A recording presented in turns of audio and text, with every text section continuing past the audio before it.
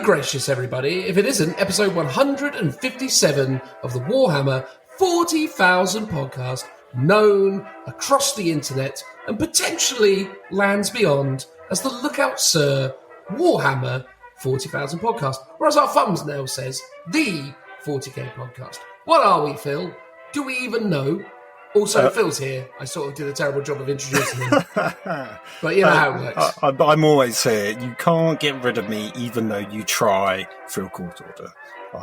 Did I do that, Phil? Or are you just spreading false truths in this moment? I'll leave it for the listeners to decide, but you definitely did.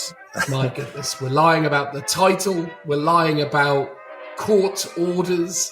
Is there anything we won't do?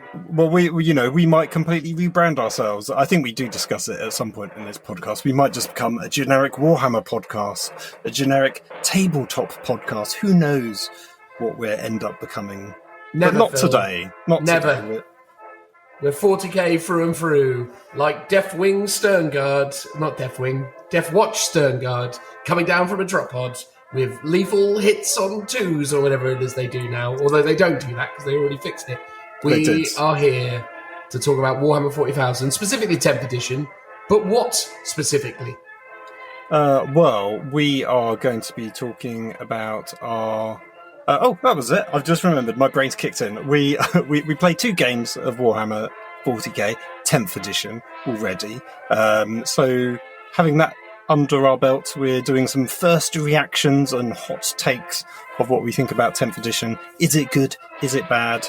Who knows? You'll have to actually listen and find out. We're also going to be talking about Arks of Omen, Book 5, The Lion, the finale in our series, which will be très exciting. And then whatever else comes our way. We'll have that discussion when it comes. Exactly. We don't know for sure, but we know one thing, and that is the 5-star review. Peter! Oh, hello, What are Dad. you doing in here, son? Oh, What have I told you about wasting your time with these little plastic figurines? It's not a waste of time. I like it. How dare you talk back to me, Peter? It's about time you grew up. I don't want to grow up. Oh, man, maybe there's something on the radio. Yeah, this is nicer. Peter! What's that? That's right, it's me, the ghost of a award-winning TV and radio presenter, Jeremy Beadle. Jeremy Beadle? Yeah, that's right. Wow. Now let me tell you here, Sonny, my dad was always telling me to grow up, and I never did. And look how successful I was. So ignore him, Peter, and keep playing with that little plastic crack. And while you're at it, listen to the Lookout Sir podcast, which right now, it's time for the 5-star review. Wow, thanks, Jeremy. Who are you talking to with that, son? Jeremy Beadle. What? No!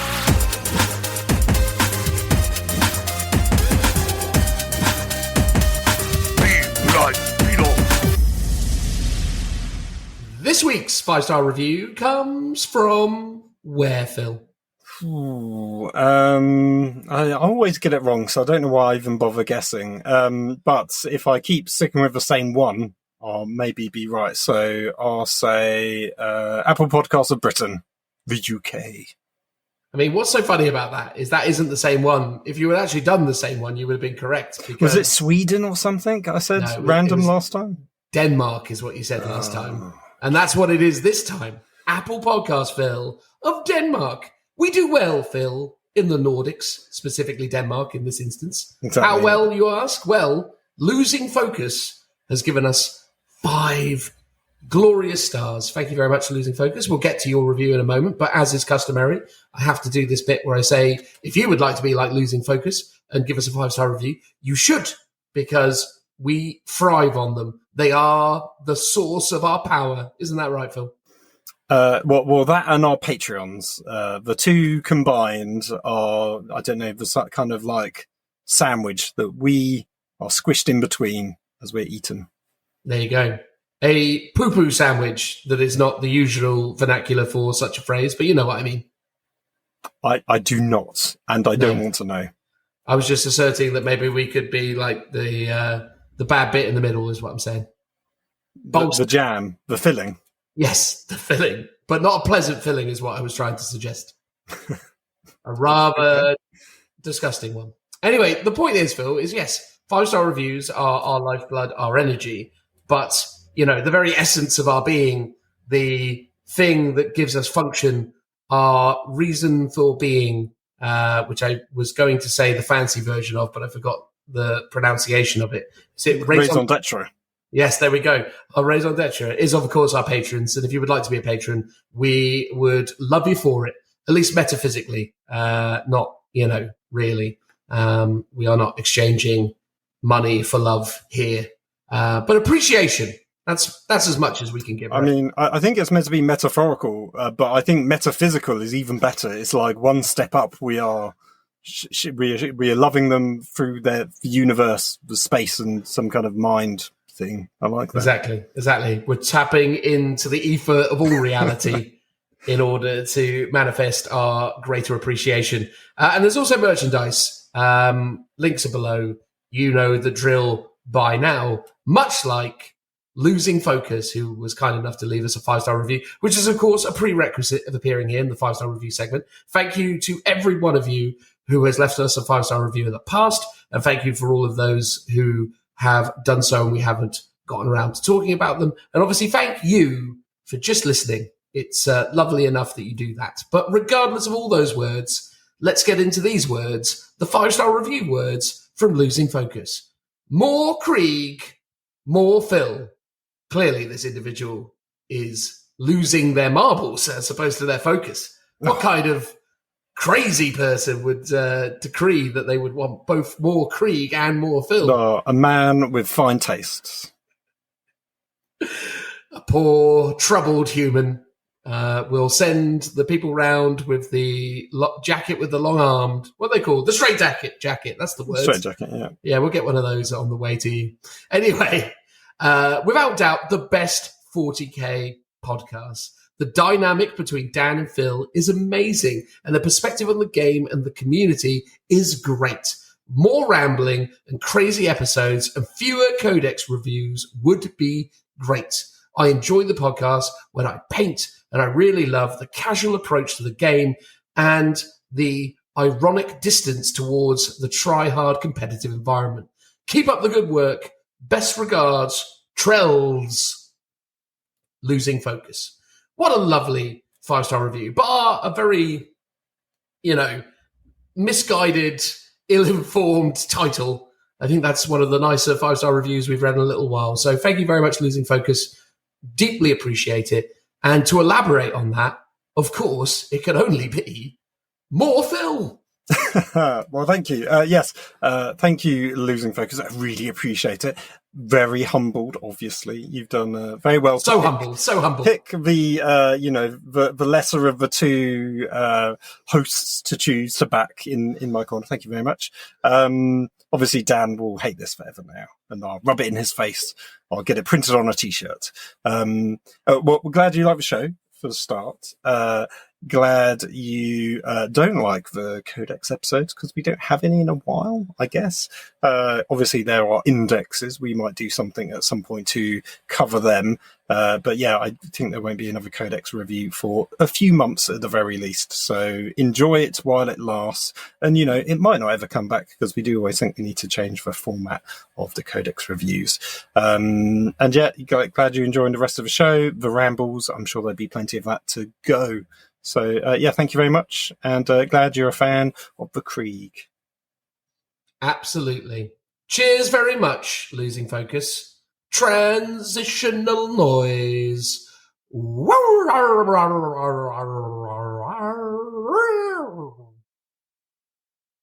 Hello again, everybody. In this part of the podcast, me and Phil are going to discuss the hottest weekend in Warhammer. Potentially, because it's Leviathan pre-order weekend and Games Workshop saw fit throughout the, weeks and days prior to give us some rules, didn't they, Phil? Didn't they? They did indeed. So we have the Tyranid rules and we have the Space Marine rules. And as neither of us own a fully built Tyranid army, we decided to do a test game with Marines on Marines.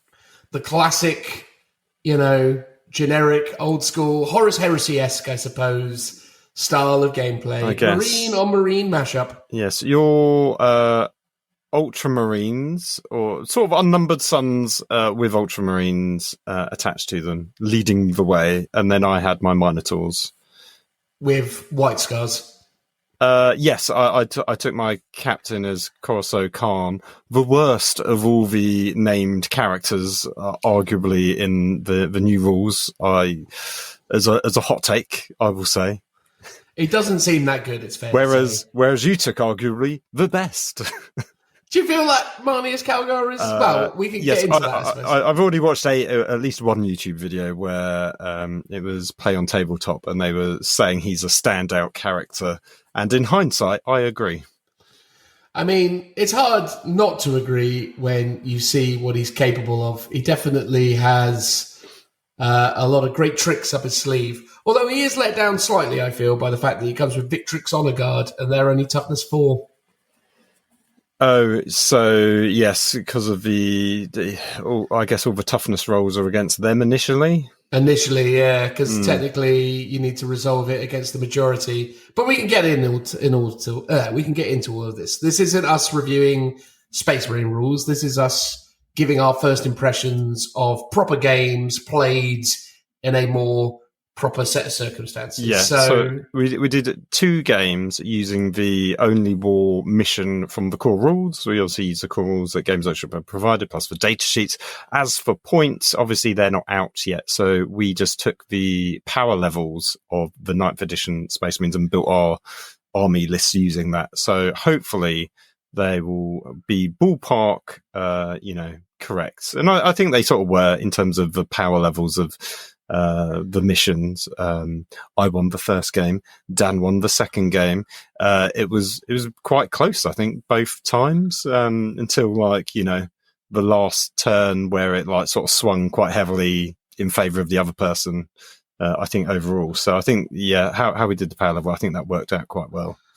Yeah, I think so too. And I think across the board, our armies weren't dramatically different from each other. We both had a couple of vehicles. We mostly had a smattering of what we would traditionally consider as troop choices. And then we had a named character, and we each had a Primaris Lieutenant. We did. And then also we had some elite units. The other stuff, yeah. So Phil's army leaned more into elite units, whereas mine leaned more into old school firstborn. Yeah. So yeah, it was super interesting. So who can say for sure who had more or less points? But definitely we got to experience a lot of different systems, and that was the idea, right? We weren't trying to kind of break it at this point. We were just trying to have a normal gameplay experience that we imagine most of you will have when playing 40k. They were what people would call normal Space Marine armies. There was nothing extraordinary about them. No one sort of min-maxed units or spanned stuff. So it was all quite sensible. Indeed. But so I mean, effectively, in terms of the game and our first impressions of it, that's what we really want to kind of get into.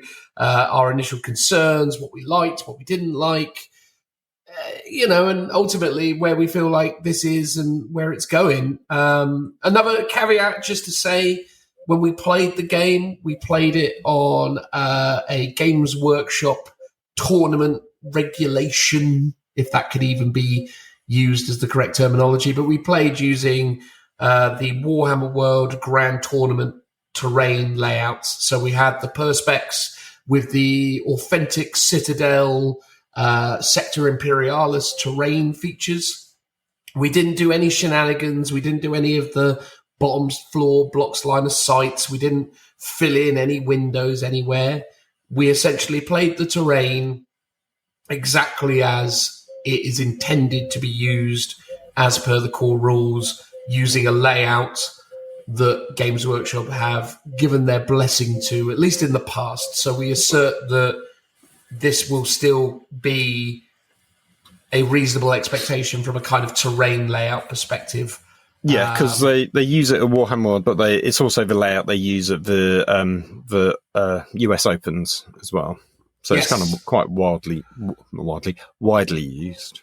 Yeah. However, though, we also made sure that we were using proper terrain in the sense that we didn't want to be in one of those scenarios where we were exploiting certain mechanical benefits, because as your note, for those of you who have even skimmed the surface of the competitive scene, terrain is very important in that space. And one of the things they really like is having these weird ruins that, despite being ruins, are actually quite solid constructs. So a lot of the competitive scene enjoy it when they have a ruin that is basically a wall with no cavities, crevices, or openings. It's just literally something you can hide behind and charge out from.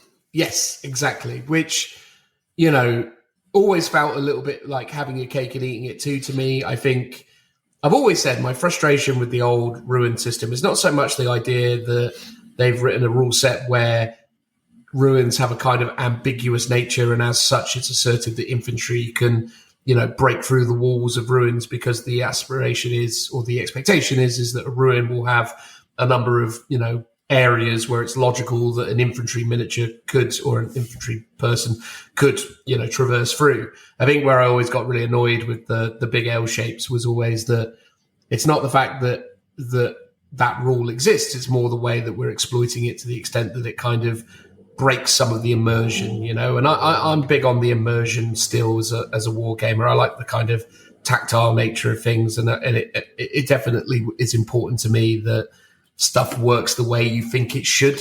And it always felt like those walls that people were running through was a bit crazy. Yeah, there's still plenty of solid bits of walls in those GW ruins. So there are definitely times where we couldn't get line of sight on each other, but if you'd have moved the model a few inches to one side, you might have been able to see through a different window and either shoot that unit or a different unit. So there's plenty of. It's a nice balance of you can with some units hide behind them and then others not.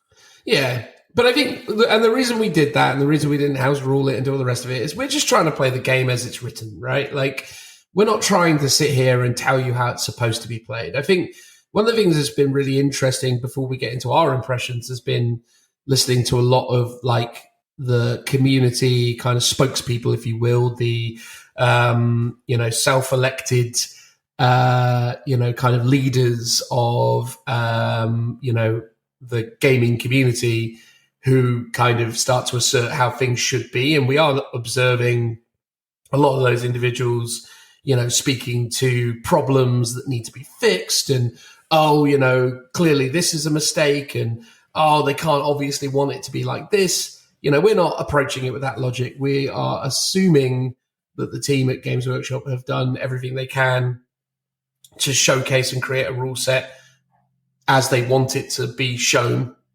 and played. And as such, we figured that we should just approach it with a kind of open eyes and, just do things the way it seems that they intend it to be done. And obviously Games Workshop being a business first and foremost, they want us to go out there and buy GW terrain kits to furnish our tables. So that's what we did. And I feel like we got a fairly accurate impression of it, but we'll get into all the particulars as we go forth. So I think we laid the table both actually and metaphorically pretty well, right, Phil? It was good. We did the first one as per the mission, where it was hammer and anvil, so you playing long ways, and then the second time we decided to mix it up and do Dawn of War, where you do across from each other, so you've got a long board edge each, fighting the shorter way. If that makes sense. Yeah. As I understand it in this edition, those naming conventions are coming back as well, right? Oh, are they? I don't know, because I remember they previewed some of the mission cards, but I don't remember looking at them too closely. But I also wouldn't be surprised, because I think last edition they didn't use them at all, did they? No. It was just the mission was called The Mission, and it had a layout. Yes. Although I do remember seeing some where they've actually changed. The diagonals are drawn better. Because you remember the last edition, it was like this weird funny maths that you had to work out now. And now it's sort of from one end of a table to like a table half, so it's a lot easier to sort of accurately measure where your deployment zones are, which I thought was quite good. Yeah. I mean, overall, I think getting into it, right? Let's suppose talking about missions, the rulebook mission, because that really is kind of like the starting point of any game, right? It's the missions, and obviously at this stage we haven't played, the cards. We haven't played, the secondaries. Yeah, we don't know how all that works, but even within the kind of introduction mission, there's kind of core concepts that are in there that they will kind of see through to other things, even if they do refine and change certain aspects of it. But it was refreshing, I suppose, for the core, mission within the rulebook to just be a basic mission and not something that's throwing secondaries at you out of the gate, because that was one of the things that was really stand out about 9th edition. And this is one of the things I imagine many of us immediately forgot about 9th edition, is that 9th edition out of the gate came with a whole selection of generic, air quotation marks, secondaries that no one ever used because no one ever played the missions from the rule book. But it was weird, wasn't it? Or you did for a week or two until the GT pack came out, and then everyone jumped ship to that format, basically. Yeah. So it's actually quite nice, though, actually now, for the introduction mission to just be a simple, put down 4 objectives. You can score up to 3 a turn. So the max you could get was 3 per turn. So even if you controlled all 4 objectives, you could only score 3 points per turn. The scoring is resolved at the in your command phase. Starting from second turn. Starting from the second turn. And that was it. Nice, simple. Deployment at the moment is still oddly similar to how it was. So essentially within that mission, you roll off to determine who places objectives. Then you roll off to determine... attacker defender, isn't it? Yeah, an attacker has to deploy first and has to... basically they have pick to deploy... the deployment zone. Yeah, by virtue of deploying first, they basically do that, and then you alternate, and then you do one more roll-off again, and the person who wins that roll-off goes first. Again, it boggles my mind why that is still the way that they do it. Hopefully, at some point, they'll wise up and go back to a more sensible system. But I don't think they ever will. I don't mind it because you're not deploying your whole army now. So there's something to be said about deploying your whole army, then your opponent deploys your whole army, because I think that speeds it up. Oh, it's the way to do it. But if you've got the time to do a unit at a time, each person alternating, that's not bad. And in doing so, there's no inherent bonus to your opponents not putting their army first, and you can counter deploy to them. So therefore, actually, that you might go first, but you might go second, and it's just a roll off, right? And whoever wins that roll off goes first. So you can't deliberately make your opponent go second, which is what you could do previously, I think, which was the way you could kind of game that role. So I like the fact that you don't get any choices. You don't get to pick whether you're attacker or defender. Whoever's the highest is the attacker. So I feel like almost they've embraced the randomness of it, and in doing so, it's sort of much more balanced. But as you said, it slows the game down, alternately deploying. But, this isn't the competitive mission. This is for casual games, right? So you can embrace the time that you've got to do that.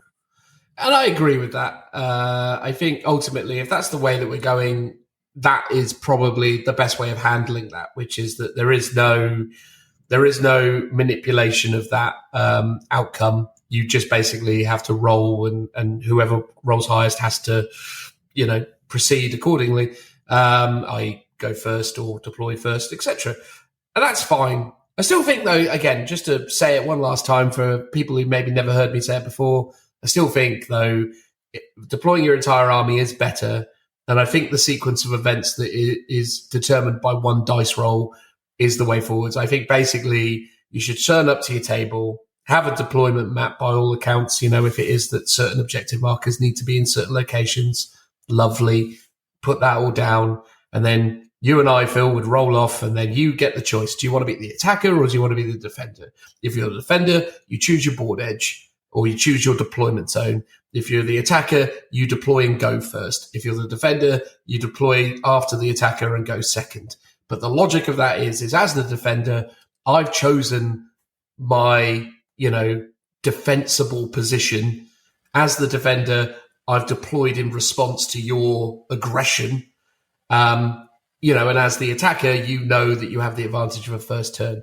Because obviously the way the game is, things often can skew in favor of the person who goes first, because obviously they have the opportunity to remove parts of your army. And depending on how efficient they are at doing that, can really blunt your response. What I like about the open war missions from 9th edition, for example, is all of them worked on the logic that you scored at the end of battle rounds. And I always felt like that was really good, because it meant that the player who went second had more control over the tempo, or rather, sorry, the player who went first had more control over the tempo, but the player who went second had more opportunities to respond and could actually make it difficult for that player who went first to score, because they could see where the opportunities were to get points. And because they knew that they were going to score at the end of the battle round, they were like, cool, I can play for the points.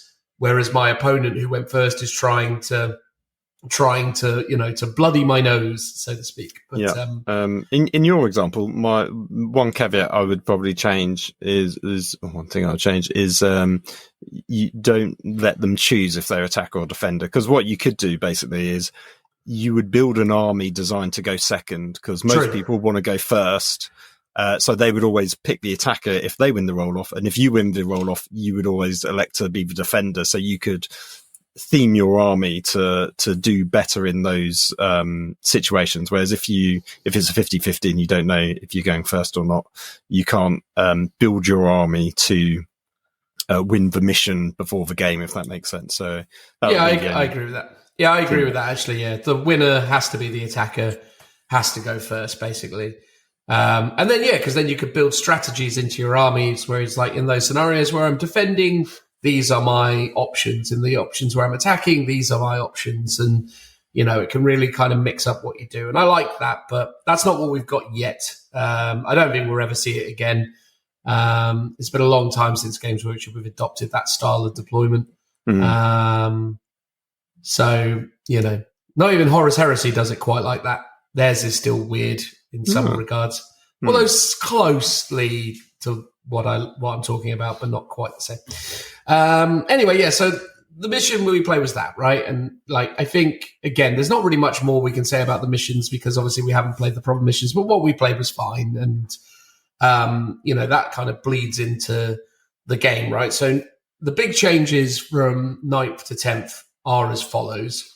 We no longer have a psychic phase. That's huge, because I personally think one of the shining jewels of 9th edition was its, and 8th edition before it, was its psychic phase. I thought the psychic phase was just wonderful. I thought it was just really well crafted. I acknowledge that certain armies obviously had ways of doing things in it better than others, but I always felt like the way that the psychic phase was presented in 8th and 9th edition was one of the best things about it. I just thought it was just really smart. It kind of created lots of opportunities to do lots of things. And, for the armies that could take advantage of it, I thought it worked really well. I mean, what was your vibe on the 8th and 9th psychic edition in retrospect? No, they were good purely because every edition before that, the psychic phase was horrible.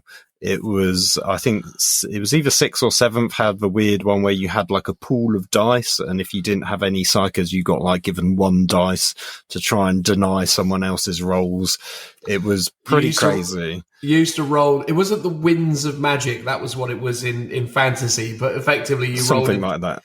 Yeah, so the controlling player rolled a d6, and then you got that many warp dice. Yeah, warp dice. Plus, I think you got dice for each psychic level of your psychers. So if you had a level 3, you got 3 extra dice. So if you had a bunch of psychic people in your army, you'd have tons of dice to use. And invariably, I, with no psychers, with my guard army, would have like 3 or 4 dice to use. And I think you could use as many of those dice on any psychic test. So you could just superpower one psychic test to like go off. You'd roll 5 dice to beat your 7 or whatever you'd need, and then with your measly couple of dice you would have to somehow beat that roll, and it was just it was quite painful. So the way psychic phase worked was really good. However, I like that they've sort of streamlined it to just it's a shooting attack, so therefore just make it a shooting attack, right? That sort of sensibly makes sense, and then everything else is baked in. I guess what I miss is the chance to have perils in the warp. It doesn't seem like it's a thing anymore, or there's no. I guess that they've got a hazard. So some psychic tests, I guess, can be hazardous, right?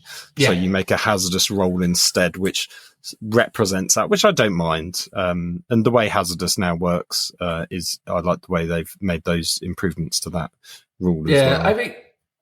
I think as much as I lament the loss of the 8/9th edition psychic phase, I think going back to the 3rd, 4th, 5th edition methodology of the smite is a shooting attack and it's just used as a shooting attack, and other kind of auras or blessings are things that go off in the command phase, maybe, or maybe the movement phase. This happens in the fight phase. Like different abilities that just go up that trigger at different times. I'm okay with that. I think that is a perfectly sensible solution, and it also does mean, I suppose, that for those armies that don't feature any psychers, they don't really need to think about it, because there's always that thing when you're playing games against like Tau players where I do this anyway, I don't know if anyone else does, where you jokingly say to the guy with no psychers, psychic phase, and they're like no, and then we move on. Every time you always got to do the gag, hey, how about the psychic phase? Yes. I always also sneak in the photography phase as well. Oh, the photography phase. Yeah. Lovely. That's a good one. Do you make poses at the time?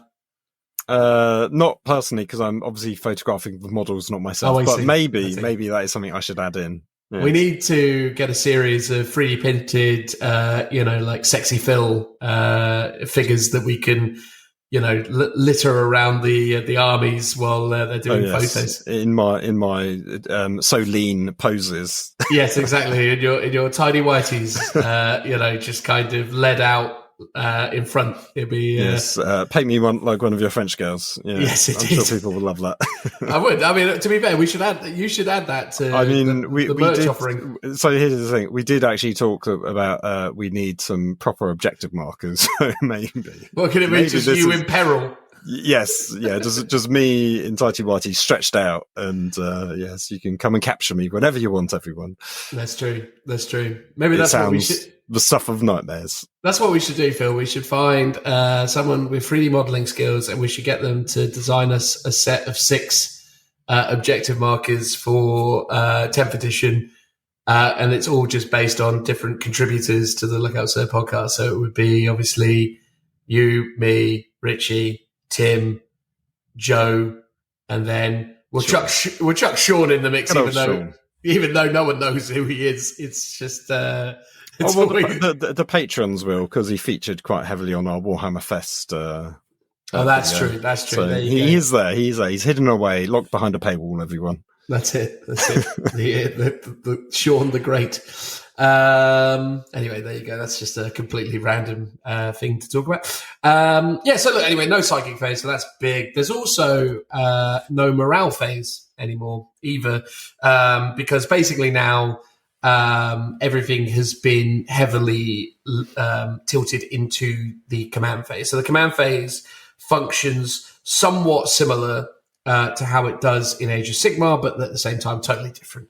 In Age of Sigmar, it's broken down as like magic, heroes, epic deep. Like you do all this stuff in the command phase of AOS. In 40K, it's 2 things. It's orders or rather kind of abilities, and then battle shock. And battle shock is a terminology that has effectively been lifted from Age of Sigmar, which essentially just means leadership tests. So now when you start a command phase, you have the opportunity to basically trigger all your various commands. And then in the next phase of that, don't forget you gain your CP as well. 1 CP each per person, which is slightly different from before, because it used to be just like 1 CP in your turn, but you would start the game with loads. And that felt quite noticeable, like the lack of like how much CP you have. Yeah, in the game for certain. Yeah, because I mean, the command phase, as it is not remarkable in the sense that we already had one in 8th, and no, we didn't have one in 8th, did we? But we did have one in 9th. 8th didn't have a command phase, did it? No, I don't think it did. No, I don't think it did either. Feels like a lifetime ago. Anyway, so you gain your CP, you resolve your rules that occur in the command phase, and then you move on to Battle Shock. There was an interesting wibbly thing that we noticed with the NID ability that created some inconsistency with this, which is the Shadow in the Warp is an ability that resolves in the command phase. So that triggers before Battle Shock. We don't know when it triggers. It just says in the command phase, and it forces your whole army, your opponent's whole army, to take battle shock tests. I would read that as in meaning when you are doing the battle shock mini phase, instead of those that are just eligible to take battle shock, everything takes battle shock. However, the way you interpret it is you just say at the start of the command phase, everything has to take a battle shock, and then in the battle shock sub phase, those that are eligible have to take it a second time, which to me seems wrong, especially because you could fail it in the first instance, but then pass it on your second one, which doesn't seem seems a bit odd. I mean, it's reasonable to assert that most NID players are probably going to trigger this in their turn. I doubt there are too many instances, but it's not unfeasible that you would try and trigger it. Because they might try and score points, right? And if you can, in their turn, when they're about to score, you trigger it then, right? And then potentially you're denying them several points. You trigger it in yours if you're on objectives, but they're technically controlling it, so you want to shift them off of objectives you're on, sort of thing. So there are cases for both, I guess. I mean, in a lot of instances, right, I suppose the matchup between NIDs and Space Marines has been massively overrepresented by the Leviathan box set. And obviously the Leviathan box set has one massive problem for the NIDs, and that's the Pyro squad, the Space Marines with flamers. Gaunts hate that unit like crazy. So I suppose when you think about the Marine NID matchup, I'm asserting that they probably trigger Shadow in the Warp, but in their turn to prevent those things from shooting them as they're walking around using Overwatch. Oh, like using the Overwatch, the changes to Overwatch is actually noticeable. Because we were almost doing it every sort of turn, or you especially were doing it in your movement or my movement phase, right? Which is one of the key things, and the range on it is insane. So now you can do it when a unit has just moved within 24 inches of one of your units. And then you can do it, or obviously you can still do it in the charge phase. You can do it at the start of the charge and at the end as well. So you can do it even before they've moved or before they've charged, or they've charged but failed the charge. You can make them do it then. Yeah. Here's the thing. I mean, we'll talk about some of the stratagems in a sec, but just to go back to the Shadow in the Warp thing, look, the reason I bring it up is more just to point out this is one, if not many, of the funny little inconsistencies that we're finding as we start to play this. So, we're about 30 minutes into this conversation, and I think now is probably a time to say, in terms of, look, those are the things that are fundamentally different from a phasing perspective. But we already are noticing that there are a few instances early doors where things aren't very well thought out, or maybe have room for ambiguity. Now, we, as I said at the outset, just playing it rules as written. So, for example, I took a Redemptor. So my Redemptor when being shot by bolters, which never happened, takes 0 damage because the Redemptor rule reads -1 damage. And it does not state -1 to a minimum of 1. So because that's the rule as it was written, me and Phil just assumed that's probably what they mean because not every type of dreadnought gets this. So, and it's not unreasonable to assume that a dreadnought shouldn't be laid low by small arms fire that does 1 damage. So we're just going to work on the assumption that that's how it works. But, you know, it's reasonable to assert that plus a number of things, how Shadow of the Warp works.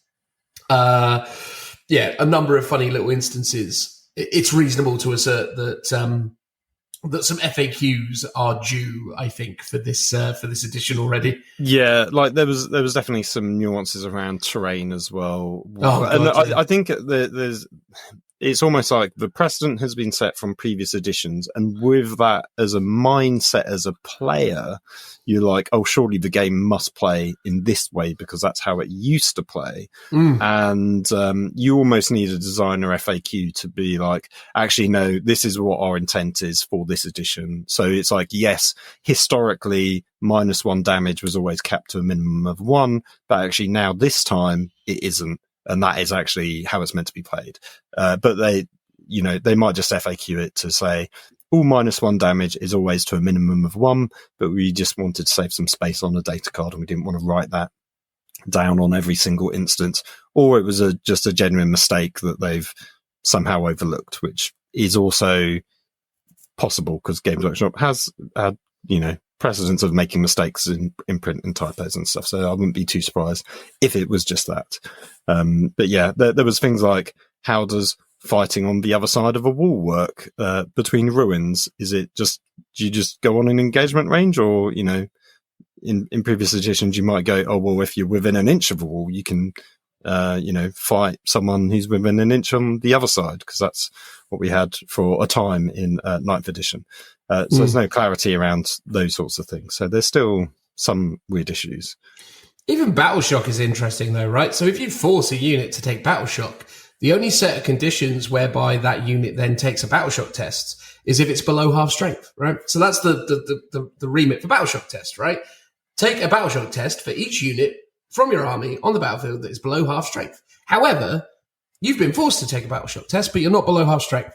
How now do you not be Battle Shocked? Do you just immediately lose Battle Shock at the end of your turn? Ooh. Or does it stay forever? Because yes, good point. Yeah, because it could be that I would assume everything resets at the start of your turn, and it's only stuff. Well, exactly, that's an assumption, right? Then they haven't quite quantified that. But yes, because as you say, you can force people to take it out of sequence. They might have a full squad, and it will take them a while to actually take a Battle Shock test again. Yeah, it's an interesting one. Yeah, because they're not clear with it, right? Like, again, there's no specific language around, okay, you are Battle Shocked. How do you shake it off? How do you lose Battle Shock? Because, again, it seems like the assumption is that they're working on the idea that you're Battle Shocked. Therefore, you must meet the criteria of being Battle Shocked. I suspect it actually probably says you are Battle Shocked until the start of your command phase, but I don't actually know. It doesn't say that, no. It just it offers criteria by which you take Battle Shock tests. There is no wording that I can see that suggests how you rectify that situation. And even if you look at Insane Bravery as a stratagem, when Battle Shock step at your command phase, just after you failed a Battle Shock test, you get to then trigger Insane Bravery. If you haven't had to trigger one, you can't use the stratagem. So you can't even use the stratagem to get out of it. Interesting. Well, so it says in the long text, not the bullet points. It says otherwise. So basically, if you the test is passed, otherwise the test is failed, and until the start of your next command phase, the unit is Battle Shocked. Oh, so fantastic. It is only until the command phase. Fine. I apologise to everyone. Hidden away because it's not in the bullet points. Yeah. But there you go. See, but there you go. But these are, and again, hold my hands up. We're just chucking examples out there, I suppose. At the minute. Well, I'm still convinced that there's a weird rule around fly and terrain because there is nothing in the rules that tells you kind of exactly how you measure a unit. You normally just, the assumption is you measure horizontally along the path that it has moved. But then there's, it talks about climbing over terrain, and you measure up and across for when you're climbing with an infantry unit, up and over. And then it says if you're flying, if you start or end a move on a terrain piece, you measure through the air, so at a diagonal, from the ground to, if you're one floor up on a terrain piece, you measure that way. But then when it actually comes to flying, it says you can move over models as if they're not there. But it doesn't ever say you move over terrain as if it's not there. So the assumption is you actually have to either, measure diagonally up and over and down again. Like it doesn't say how you do it. And, you had your storm speeder fly over a terrain piece. And I was like, well, wait a second, you're just measuring it across, horizontally. And it's like, you're not measuring to go over the terrain piece. And likewise, that would even affect aircraft, because I don't think they've clarified aircraft in a different way. Or maybe aircraft is slightly different. I don't know. We need to double check. But for the general fly rules, it doesn't seem to qualify. And so one thing that's good about the book is there's more diagrams than there were in 9th edition, because 9th had none. But I still feel like it could probably do with a couple more examples laying out these core principles of what happens, with a flying unit moving over terrain and models, not just landing on a terrain piece and things like that. So, yeah, that would be helpful, I think. Yeah, and to your point, though, because they've taken the time to show a very specific example of how it works in one particular instance, sets a precedent, right? Because ultimately, if they're going to tell you this is how it works in this instance, you have to kind of assume that that's intended for others. So again, as ridiculous as it sounds a lot of the time with this stuff is, I understand that we're playing a game that requires a lot of suspension of disbelief, right? There is a kind of collective social contract, but there's also a certain level of ambiguity around everything that happens in the game. And there needs to be that. But the problem is when they write rules is like, yes, that is true. And obviously we can work this stuff out for ourselves, but a lot of this stuff does still need explaining. It's because although we can make it up and come to a consensus within our, groups and whatever, it's really on them to create rules that remove that ambiguity, because at the end of the day, these guys are supposed to be the biggest and best at what they do. So our expectations of us, we want that level of detail. And it's not disappointing, because I think we all kind of understand, at least as a kind of core community, what the rules writers are under in terms of stress and workload, right? Like churning out a whole new rule set every 3 years alongside a massive index dump of loads of armies.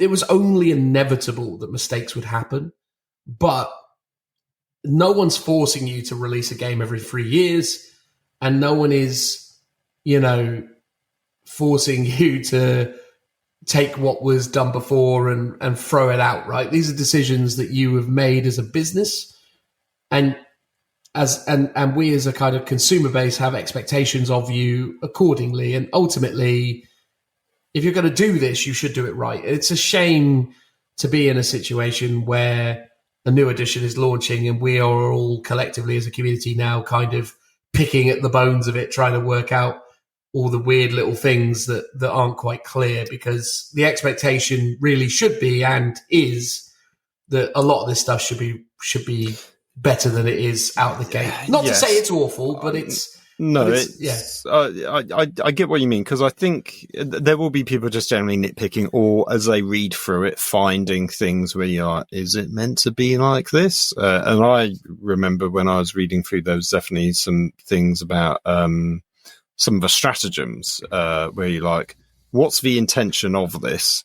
So, for example, the grenade stratagem is before you got to pick a unit that hasn't shot yet. and then you can use the grenade stratagem and it allows you to do a bunch of mortal wounds. And it's like, okay, so can that unit now still shoot? Is the intention that they're all chucking grenades and therefore that's their shooting phase instead of, or is the intention that you've just got to do it beforehand, but you can still shoot afterwards? And because there's no restriction on it, I would assume you can shoot afterwards, but that's me just reading into what the intent is meant to be. So, but rules as written, I guess, yeah, you can shoot afterwards, I guess. I guess the only disappointing thing is in your very first game, of 10th edition, you shouldn't be coming across weird ambiguities and rules questions.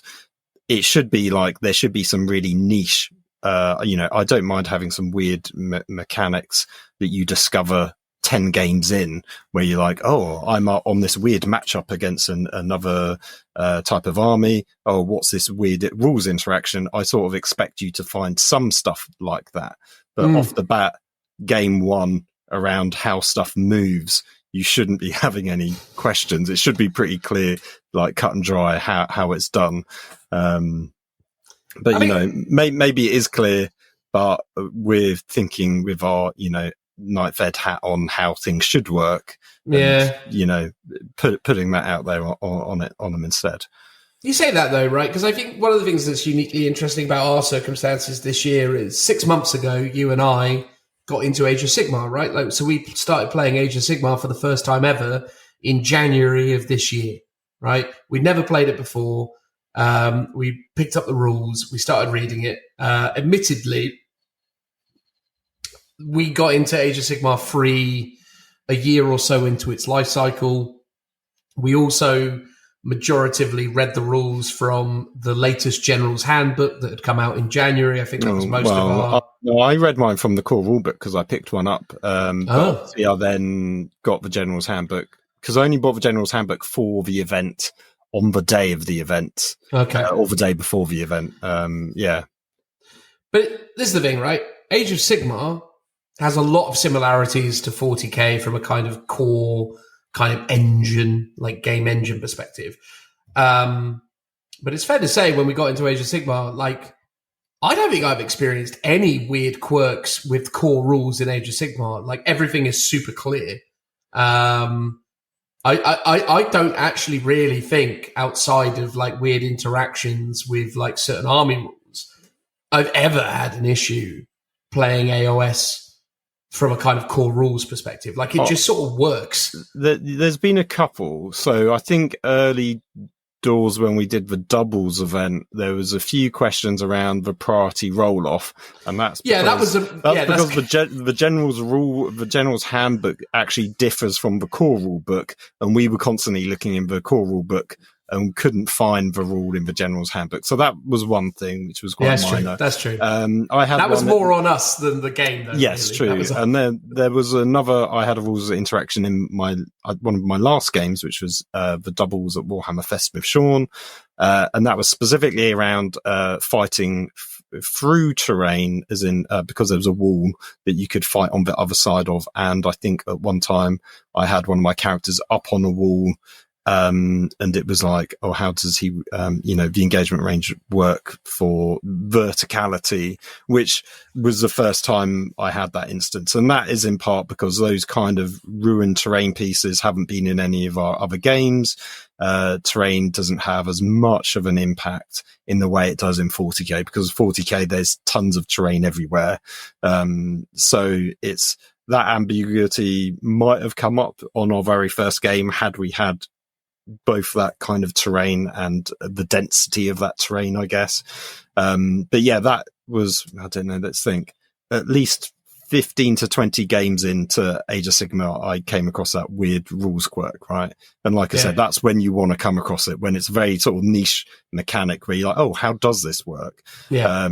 Whereas we had that exact same instance in our second game of 40K when I was in the ruins and your Terminators came in, and we were like, well, you can't get within base to base of it or kind of an inch because I'm slightly away from the rules. But yeah, let's just say you can you can attack through the wall, and that was just how we were like. That's pretty much how you should be able to do it, right? Yeah, because I had a sufficient charge roll to be able, because I rolled a 10 on that charge, didn't I? Yes, yeah, because you needed 9 to get in, 10, so you sort of overcharged, but you couldn't place them in base to base because I was like half an inch away from the wall. Yeah, but we just said, but I guess engagement range is an inch, so it sort of was fine. Yeah, but the wall itself was like half an inch, so I think I was just outside of an inch of you. But like the thing was, we went clear. Well, not clearly, but we were like the obvious intent here is that this should work out, that I should be able to attack you, because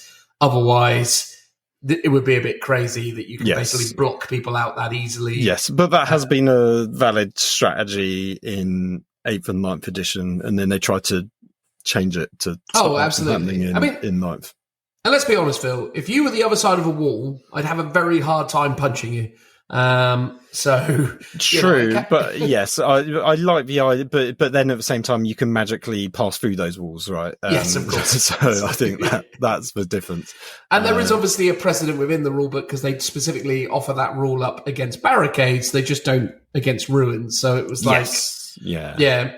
But this is what I'm saying. Like, it's weird for us because obviously we came into Age of Sigmar this year, and that rule set just seems really clean, really sensible, pretty great, to be honest with you. There's very little I could really kind of fault it on. I've definitely not had a hard time with it at all in terms of learning it and playing it. But yeah, 2 games into 40k 10th, I'm like, oh, this is still a bit cumbersome in places. And yeah, I mean, not to besmirch AOS, I think it was harder to read because it felt like there's a lot, I think the rule book's a bit bigger. There's a bit about like heroic actions and like the command abilities. They sort of sound a bit similar, but they're very different and happen in different ways. So I think it took a good few games to understand that mechanic because it was a bit new in comparison to 40k, and stratagems comes across as a bit more straightforward. I mean, my hot fix for ruins would be if you're within an inch of the wall and your opponent, your target, is visible, then you can hit them. So if it's a solid wall, you can't get them. But if it's effectively a ruin with a window or doorway or something, it's like, you can do it. That feels thematically correct. Even though obviously if you're in a magic box, you could screen people out. But I'm like, no, it is what it is. Yeah, I personally just think it should just be, if you're within an inch of the wall and your opponent is within an inch of a wall, then it's fine. And that's it, really, isn't it? It's like, there you go. I mean, at one point in 9th edition, they had it that if you're within like 3 inches of the wall.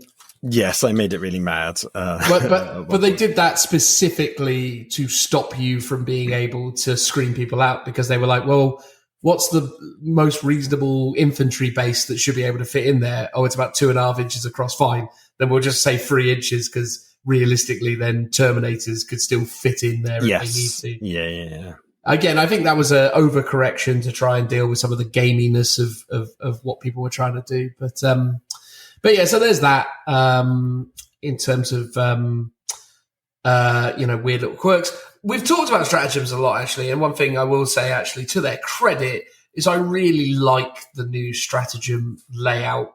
I like the fact it says when it happens, what it does, how it sort of resolves effectively. It's very close to how I thought stratagems needed to be represented. I personally felt like it would have made more sense to kind of do like a Magic the Gathering TCG style, almost like keyword thing. They have somewhat addressed that with color coordination. So they have like a green color that is either player turn, blue, which is exclusively your turn, and red, which is opponent's turn. But effectively, rather than maybe using like, say, instant or sorcery or creature like they do in Magic the Gathering, they've essentially just said when the target and what the effect is. And they've also added in restrictions as well where that's relevant. So I think that's a really good step forwards for stratagems. I think that is exactly what we needed for stratagems, is more clarity around how they work. No, which is great. I definitely like it. I like that some of the old stratagems, like Desperate Breakout, is now just a rule that is triggered based on if you have to fall back through an enemy opponent, then you just do it, right? And you don't require CP. From the two games, as I've already alluded to, you don't get much CP at all. You get one at the start of your turn, and one in your opponent's turn, and that's it by default. You had minus Calgar, so you got 2 in every one of your turn. So you were a bit more, cash rich for CP, whereas it was difficult to save up for the interesting 2 CP stuff. So yeah, I wonder if that will change in the GT pack. Part of me would have liked to have started with a minimum of like 1 or 2 CP, purely almost from an experimental point of view, so we can actually try out some of the other stratagems. The solution to your problem seems to just be add captains to every unit, though, Phil. True. So yeah, my Khan gained a CP when he killed minus Calgar in the first game, because that's when he gains it when he kills a character, but obviously that only happened once. Generic captains, though, Phil, have an ability where they can do stratagems for 0 CP. So yeah, okay, maybe again Khan is the worst of the captains. Like, I just need to revert to a non-named one, I think, because then he also gets an enhancement as well, which is would be worth it. So with the Insane Bravery stratagem, that was the one I didn't like. So we didn't really talk about it much in Battle Shocks, and this is in part because we're Space Marines. We played 2 games. You failed one Insane Bravery once. Oh, I think I actually failed one at near the very end of the game as well. But I failed 2 Battle Shock tests. I failed one with Marnius Calgar, which I then paid the CP to Insane Bravery it, and then I failed it with the Storm Speeder.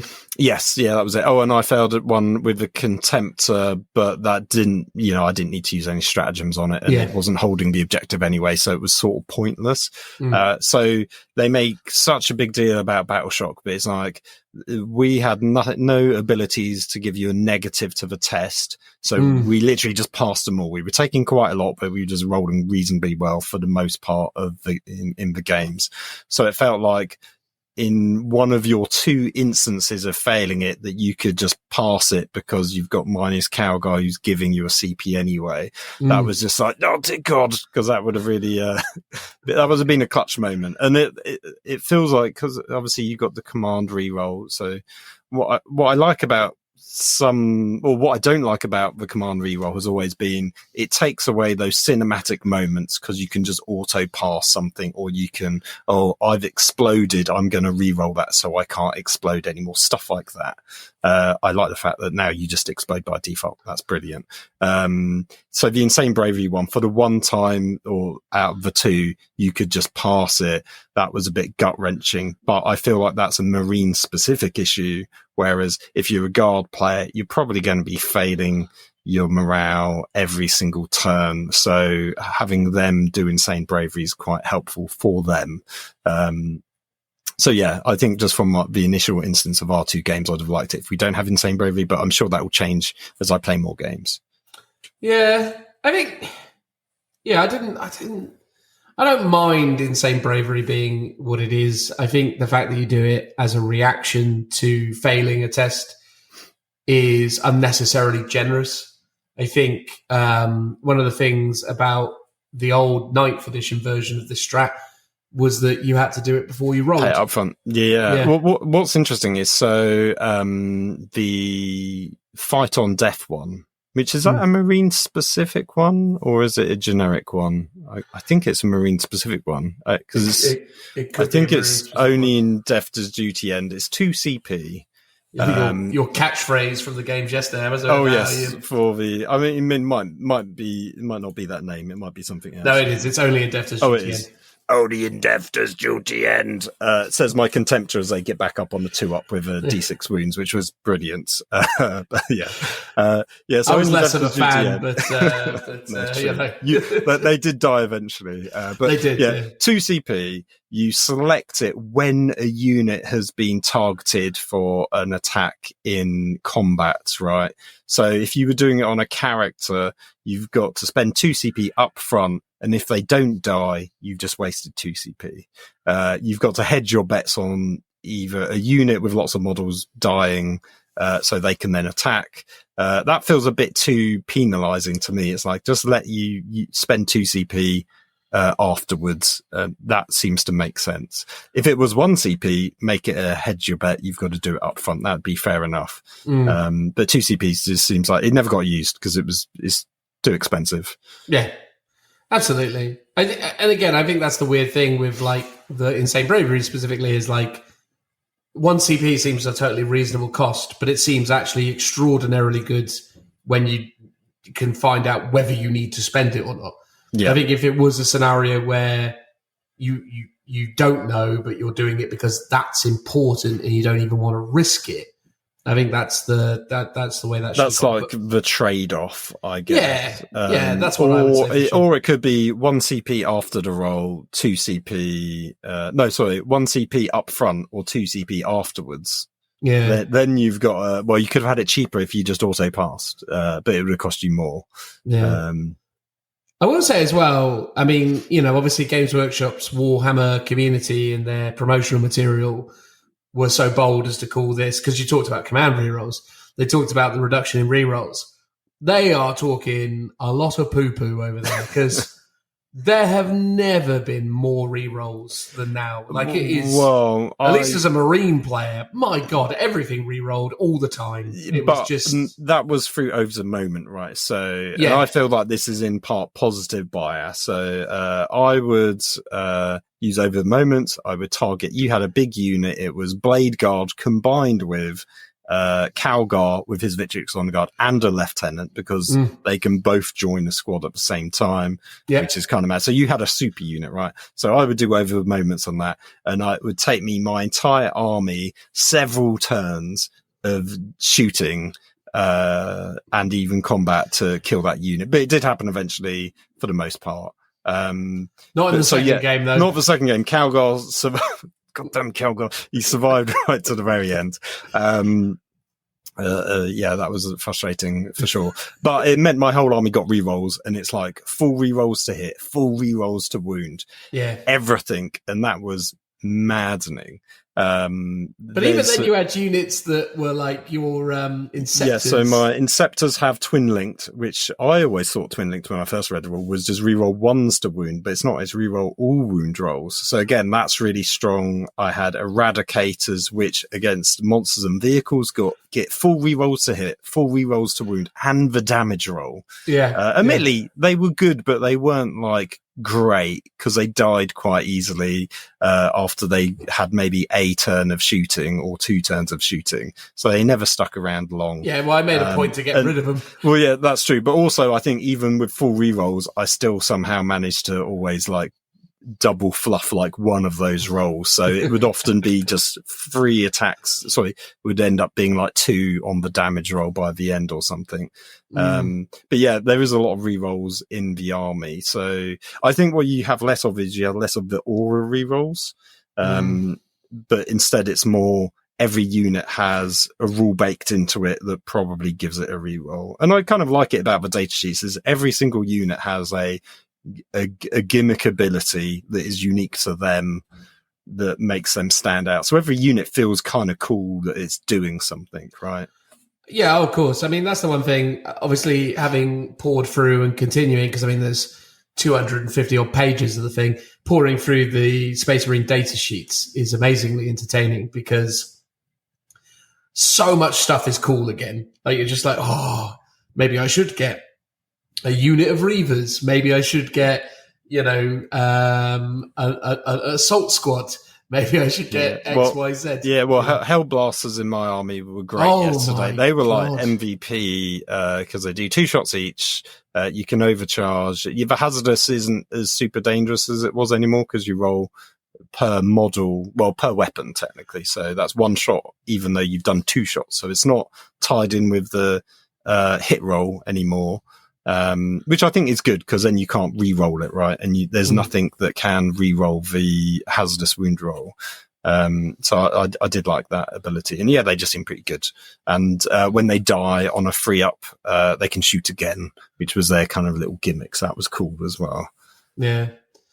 But I think, Marines on Marines with all the re-rolls, I've got to be honest, I didn't enjoy the game as much because of it. I kind of almost feel like that and the way the game is kind of built creates a lot of weird situations. And again, not to keep harping on about how much fun I'm having playing Age of Sigmar at the moment, but it's that thing where it's one of the things I really love about Age of Sigmar. Although there's almost no rerolls. Literally next to none. And everything sort of like the way damage works and everything sort of makes, has an impact in that game.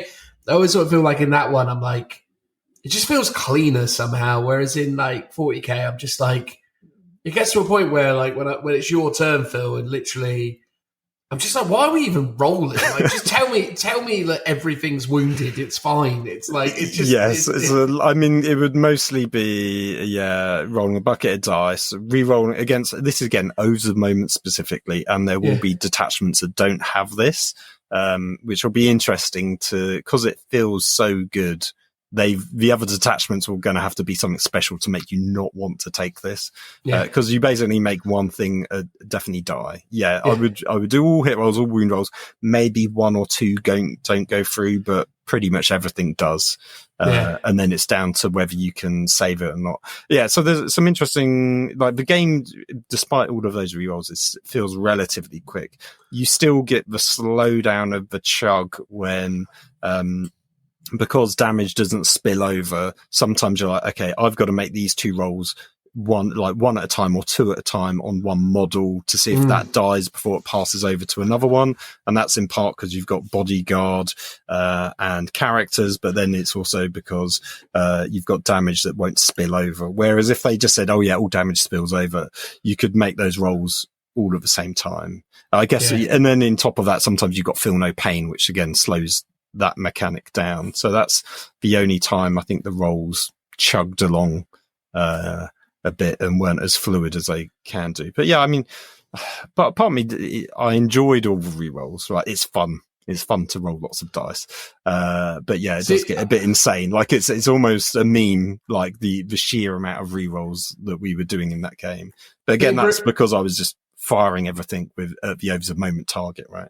Being brutally honest, I don't like all the rerolls. I'd rather they go away. I don't understand why they have to have that many rerolls. It is nonsense to me. I think like it just feels like really lazy design, and I don't like it at all. I agree. On the whole, for the game, I think rerolls are bad. However, if rerolls are like the Marine gimmick, and Marines have more rerolls than everyone else to represent that they're like superhuman, I'm kind of okay with that. But I want to see how all the other armies play. And if everyone's got as many rerolls as Space Marines, then it will get quite tiresome, I think. That's fair. Universal Special Rules. What was the vibe with those? Do you enjoy them? Do you like having them back? I like some of them. They're not written in alphabetical order, and they're not all in the same place. Is madness. I would like just a list. There's some kind of dumb combos, right? If you have, what is it? It's devastating wounds with, I think, lethal hits. Anti keyword. So if you have something that's anti, you can force critical wounds on a much lower roll. So if you had a grav pistol, which was anti-vehicle 2+. If somehow that gun also had devastating wounds, you're basically doing mortal wounds on whatever that roll is. So if it's 2 up or 3 up or whatever. So I have seen some. I think it was Valiant had it, who's a Primarch, so maybe he deserves it. But if other stuff has that kind of combo, you can just pull off mortal wounds really easily. I thought precision was too good. Admittedly, that just made your snipers great, because I originally thought precision was critical hit rolls mean you can allocate it to the character, but it's just all hit rolls get allocated to the character. So it meant in my first game, you just sniped with abandon and killed all my characters really easily. And in the second game, I got the first turn and killed that squad.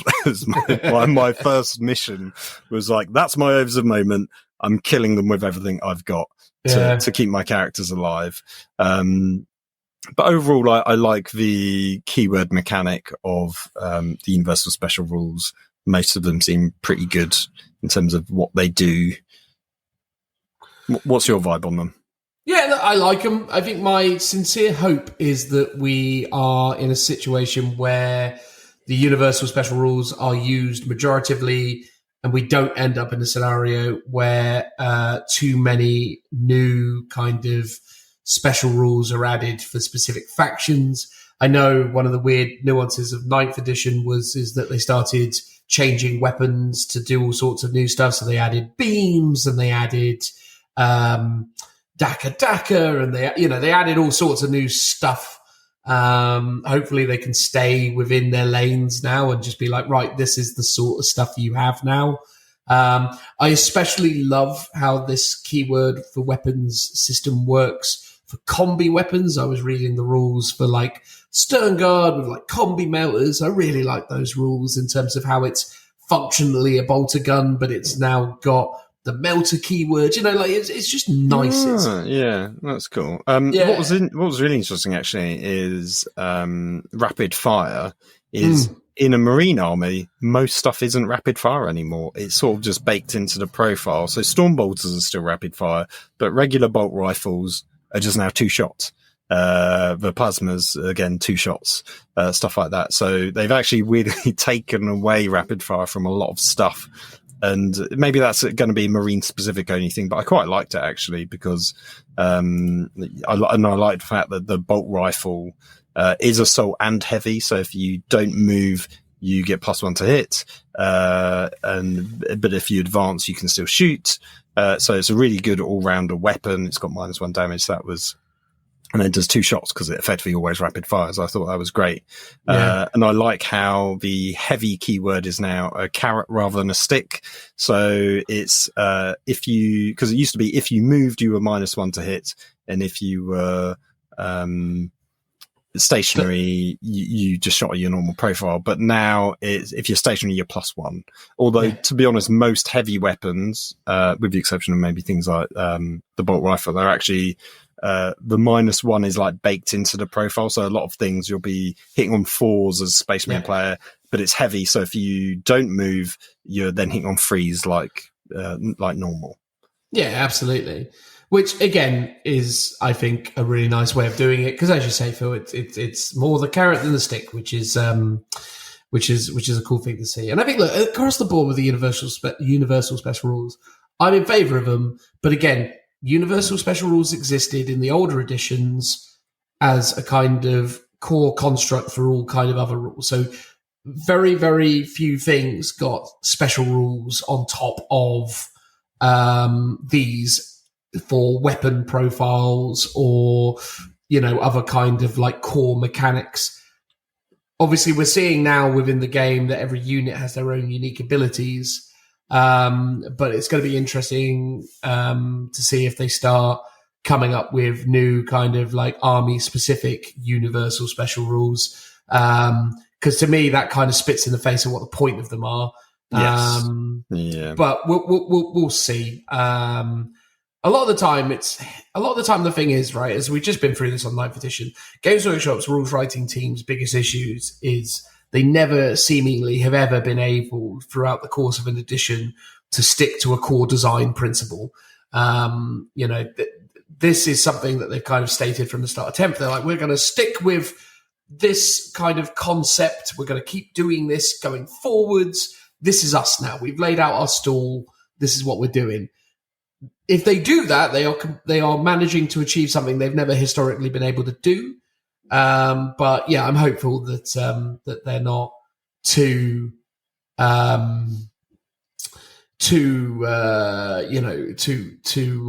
loose with how this stuff goes forwards. But I think it's good for the game that we've got certain universal language. Yeah.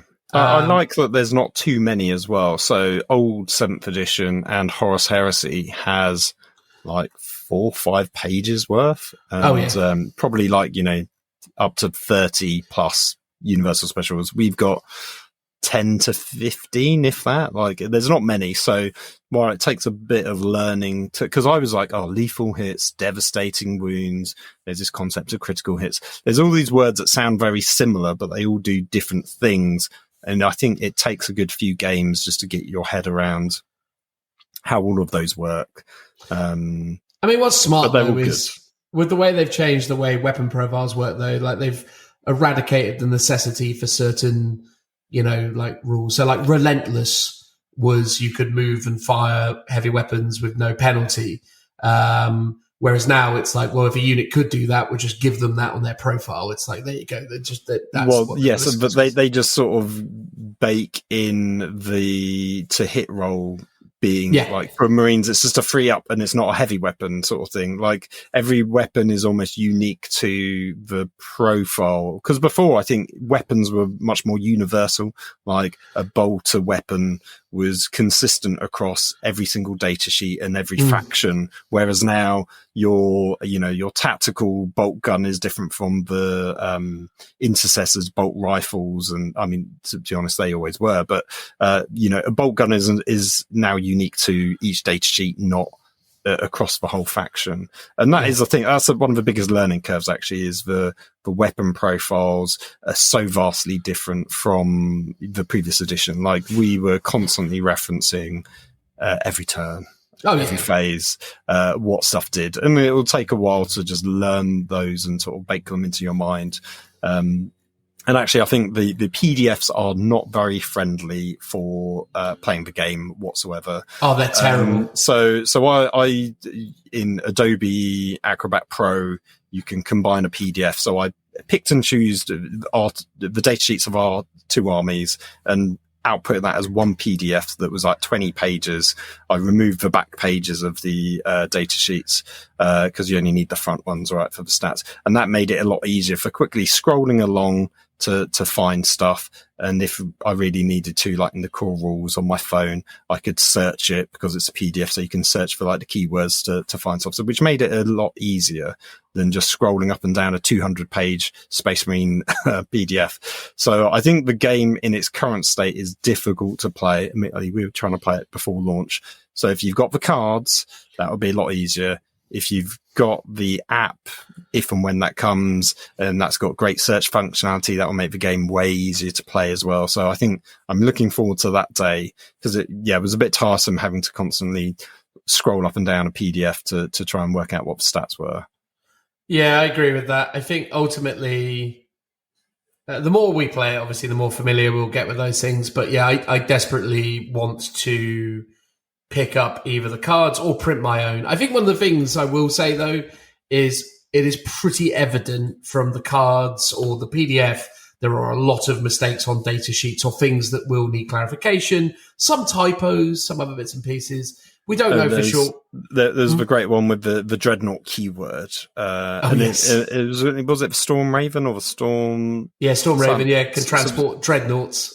It can transport dreadnought keyword. Now, all the mini old school ones have, I think, the dreadnought keyword. Ironclad and dreadnought have it, yeah. Whereas, and the Brutalis also has it, but the Redemptor and the Ballistus don't. And the Contemptor. The Contemptor doesn't have it. And the Contemptor doesn't have it, even though that's the smallest of all of them. Yeah. So that was really interesting that I sort of pointed out online. And it's like, is that a mistake or is that deliberate that only certain ones? But is it odd that all the old ones could go into the vehicle, but also the Brutalis, which almost feels like an oversight? Because why that one but not the others? Yeah, because is the mistake that the Brutalis isn't allowed in, or is the mistake that everything is allowed in? It's sort of... Yes, you can't tell. Well, maybe because he's got claws, he's hanging on the bottom. That's true. Maybe that's what it is. That's how he hangs on, basically. He's taking advantage of his claws to maximize his potential. Yeah. That was the other thing that was super interesting. Actually, was the fact that I don't remember if Warhammer Community advertised this as such, but it was definitely heavily implied that that Space Marines of all types were going to start to use all their transports, but Rhinos and Razorbacks specifically still can only take Firstborn Marines, which now the only Firstborn units they could carry are Assault Marines without jump packs, Vanguard Marines without jump packs, and Tactical Marines, and then all the various Firstborn characters, because they specifically can't take Tacticus armor or Phobos or Gravis anymore, right? Yeah, so I think there was a bit of a weird mix-up, because they were like, yeah, Primaris isn't necessarily a thing. All the Marines are just Marines. And they explained that around predominantly Terminators, right? They were like, Terminator armor's just Terminators. It's not Firstborn. I think it was more like Firstborn isn't a thing anymore. But I think when they talked about those vehicles, there was like a little asterisk at the bottom that said they will be limited to some armor types. And now what they've done is Primaris isn't a keyword. However, it still exists on the data sheets for some of the characters. You've got Primaris Lieutenant is different from a regular Lieutenant.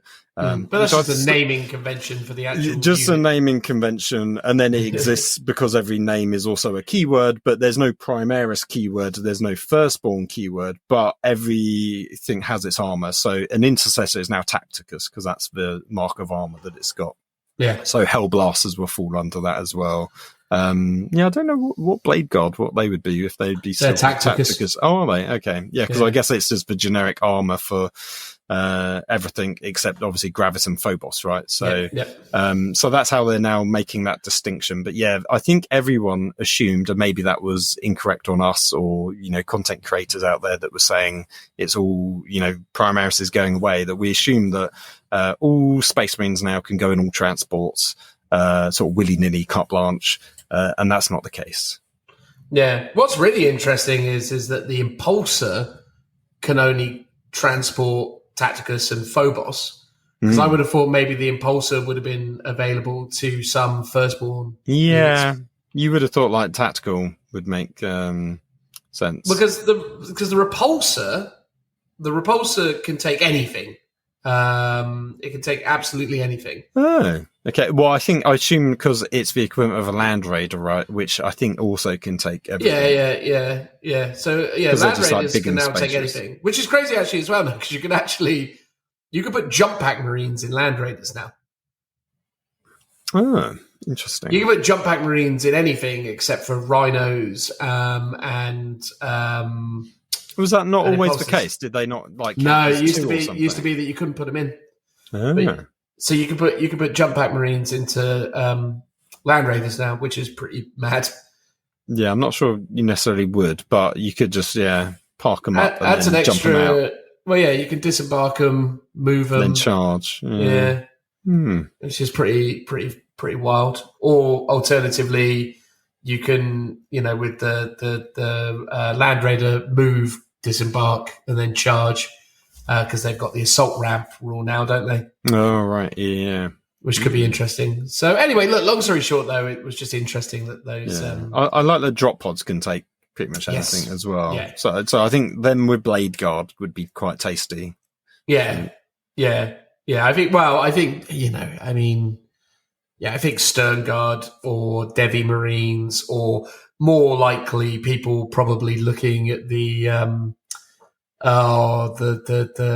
Desolation Squad, the dudes with the missiles. Yeah, those could probably be quite fun. They're one of the few units that have actual choice in their weapons, because as I was saying, or maybe we haven't really even talked about it properly, but a bolt rifle, there used to be 3 types. Assault, you had heavy, you had the standard. Hellblasters, there used to be 3 types: an assault, a standard, and heavy. Eradicators, same, right? They're all now just one weapon profile. And most of them are just like standard. They don't have assault and heavy baked into it like the bolt rifles do.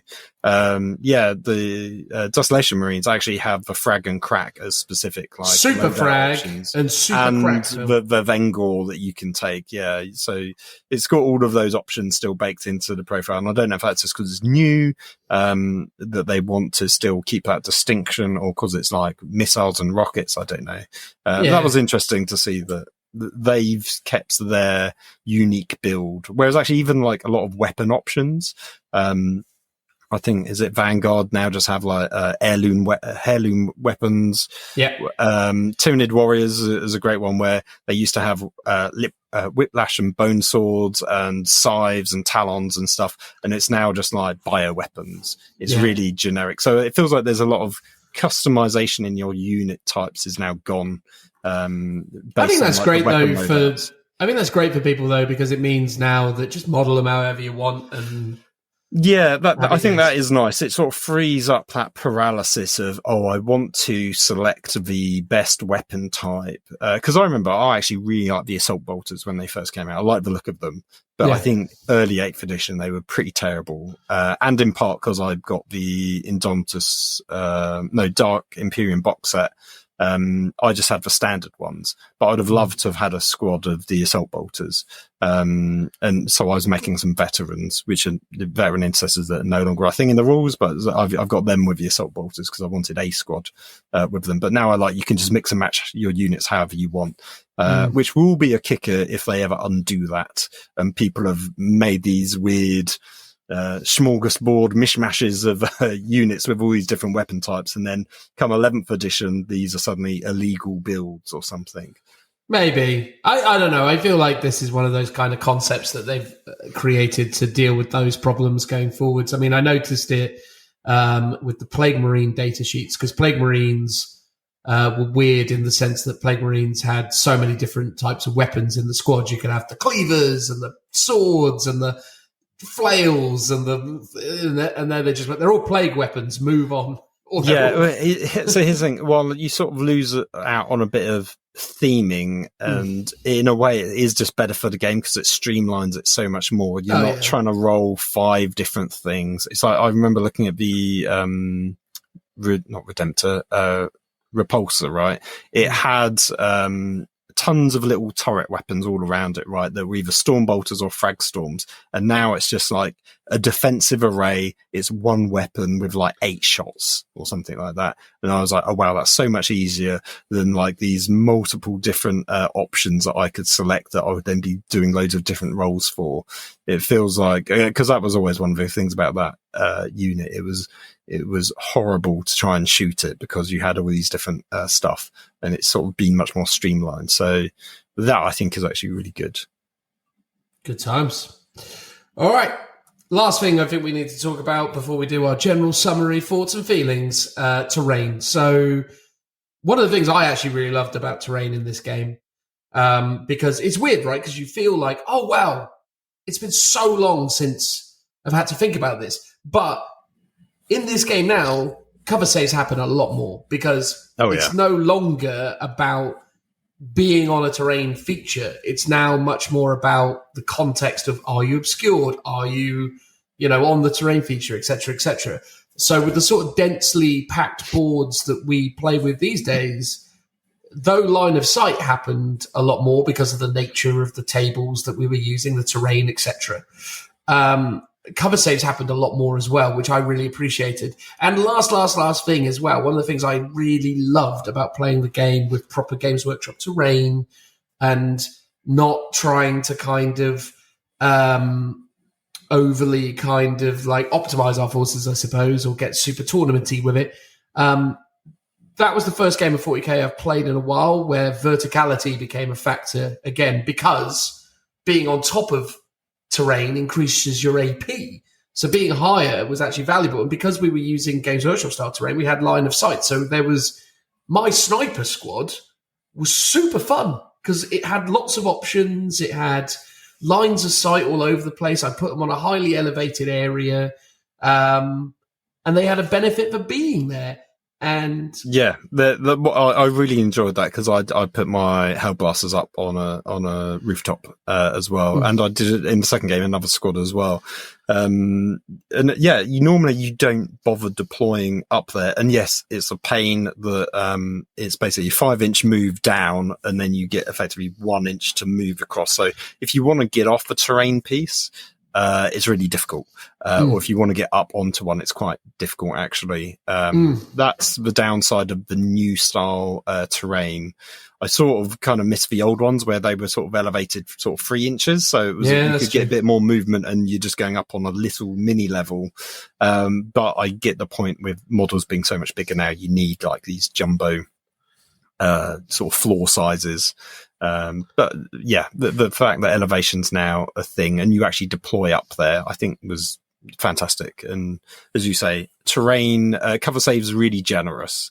It's like, it's got a bit of an odd rules. Like, I think if the unit that's you're allocating the shot to as you do the save, if it can't see every single member of the units that's shooting, it gets the save, right? So I think that's, I think that's sensible, though. I think that actually is a smart rule. Yeah, I know some people are complaining about it, but I think it actually works quite well. And it's nice. So even things like, normally containers sort of just block line of sight, but now it's like, I can see past it, but I can't fully see you, right? Or you can't fully see me. So you're getting a cover save. I think that's really good. And it's not just I get a cover save for being on a terrain piece. It's like I get a cover save because there's a terrain piece between us. And I remember, so I played a couple of games of 9th edition last year with George, who's like a guy I know locally, and he was like just starting to play, and he was always like, oh, so I get a cover save because there was, a barricade or something between us. And I'd be like, no, mate, sorry, like you've got to be on it because I think instinctively you just go, oh, something's in between us, so therefore I should get a cover save. And that is pretty much how it now works. And to me, that is much more thematic and how it always used to sort of work. So I think those kind of rules are really nice. As we said, there are some weird issues around terrain in terms of movement and combat and stuff. And that will hopefully be resolved with an FAQ. But overall, that is a lot better. Yeah, and what I will 100% say is that sincerely, and I know not all tournament organisers can do this, and they're sitting on, piles of, MDF, flat wall terrain. But I actually think the game now is at a point, again, 2 games in, and obviously we need to see more of this play out, but I think the game is at a point now where actually, in reality, it's time to abandon the big line of sight blocking pieces. I think we need more dynamic boards that use, the kind of normal terrain layouts. I just think this game actually works better for it because obviously the high toughness of vehicles and monsters, the, way that, cover saves are granted, the reduction in AP broadly. Obviously there are lots of high AP weapons, but those are, because we haven't actually seen how they're pointed yet, but we would assert that they're probably expensive. So, but they're also more dedicated for being anti-vehicle units, right? There's not much in the way of high number of shots, high AP, even low strength, right? So far, at least in the Marine Codex, I haven't seen anything that does that, and it might be some races will have that down the line, but it feels pretty much, if you're having high AP, it's because you're meant to be shooting at a tank or a monster. And everything else is pretty low AP. If you're lucky, and it tends to be combat weapons, you're -2 damage, at least in the Marine Codex, seems to be like a sort of staple for like a power weapon or something, which is pretty cool. There's a lot of stuff that's like 2 damage and at most 2 AP. Yeah. This is the thing, to me, I think genuinely the game has been made to address issues with shooting or fighting damage output. And I think lethality of combat is still kind of there, although, again, strangely, without the kind of re-rolls all over the place, other than obviously from the oaths of moment. If you charge into something that is an oathed, it's not that killy necessarily. And then, the general kind of like AP weapons means that more stuff sort of lives a lot longer.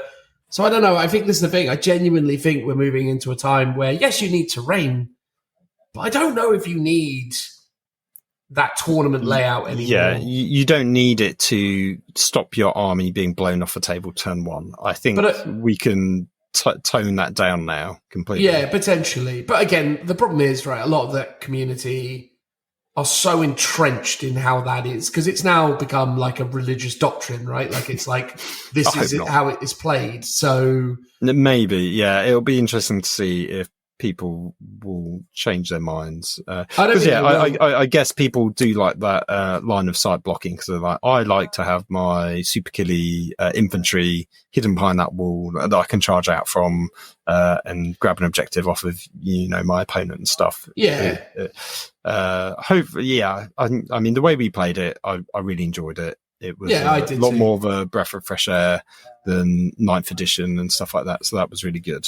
Yeah, I sincerely hope that. Look, here's the thing. I know that the competitive scene will not give up easily on their kind of, as I say, their kind of doctrine around terrain.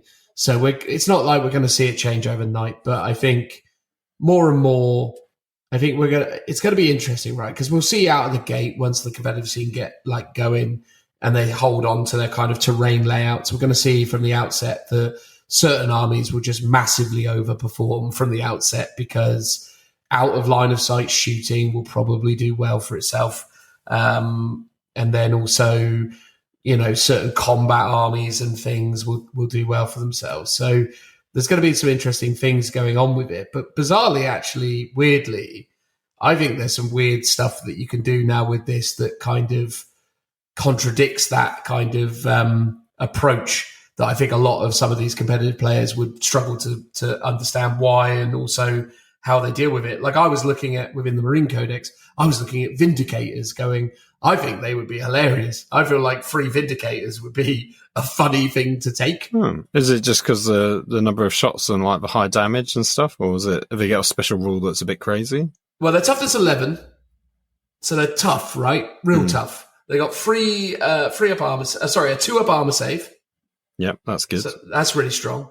They got 11 wounds. So across the board, they're pretty hilarious. However, Siege Shield is funny, because Siege Shield is you can shoot your battle cannon, demolisher cannon in engagement range, and you can do it with no penalty to your shooting. Yeah, because normally you're -1 to hit. So the fact that you can... Well, normally you couldn't even shoot it, but... Oh, is it because it's blast? Yeah. Oh, yeah. Right, okay. Right, yeah. That's interesting. So I like the idea of just a column of Vindicators moving up like a wall. Yeah, I need to double check, because actually there's one rule that we never checked because it didn't come up. Does blast now stop you from shooting in combat like it did I assume last edition? You might be entirely right. Because in the big guns never tire, I think it is just you can shoot all weapons into combat, and it's just, but you're -1. It's not that there was no stipulation on blast, and there was nothing about heavy anymore. It's all weapons are -1. But it might be under the blast rule, it specifically says like you can't shoot these weapons in combat, maybe. So let me tell you, add 1 to the attack characteristics for every 5 models in the target unit, rounding down. Can never be used against a target that is within engagement range of any unit from the attacking models. Okay, so it's still there, but it's under blast, not big guns. Okay, that's good to know. So yeah, that's cool then. That's hilarious. Yeah, so I think hilariously, if you had attack Vindicators. Yeah. Just literally just ran them forwards. I mean, I think you need to paint them up a bit like those fighters. I wouldn't say fighter pilots. Fighters from World War II with like the big sort of jawed teeth across them. Because they're like, I'm coming for you. I'm going to eat you.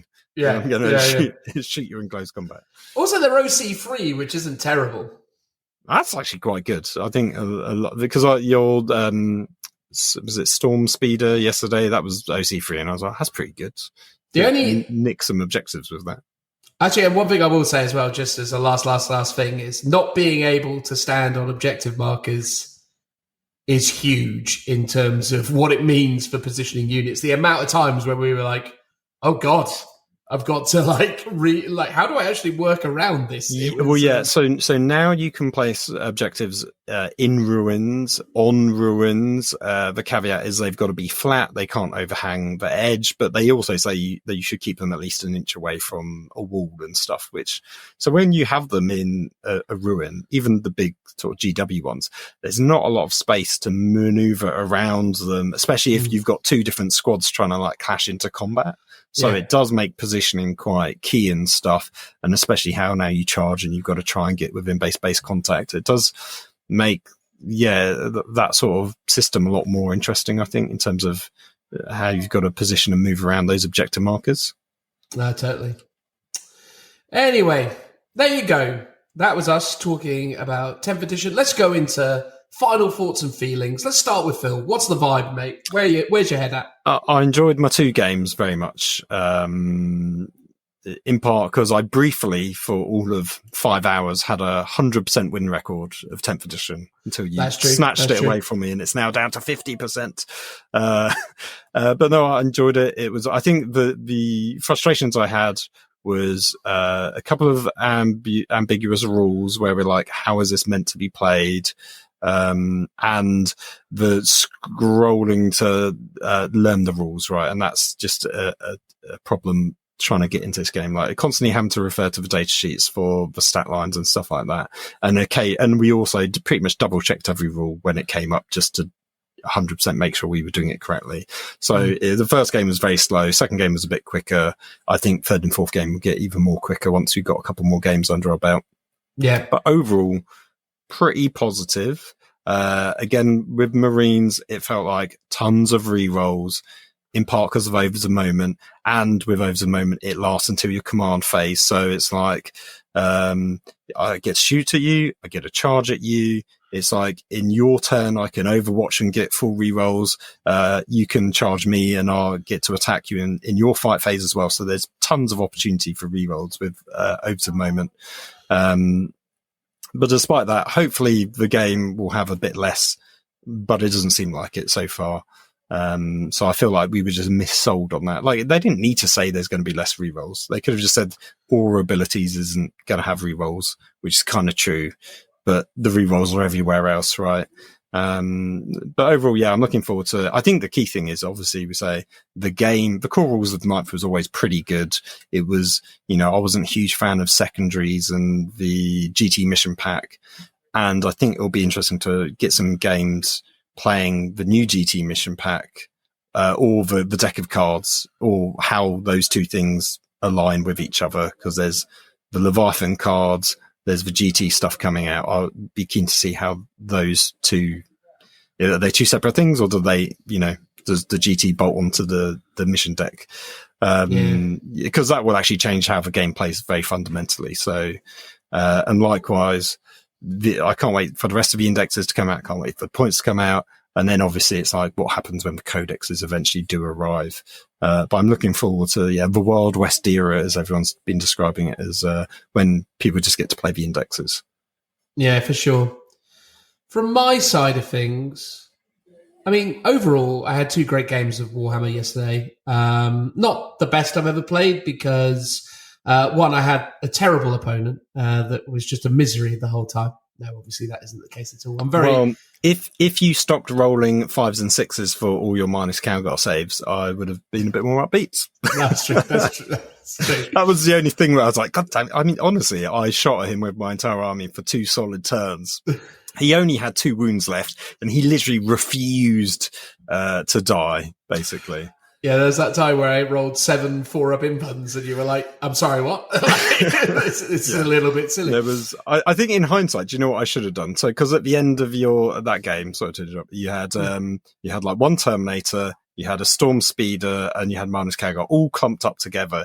If I had killed the Storm Speeder, the Deadly Demise, which goes off automatically, would have been D3. So I could have potentially killed them all. And actually, that's the thing. We kept forgetting that Deadly Demise also goes off. So actually, you can use it as a great mechanic to I could have finished off your army if I had focused more on that, if I had thought about it a bit more. But that's a kind of great learning lesson to come out of it. Yeah, that's the process for sure. But no, look, I had two great games. I think it was really refreshing to play with air quotation mark normal terrain, even though we did it in a layout that has been used in a competitive setting. Again, when we played at Warhammer Fest at the 9th edition Grand Tournament, even though that layout was in effect, they still basically had it so as the bottom floor was blocking all line of sight. So Oh, really? Oh, yeah. Oh, I didn't realise. I do remember, I think one of the other events they had done that, but I thought that was early doors 9th. And then they sort of went back on that.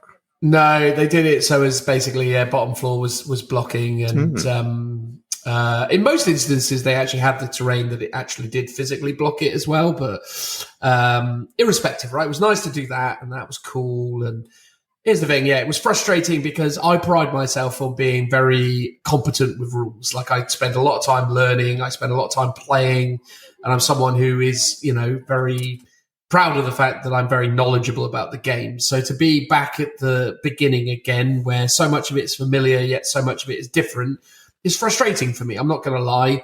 I get irritated when I don't feel completely in control of things and that I'm not completely confident with what everything is doing and how things work. And although even with 8th and 9th edition, I had to kind of divorce myself from that ideology a little bit because no one could ever remember all the stratagems. I at least knew kind of the core concepts of the game and what was and wasn't feasible. Whereas in this, it was like going back to the drawing boards, core rules needed to be reevaluated. So that was interesting. But again, I'm up for the challenge. I really enjoyed it. I think the game overall is looking really solid. I like some of the decisions that have been made. I really hope that the so-called kind of spokespeople for our community don't dig their tendrils in too far and try and turn it back into, an ultra competitive, core rule set. I think ultimately I'd like to see a bit more church and state, really. I mean, I am someone who likes the competitive game, but I don't want it to be the default. And I think this goes a little ways towards correcting that situation. I think 9th was way too much the alternative. I think it was way more competitively focused, and I think that has been to the game's detriment. So I think this is a breath of fresh air in a lot of ways. It's taking me a while to get my head around the fact that we no longer have HQ troops, heavy support, fast attack. Those are kind of concepts and things that have been with me for the entire time I've been playing this game. So to no longer have a troops choice is super weird. That's going to take a while. It was weird because I only consciously realised it when you pointed it out to me yesterday, right? Up until that time, I sort of, because everything's sort of laid out as if it's HQ at the top, troops, elites, vehicles at the bottom of the data sheets. But you're right, there's no wording to describe it, and you can just, I guess you could pick I'm going to have one intercessor squad and then a bunch of elites, or what were elites, right?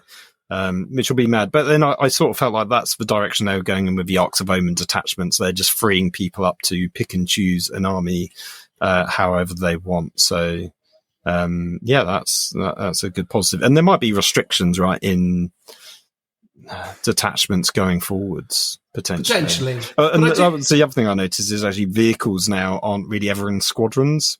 But they all have data sheets based on their individual weapon loadout. So there's, the Storm Speeders are always separate in the last edition, but I think there's a couple of versions of Predators, a couple of versions of Land Raiders and stuff like that, isn't there? Yeah, there is, which I like. I mean, overall, I'd say there's a lot of positives here. The removal of troops, the changes to the data sheets, it's all new stuff. So I've got to learn the new stuff, which is just, a mild bugbear. Word of caution as well, just to say it. I mean, if you've listened this far, as someone who has and plays Space Marines, it's really easy for me to start looking at these data sheets and start going, time to build armies around these concepts. I think if you are interested in expanding your Marine collection, try and approach everything with a degree of caution at the moment, especially if you're a NID player or a Space Marine player, because we know both those books are due in the next couple of months, and Lord only knows what's happening with this. So what looks great now may not be so great in 2 months' time. So just try and exercise some caution. But I think this is an exciting time for us because we're in the index era, and it's going to take a year or so for some of the armies to get addressed. So if you're not one of the few that are coming this year, which I believe is NID's Space Marines, is it Guard with this year? No, Guard's not coming at all. Do you remember what they're doing this year? It was definitely it's on Space Marines this year. Everything else is set spring 24, which was, I think, Orcs, Chaos, I think Adeptus Mechanicus and Custodes. Okay, I'm not 100%, but it was something like that. Definitely not a Guard, though.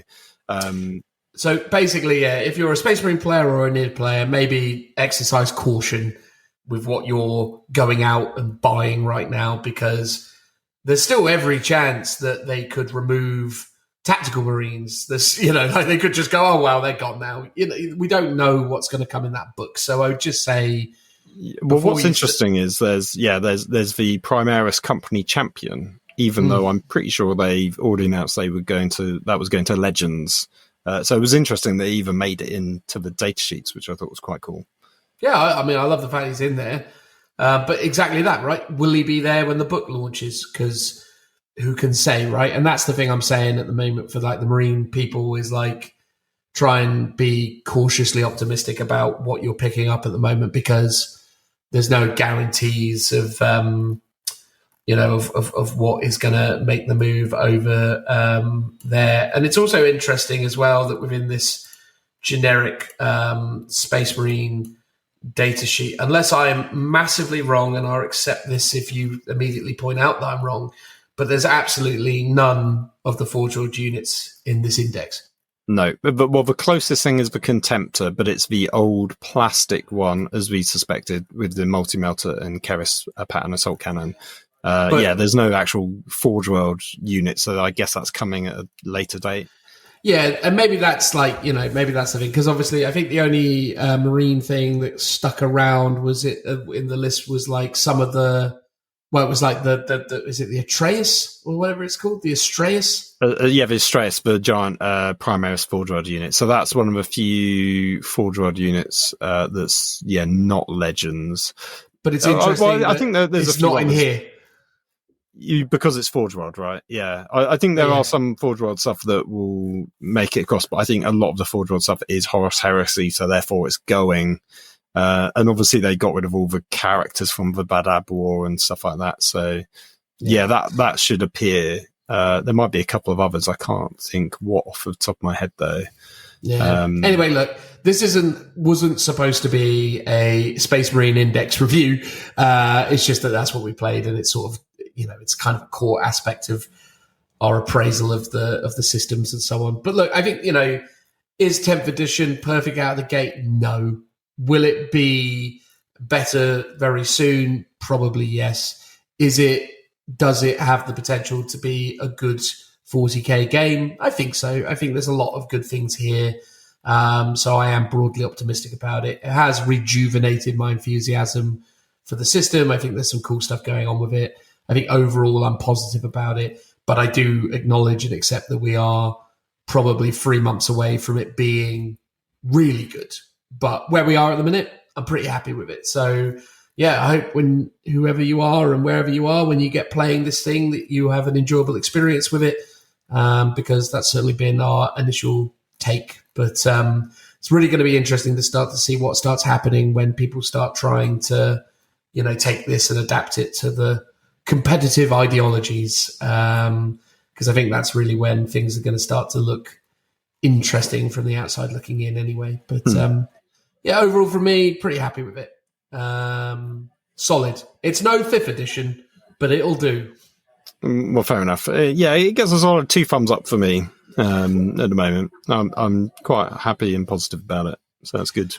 And honestly, again, and a lot of people accuse me of being super negative about this, but hey, maybe I am. Compared to 9th edition, this is a big step up. Like 9th edition was easily the worst edition of 40k they've ever made, in my opinion. So anything that is, moving away from those ideas and those concepts is an upswing, in my opinion. So goodbye 9th. We barely knew you. I hope to never see you again. Look forward to 10th. A transitional noise.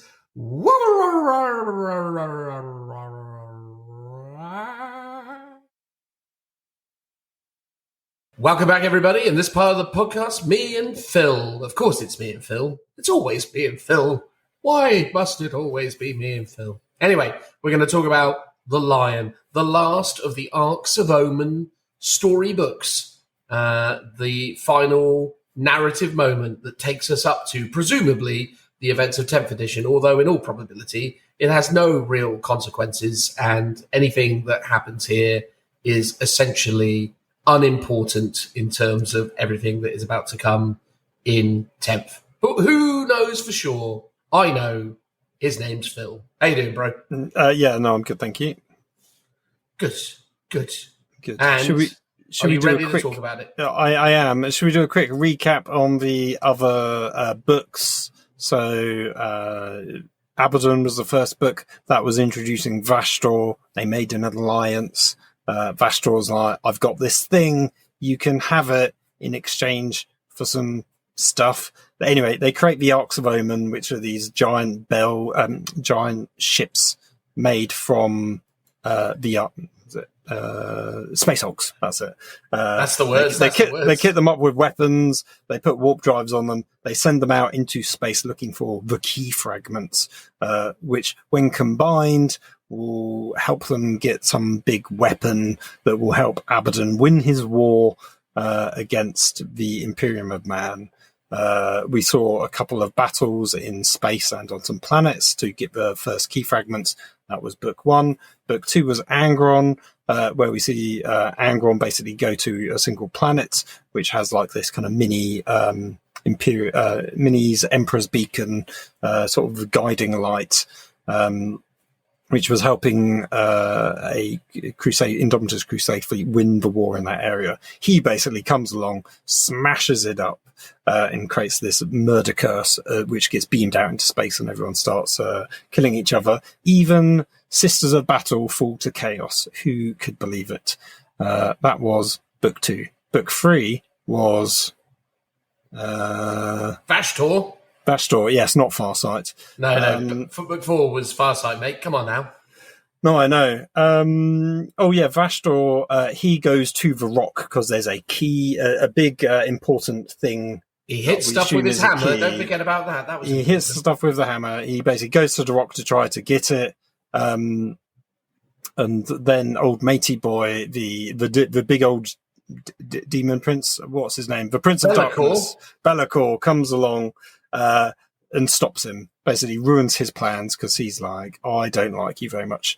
And then the rock escapes, as does Vastor. Vastor leaves a little snippet as to where the Dark Angels can find him, though, because he's like, I'm going to lure them to me so I can get the thing that's on the rock that I want. And then Farsight is almost like a completely separate thing. Farsight's off fighting some orcs. Some chaos eventually join in. They go to a planet where Farsight has had some strange visions in the past. We see a crashed Dark Angel ship there at one point that's 10,000 years old and it's got weird crystal in it, which ends up being the key.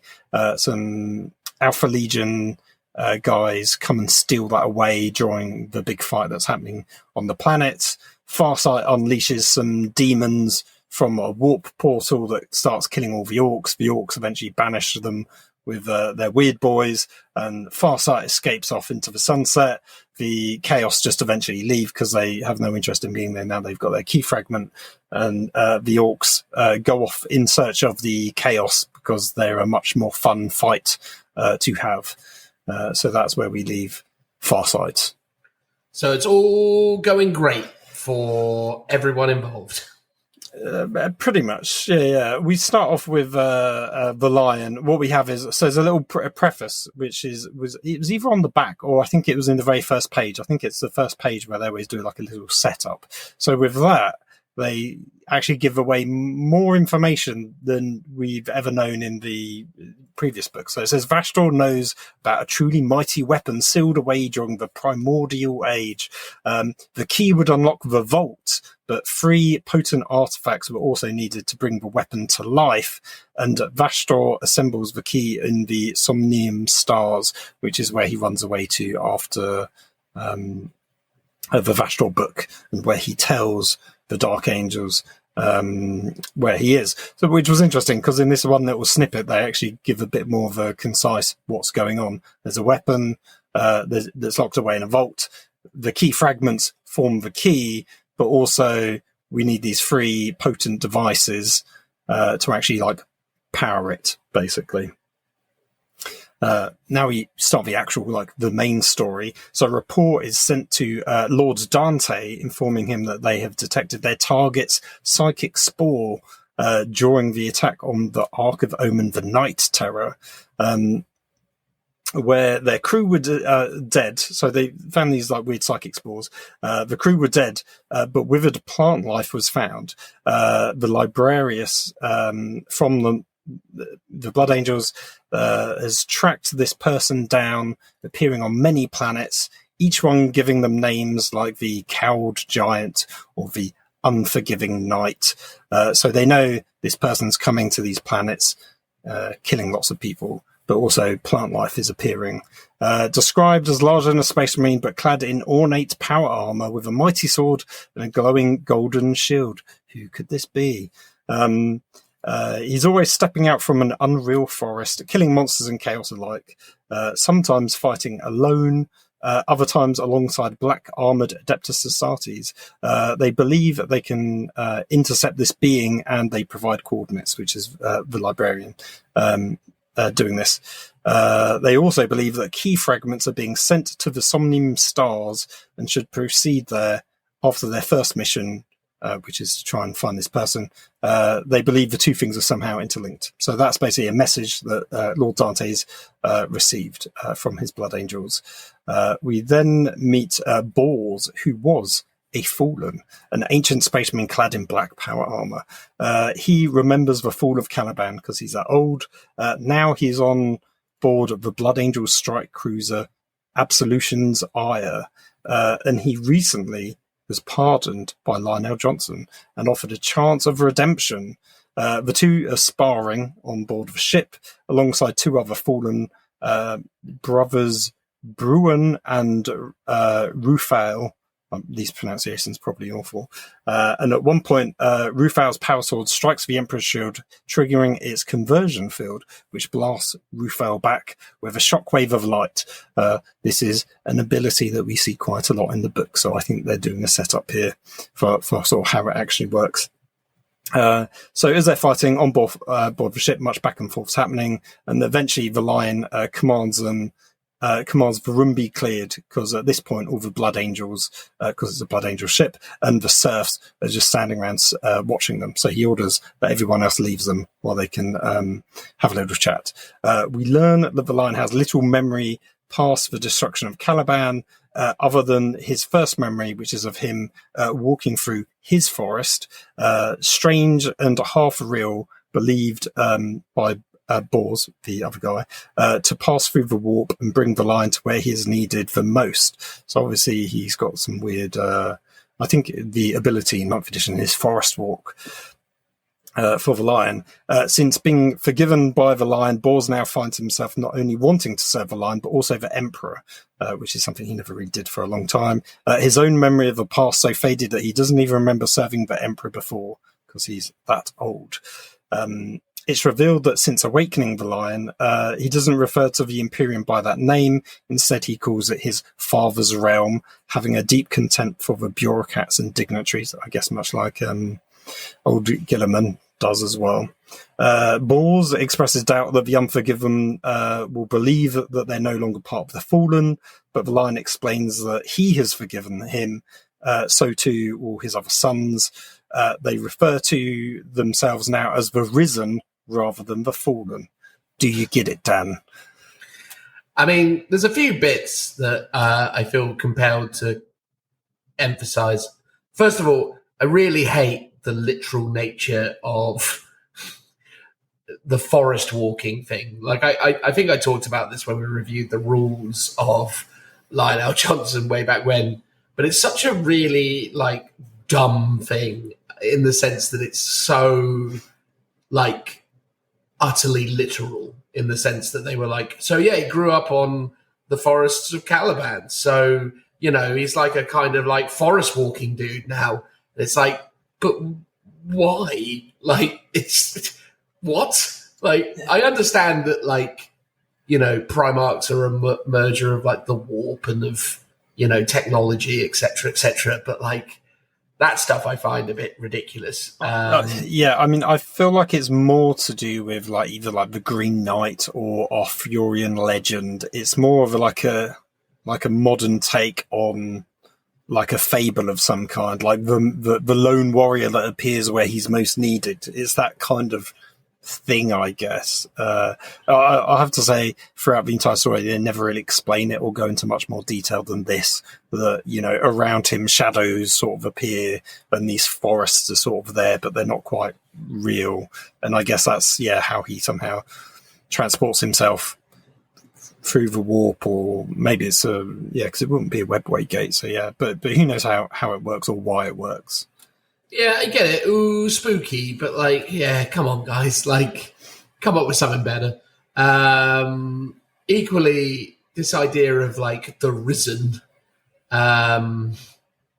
Look, I don't mind the fact that someone could have been a follower of Luther and could have been a member of the Fallen and could have then become redeemed. If it was anyone else but not anyone else, but like anyone else but a Space Marine, it's like, the kind of zealotry and the sort of like mandate that these guys operate under doesn't leave any real room for forgiveness, right? Like, that's why, the catchword of the Dark Angels is the unforgiven, right? Like it's these Fallen are not really supposed to, under normal circumstances, be given second chances. They're not supposed to be welcomed back in. Yeah, I mean, I guess because I don't know too much about the Fall and the circumstances around the Fallen, I was always assuming that I don't think it was just like a bit of a civil war and that the Fallen are independent from chaos. I got the general impression that they fell to chaos, and maybe that bit's wrong, in which case I could understand that, if there was just a bit of a weird disagreement and this awful thing happened because maybe the person at the top was wrong, and then everyone else is almost being persecuted and hunted, having maybe been an innocent party. I was just on Caliban, I stood on the wrong side of the line, and now all these people are trying to kill me, so I'm not necessarily a bad person, but I'm just trying to survive, and therefore I'm on the run for all this time. Like, that would make sense, but I don't know if that actually is the case.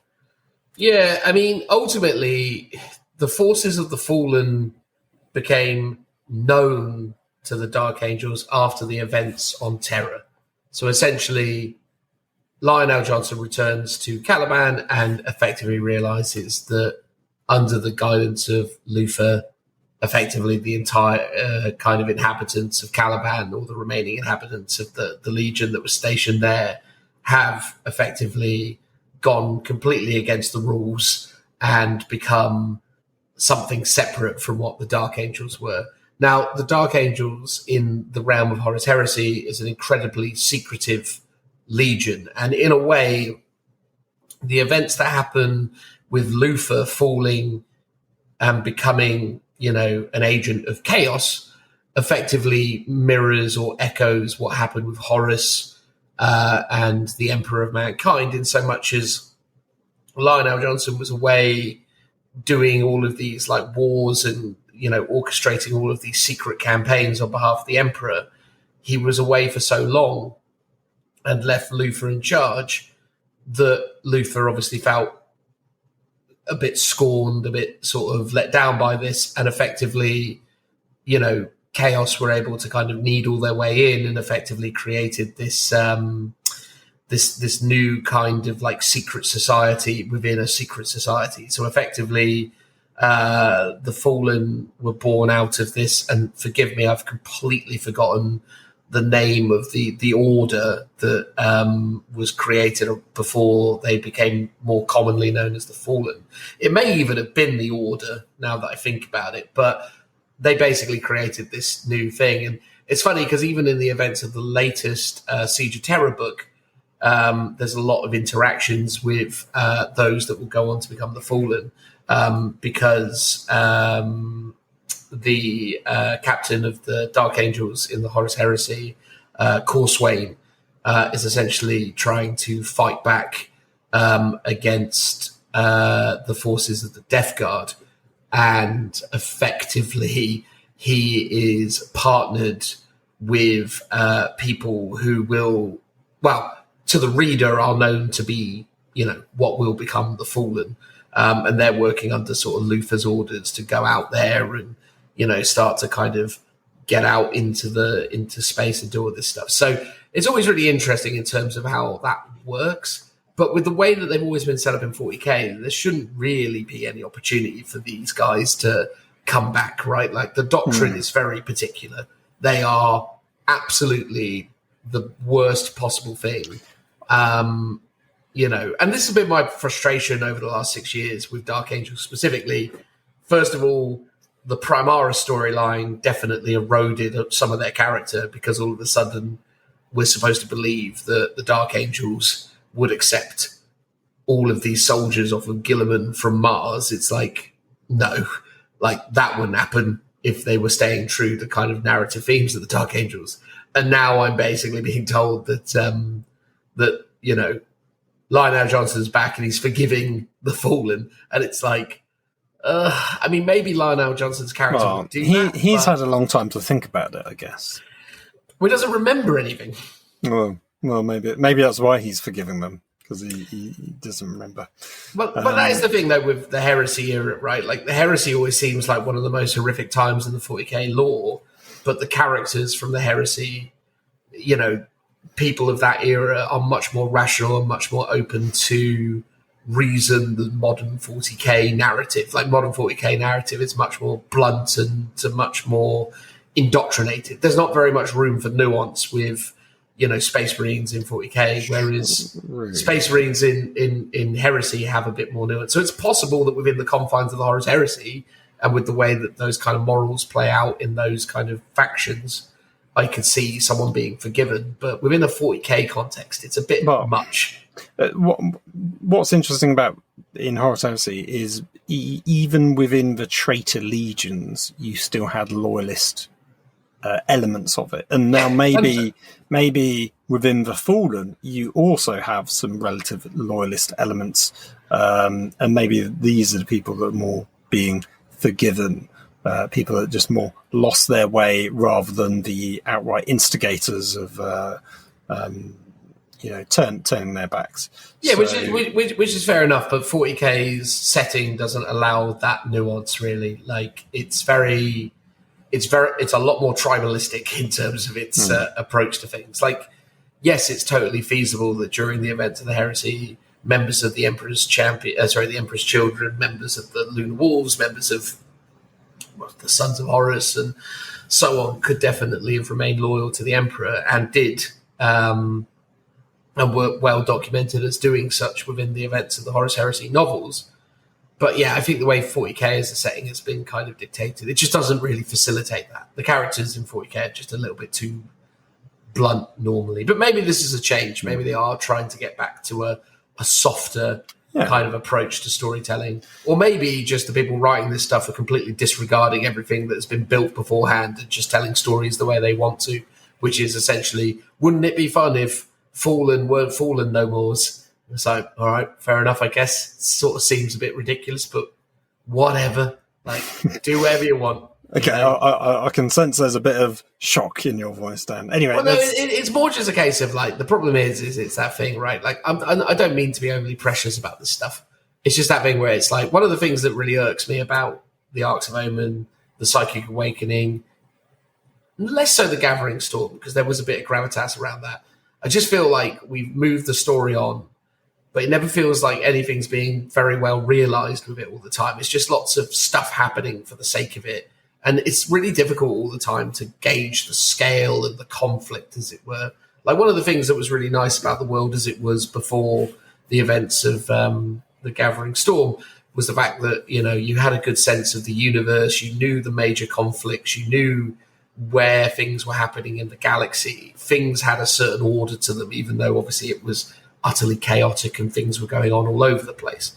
Whereas now, since they've introduced this rift and since all these new stories keep coming out all the time, it always just seems like it's lots of like meaningless conflicts with seemingly impossible odds that are just resolved because we needed to end that story now. So, yay, they won. And it's always like, okay, cool. Well, let's keep that in mind. Yes, indeed. And then let's come back to that thought of the end of this story once we've finished it. And then we can give it either critical review or praise.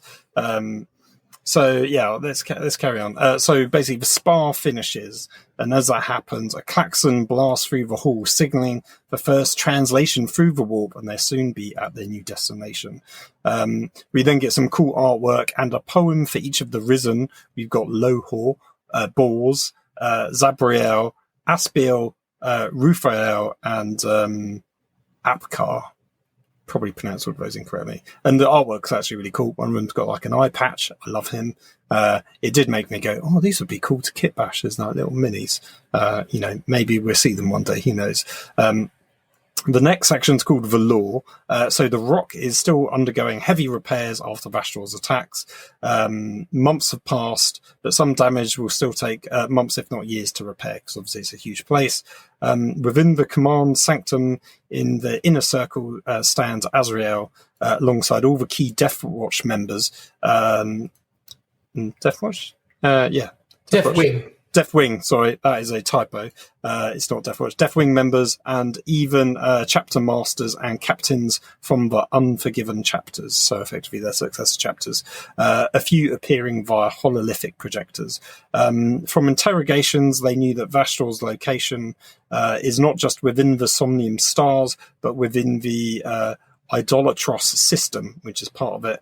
The fact that the location was revealed by all the captives at the same time meant that Vastral had somehow implanted it within them, and it was an obvious trap. Despite that, though, they couldn't let the slight from the attack on the rock go unanswered. Plus, Vastral, along with Abaddon and the Arks, they've been wreaking havoc all across the Imperium, so they know they need to do something about that.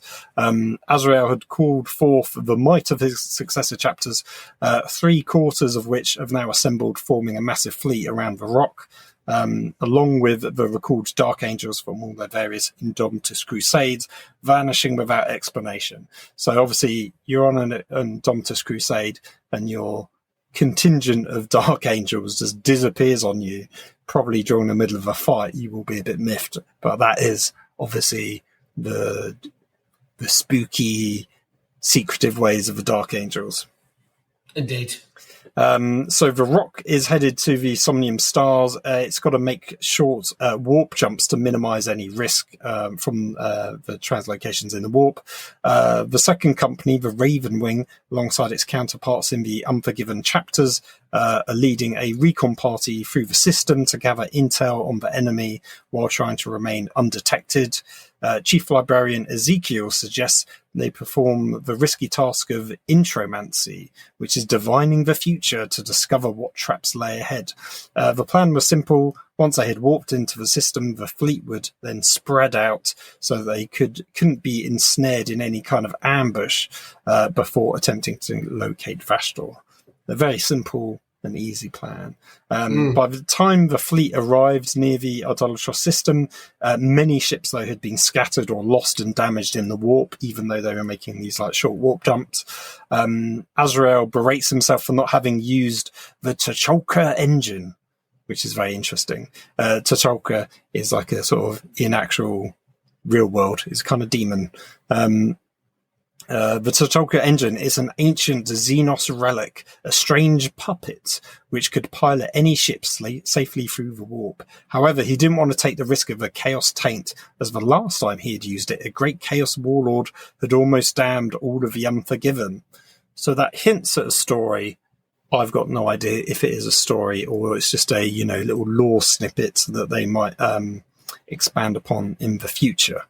So the T'Chaka engine is obviously something on board the Rock. The Unforgiven scout ships have detected a group of Emperor's Children and renegade warships. Then a second gathering of Death Guard, Black Legion and World Bearers. Lastly, there was a Bell fleet comprised of demonic ships and Dark Mechanicum forged ships alongside the Ark of Omen, the Netherworld Blade. So this is a new Ark of Omen. The Librarians scrying into the future had caused the librarian of the consecrators to die of trauma, while many others had been mentally damaged, because obviously it's no easy work. They had, however, seen a vision, a darkened mirror haloed by a blazing light from a poisonous star. Lines of fire spiderwebbed across the mirror before shattering the glass, before the stream, the vision ended. The librarians could see the star's light through the smoking fumes before the light became a pair of lantern-like eyes, which obviously we know is Vashtor. So obviously there's something to do with the dark mirror, the star and Vashtor. So Ezekiel deduces that Vashtor has indeed set a trap, which would somehow originate from around the system star, and the mirror implied that they would use the nature of the Unforgiven against them. Ooh.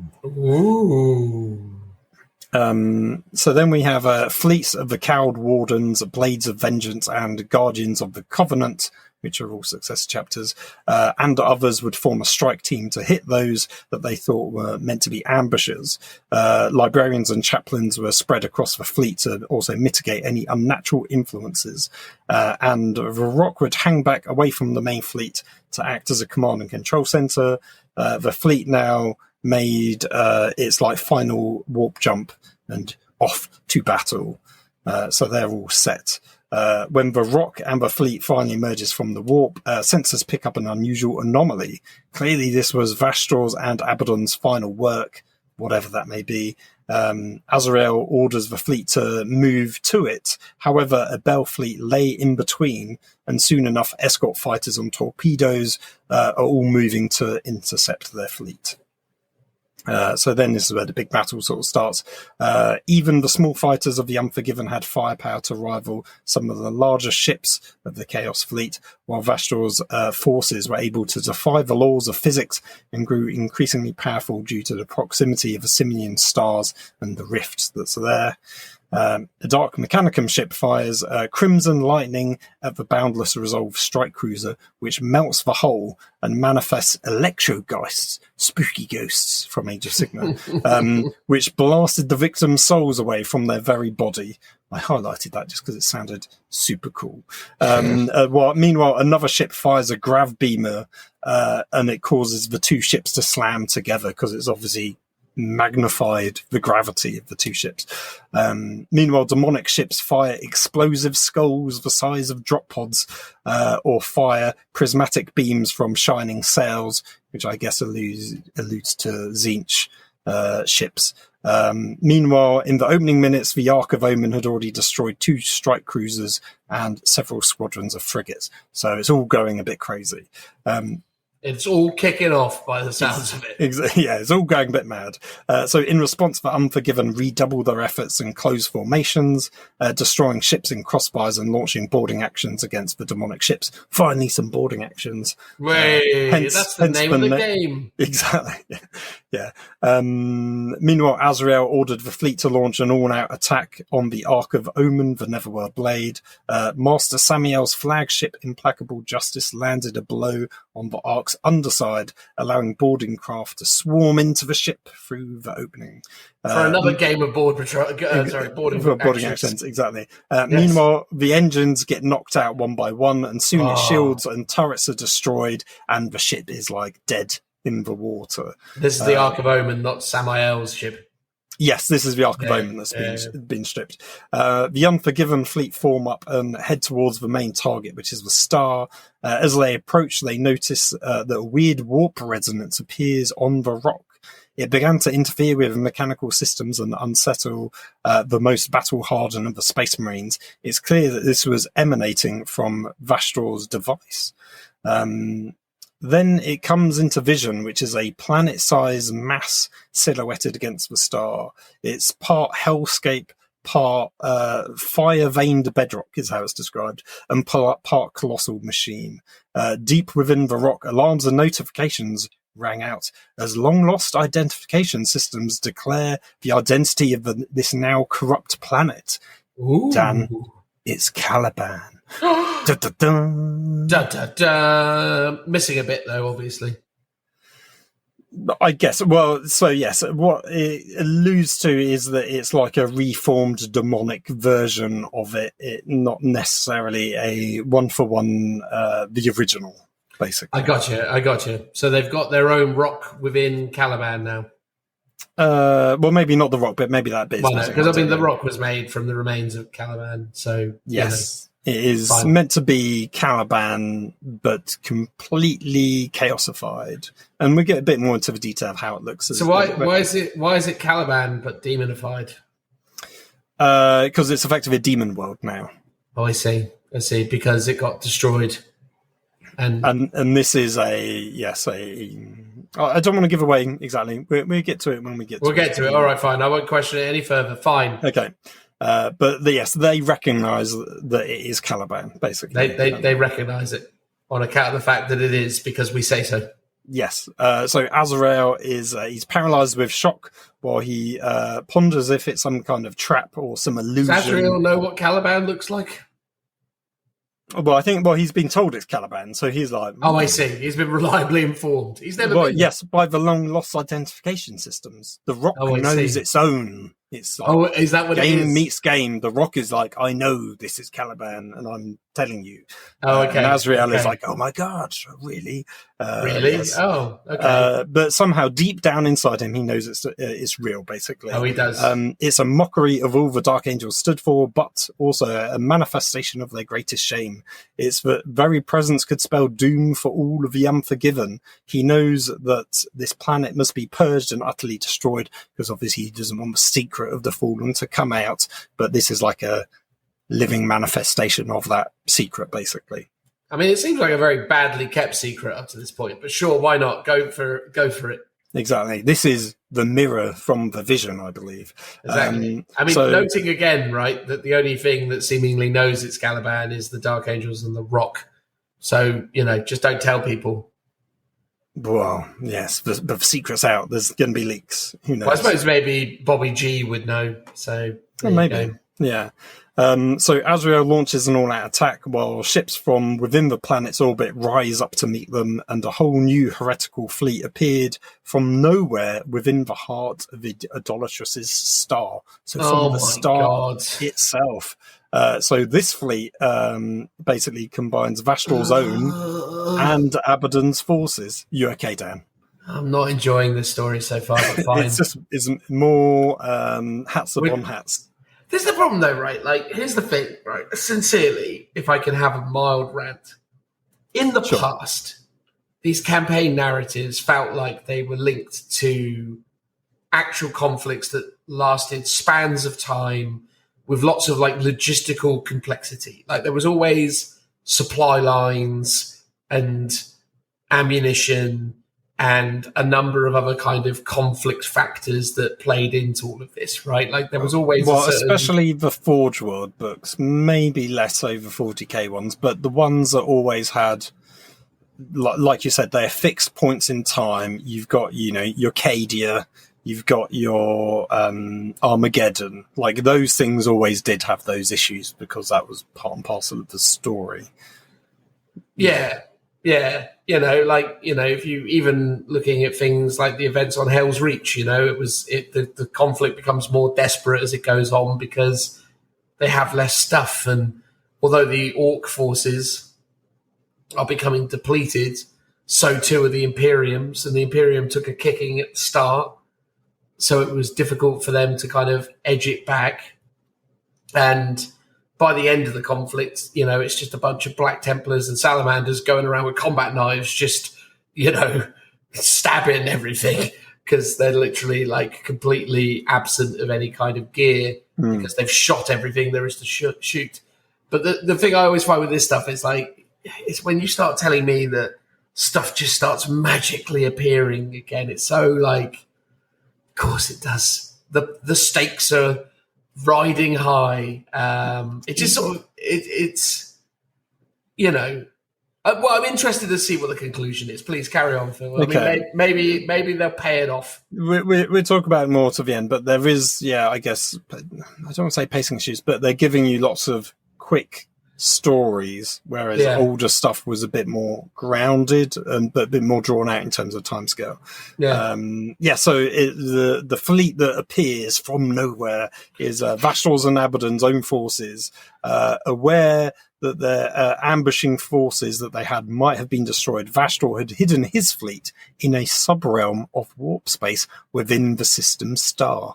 It was from here that they could safely launch do an ambush of their own. So basically, this is Vastor's ace up his sleeve. Gotcha. Hidden within this sub-realm of space between here and the warp, within the star. It's kind of cool, I guess, and it goes to show his power level, I guess.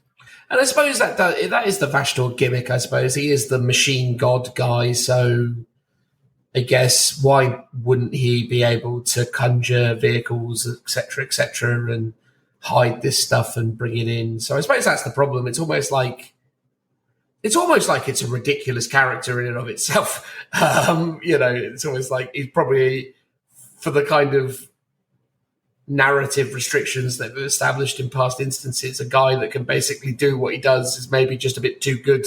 It's like is a bit beyond the normal established limits. I mean, when you were explaining a couple of books ago that he had a hammer that just basically, upon impact with a vehicle, just disintegrated it into all of its component parts, I was like, well, that guy just always, like, because that was always the thing with last little bit with demons in like the normal established lore. They enter real space and they are basically clinging on to existence, and they are limited by, certain mortal restrictions. They're big and they're strong, but they've never been quite as fantastical as what you described with Vastor's hammer that disintegrated vehicles. They always were just big and strong, but they still had to abide by the rules of real space. They still just had muscles and abilities, like they could breathe fire or whatever, but it was, and some of them obviously used the warp to create magic and so on. And that was kind of like how they tore up reality. But like, when you hear explanations of like the Khorne demon Kabanda, and he enters real space and, his muscles need to get over the initial kind of atrophy, whatever it is, like atrophy, like they have to sort of like warm up and stuff, and he has to kind of build it up, and then all the time he's in real space he becomes stronger by virtue of like killing more things, but then equally the longer he's there he also starts to get weaker because it's harder for him to maintain his physical form in reality because the pull of the warp is bringing him back. It's always that thing when you got a character like the way they've done Vastor now, where it's almost like too fantastical. It's like, okay, cool. I sort of guess that's sort of meant to be. I mean, he's sort of on his way to trying to be another god, right? So he sort of is a bit fantastical. And I think what you're almost alluding to is like, the detail that you get maybe in a Black Library book, where it feels like this is the greatest hits of, the set pieces. So you're skimming over a lot of that detail. That's true. But it did remind me, do you remember in the last book, there was a bit where Vastor gets, it was in the Vastor book, he gets this, I think it was like a vortex bomb or something from the inquisitorial base, and he ports it for a warp portal to be used for another day. And then I was like, does he use it in this at all? Spoilers, he doesn't. So that was like a little plot device that literally went nowhere, which is a shame because it would have been quite cool if it made an appearance in this as a bit of a payoff. And if it pays off in another story, it'll be far too long ago that anyone would have remembered. I mean, if years from now there's some kind of book that went, hey, I remember in Arks of Omen, Vastor, I got the status bomb. I'll use that now. It's like, okay. Anyway, let's carry on. So Abaddon's on board the Vengeful Spirit alongside Volkus Kyber, who was the cool bodyguard in Terminator armor from the very first book. So I'm glad he survived and he's made it this long. The ship is leaving the star's corona. The planet that was Caliban is now visible. It's now been christened Wormwood by Vastor, and it was the key. But it's not complete. Many of the key fragments have been installed on the husk of the planet in tech shrines, all feeding power to the demon world. At its heart lay 2 of the 3 ancient devices. The third was still needed, but with that one, the dissonance engine would be ready. What could this be? This is the device. So interestingly, dissonance means a lack of harmony among musical notes, which might give you a little key as to what it will be doing. So the only piece missing, though, is the T'Chaka engine that's on board the Rock. Who could have guessed? And then they talk about the Auric Myriad heads forward. It's spearheading its Belfleet. So the Auric Myriad in this book is what they call the Ark from this Belfleet, which is actually incorrect. So in the previous book, it was renamed Auric Unleashed by Vastor. So it's odd that they've called it the Auric Myriad instead in this book. Not sure why. I did double check the namings as well. Anyway, so Abaddon recalls his first meeting with Vastor, and we get a flashback to that first meeting. So as they're speaking, Vastor's voice emits from the ship's Vox speakers all around Abaddon. Abaddon says that he wants to see the galaxy burn, but not him with it. He doesn't want the galaxy to fall to the beasts or Xenos before he has a chance to destroy the Corpse Emperor. Vastor explains all about the War of the Gods, and that long ago this happened, but it wasn't the Chaos Gods that we know, but other pantheons that are out there. Because I think at this point, Abaddon interrupts and goes, I know all about the Long War. And Vastor's like, no, it's not those gods, it's others. So on one side, we're actually, old reference, the Old Ones. Ooh, do you remember them, Dan? I do remember the old ones. So cool. On one side is the Old Ones. On the other, the parasite gods of Void and Star is all it alludes to, but which I assume is the war between the Old Ones and not the Necrons, but the ones that the Necrons have got captured in shards. Do you know what I mean? The Catans? Isn't it them? Yeah. The Catan shards, yeah. So, like, there was the Catan went to war with the Old Ones back in the day, and then they won. And then the Necrons in the current lore basically rebelled against the Catans, shattering them, and that's why we now have Catan shards. In the old lore, wasn't it the Old Ones created the Necrons in the fight against the Catans? No. The Catan basically, the Necrons did a deal with the Catan, and the Catan basically enslaved them by giving them eternal life, effectively.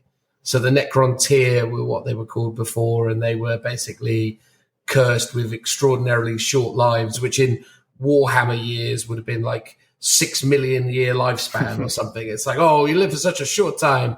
Because obviously, as we know in 40K, everyone just lives forever.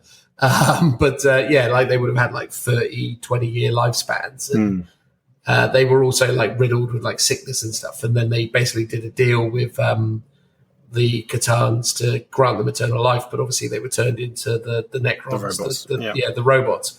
But that was the original fluff, and then they altered it and basically, they altered aspects of it. Before, they were kind of in servitude to the Catan, whereas now the Catan has been defeated by them and are not in servitude to them because they're not. It's not the Catan; it's just shards of the Catan. Yeah. And then the stuff with the Old Ones is they created the Elder. They apparently created the Orcs. They also, I think, created humans as well. Yes, I believe or at least in the old lore, it was they kind of created all of them, right? Yeah. So they were like the architects of the universe, essentially. Yeah. Until they were killed by the Catan, who then were basically killed by the Necrons. Yes. And here we are. Exactly. Yeah. So, the conflict raged on, but the gods, and then I'm assuming it's the old ones, are toppled one by one. But what device of theirs was left? If it could be destroyed... Well, maybe. Well, actually, that is also true. If it couldn't be destroyed, it would be sealed away in a realm neither in the real space or the warp. The vault is locked, and the key is split apart, which obviously alludes to what Abaddon is now doing. So while Vastrod says he doesn't know the location of the vault, he says once they've assembled the key will show them the way. And 3 worlds were bound to the crucial mechanisms of the key. We had the plague heart, which was unleashed once a planet had rotted away. The T'Chalka engine escaped once those on its planet and the planet itself had died, and the device desired to be used, because it's obviously got some kind of sentience. And then the Ouroboros was tied to a planet which shattered in a great betrayal, the planet of Caliban. Ooh. Vastor, if you remember in the very first book, his first key fragment he got was a pillar. So Vastor points to this pillar, which was the first key fragment, and points out the robed figure atop it. This was a piece of Caliban, and if you bring all the shattered pieces from this planet together, the weapons, the devices, the fragments of masonry and armor, then you will have the Ouroboros and Caliban. And once powered with the dissonance engine, it can bore the space between the Empyrean and the corporeal. Effectively, it creates webways, able to reach the vault. So what we know is that all the key fragments are actually pieces of Caliban. Isn't that interesting? And that the planets, the Wormwood, once powered by these 3 devices, becomes the dissonance engine, and effectively the dissonance engine is something that used to make webways, or could be used to make webways, which is obviously something that was also created, or at least alluded to, created by the old ones. Abaddon's impressed by this alone, so he's like, let alone the actual weapon that this will find. And with that, they strike their bargain, and that's where the flashback ends. Any hot takes on this new knowledge? No, not really. I think we sort of kind of commented on some of those bits and pieces. I mean, look, I think, again, it's good to hit the buzzwords, isn't it? Get the intrigue going. Say old ones. Say, bring back Caliban, etc. Yeah. Webway gates. Ooh. Webway gates, yeah. That's another nice nebulous term. So good. Yeah, no, they've made it seem interesting. I mean, yeah, it's a cool super weapon, right? I think, even though this isn't the actual main weapon that they're trying to find, but it seems interesting. And I was like, totally. This is novel. And I know you're like, I want there to be substantial changes in the lore. Bringing back Caliban, that's quite a huge one. Yeah, I'm in favour of that. I think that's super interesting. I suppose it feels a little bit hammy, but fair enough, right? Like, I can't be too critical of these things, because at the end of the day, as you correctly pointed out, I something like that is interesting. Again, though, it's always one of those things, though, right? It's like, my thing with it a lot of the time with this stuff is like, okay, cool, Caliban coming back is interesting for this story in isolation, but is it actually meaningful in the grand scheme of things? Like another, planet coming back. It's like, Does it really matter? Like, I understand it does, but a lot of the time it always feels like, it's like with the events of so many things, they just kind of talk about it and then move on. Like, the events of the Psychic Awakening all culminating in the finding of a tomb world and, Necrons reawakening or new Necron stuff coming out. It always sort of felt like, that happened, but, we don't talk about it anymore. Yes. So we'll keep that in mind for the talk at the end, where we can talk about how these campaigns play out. Yeah, no, of course. But no, interesting. I mean, bringing back Caliban is an interesting play. Again, though, just without being unnecessarily critical, it just all sort of reads or comes across like a narrative all just built around. It's one of those things. It's very in service to the models. Again, it's very much a case of the story needs to be basically. It's all about bringing back the lion. Yes. So just make it all about him, which is fair enough. Because I guess you do want something more interesting than just randomly he wakes up at last. But in a way, I almost feel like something like that could be more interesting in the sense that, well, not more interesting, but certainly not less interesting. If it just like turned out that, oh, there he is. It's like, oh, good, carry on. Like, I don't know. Maybe that's just a ridiculous thing to say. But no, it's interesting. I think, yeah, bringing out Caliban definitely raises eyebrows and creates intrigue. So I don't hate it. It's just sort of, well, but I can't help but ask the question, why? You know, why are we doing that? We might find that out by the end. Oh, okay. So the vengeful spirit presses on, its intent on spilling blood, and performs a summoning ritual on Wormwood. Or that's what they intend on doing, leaving Vashtor and the Auroch Myriad to claim the last key fragment. We then get the Damned World segment. So they talk about Wormwood. It's a mixture of jagged rock, flesh, infernal machinery, all infused together. So when they talk about it later, there's like giant pipes and constructs, piston engines. It's basically like a living demon engine, but on a planet-sized scale. So weird, fleshy bits of actual rock and actual planet, while other bits are like giant forges and stuff like that. The Unforgiven pressing their attack with the aid of the rock's ancient Kalanbite cartographers. They're able to locate the areas of greatest energy output on board the planet. So they create strike forces that can be dropped to these hot zones and destroy any systems which might be linked to power transmissions or the Demon World's planetary defenses. So they're trying to like knock out the planet. Once an exclusion zone is in orbit and that gets set up, the rock could then be positioned in a way that they can launch their basically Exterminatus class weapons while they're in orbit down onto the planet. And these have been locked away since the days of the Horus Heresy. So obviously you had a decent reason to use them since. Hundreds of dropships stream down through the sky, many of which get shot down. Meanwhile, on the ground, traitor marines, cultists and demon engines spilling out from these factory bastions, which scattered all over the planet.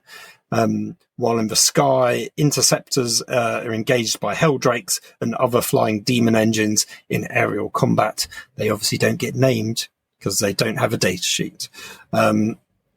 Azrael and the cream of the Dark Angels, which comprise 2/3 of the Dark Angel's strength, attack a target designated the Warp Forge Palace, a continental-sized megastructure which towers up into the atmosphere with a crown of biomechanical spines. It has a singular warp signature and is suspected of being the warp portal where all the key fragments were delivered to. While their sensors and communications were down due to enemy interference, the Dark Angels still managed to press on, fighting demon engines, Dark Skitarii, wouldn't that be a nice army? And tech spawns as well. So all sorts of manners of horrific creatures that are on this planet. They use amplified shouts and sign language to maintain discipline because obviously all their communications are out. And then many hours pass, but eventually Azrael reaches the heart of the Warp Forge Palace. Meanwhile, up in space, a fight was ferocious and more heretical reinforcements are coming into the system.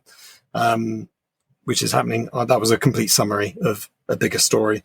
At the heart of the palace, so if you go back down to where Azrael is, lies the warp portal. Now it's a huge brass shrine.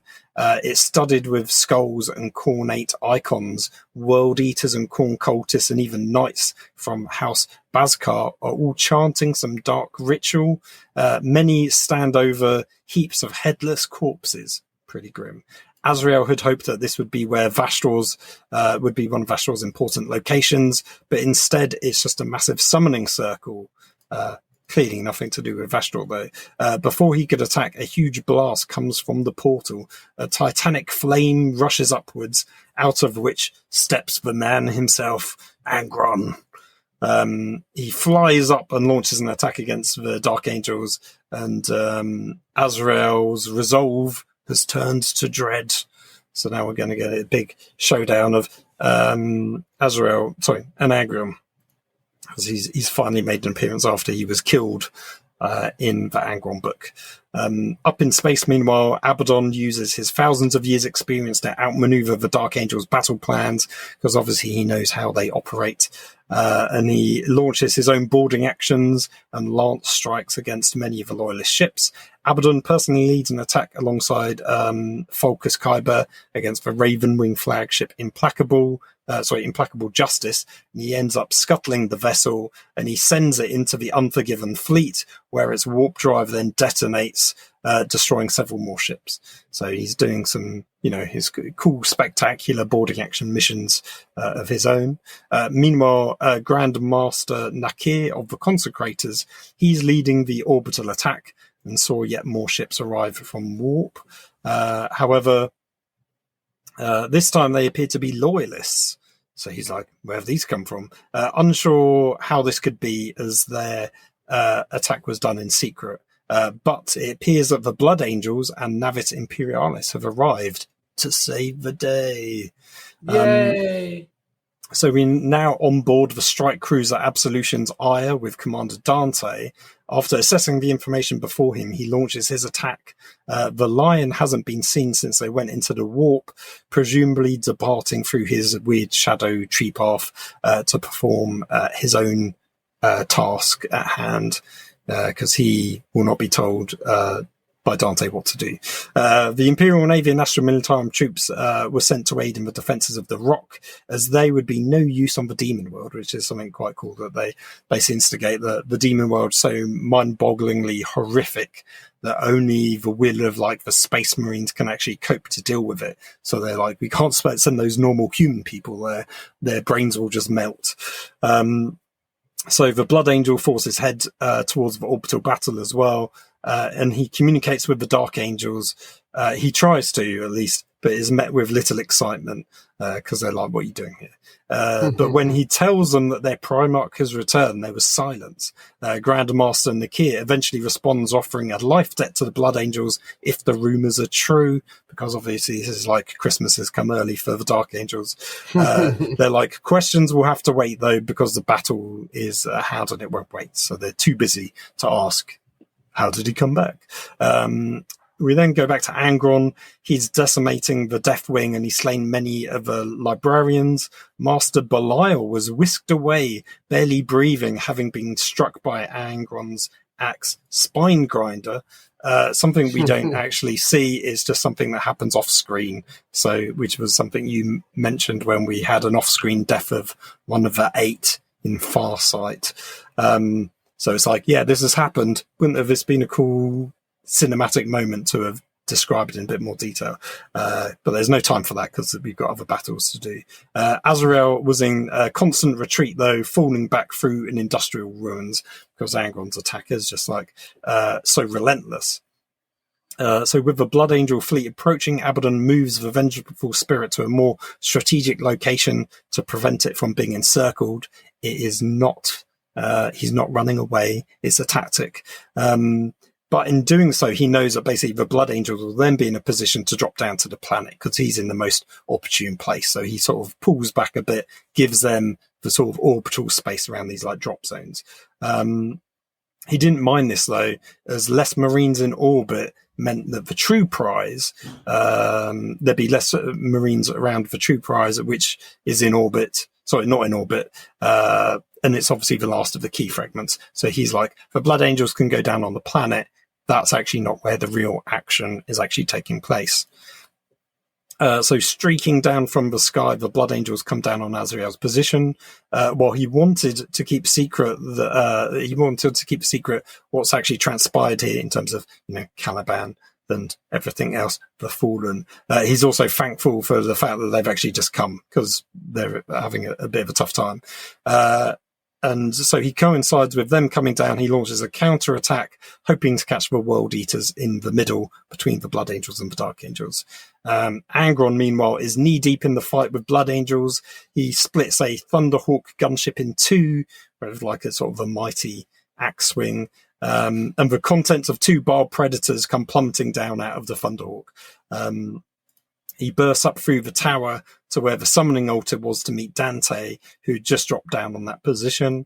Dante unleashes his trap with his Sanguinary Guard, Jump-Back Marines, and several Redemptor Dreadnoughts all firing into Angron at once. Meanwhile, up in the void, the Imperial Navy have reinforced the ships around the rock, while Vastor is aboard the Aurak Myriad.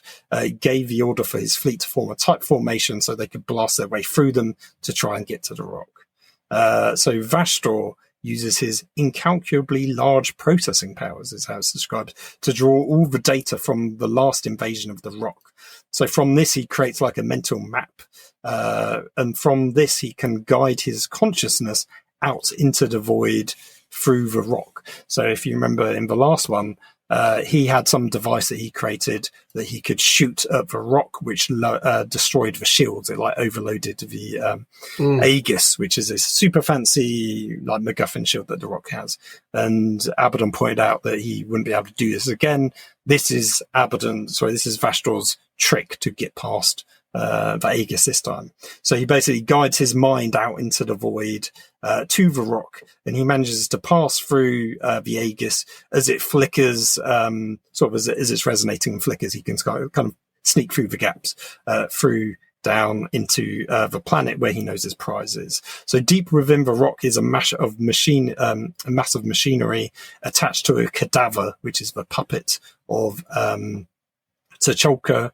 And through which he can then start communicating with the T'Chaka engine. And he offers it a chance to reunite with the Plague-Heart and the Roborus, which is obviously what it's really longing to do. As the the warning sirens go off all on the rock, because they note that there's a spiritual intrusion. The machine agrees to Vastor, and soon a swirl of energy appears. Vastor appears as a corporeal form, so he's like, very briefly manifested onto the rock, but then the swirling energies carry on and he whisks both him and the T'Chaka engine away into the ether. Azrael basically is accompanied by Terminators and Blade Guard, both in bone armor, so obviously they're like the Deathwing, right? And he's trying to reach the Warp Forge Palace Spire, but they can see that they're like a quarter of a mile away still. But with the tower wall gets blown out through all the fighting, and he can look up and see the fight that's happening high above, where Angron is slightly wounded, but he's slaughtering his way through the Blood Angels. Azrael and the Terminators, from their far distance, let out a blast of deadly, accurate, long-range firepower, because they're just that good. Angron manages to sort of see it, and he spins round as he sees the impacts of the fire that's come from Azrael, and it gives Dante an opening to attack. However, Angron spins back around and counters, and their axes clash in a shockwave, which basically blows Dante back because of the force. He then goes crashing into some stairs, and he collapses to the floor. Meanwhile, Angron's about to make the killing blow on Dante, but tendrils of mist appear, shifting into the shape of half-remembered trees, whatever that means. And a tall hooded figure steps forth from the mist, accompanied by black-clad Marines. Who could it be, Dan? I mean, half-remembered trees is an incredible sentence in and of itself. But well, obviously, it is the namesake, it is the lion, and I bet he turns up and hits Angron with his sword and kills him, but not really, because it's Angron.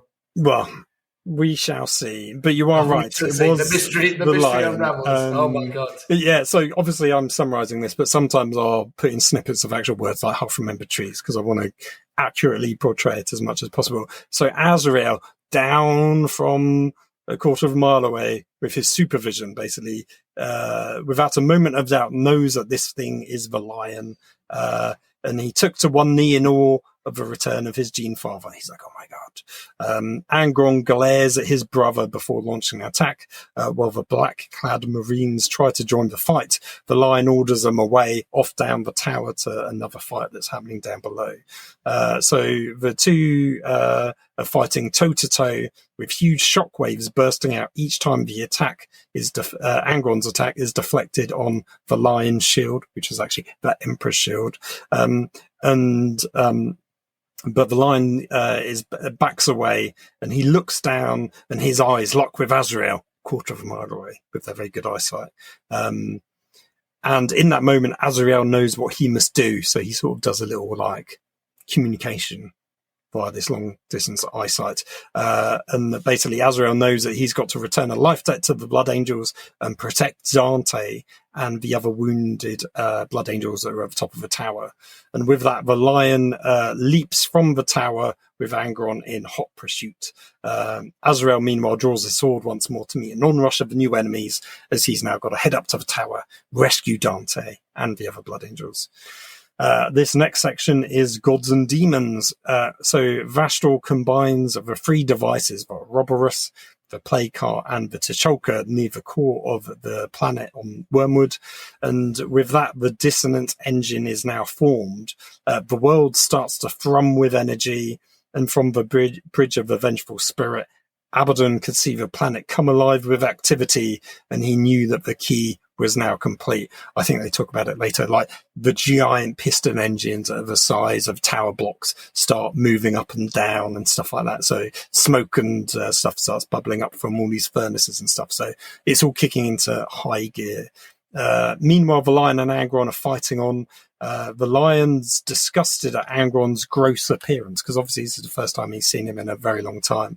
But meanwhile, Angron sees little other than just another foe to slay. So even though it's his brother, he doesn't care. He's just filled with rage, and they go on about his the butcher's nails thrumming in his head. So Angron rips apart a huge stairwell, but the Lion leaps from it clear, and it's in that moment he recognizes the pre-imperial architecture of Caliban, but couldn't dwell on its importance. So at this point he's like, wait a second, this is Caliban. Angron's relentless on the attacks, and he finally sees an opening where he could land a kick to the Lion's chest, and it cracks his armor.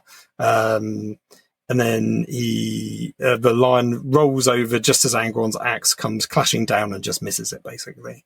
They end up on the edge of the roof, but he leaps off. So I think this is the Lion leaping off some 30 feet below. Angron jumps down onto the Lion, but is knocked back from a blast of the Emperor's shield. He then throws a Predator tank at the Lion in rage, because he gets annoyed every time the shield knocks him back. As you do. Which he dodges, but then he gets hit with an Impulsor, because he's like, right, the Predator won't do it, I'm going to chuck an Impulsor at you, which is quite mad. After several more blows, the Lion deflects again, but slightly poorly with the shields, because he doesn't angle the shield quite right. And he himself also gets knocked back off the platform from where they were. And once again, Angron's in hot pursuit. It feels a bit like, and I've only just realized this, it's a bit like those, was it like Tekken? You know, you're doing like a fight in a video game, and you like knock one through a wall, and then you're in like, or you jump down and you're like having your second bout on this new floor, and then you can knock yourself off that platform and go down to another. Yeah, it's quite commonplace in, fighting games for conflicts to transition from location to location. Yeah. Because this has happened like 3 times now, in terms of knocking each other off, or the Lion's jumping down and Angron's in hot pursuit. So Azrael reaches the tower, and only Dante and 4 sanguinary guard are left alive. The rest are all dead.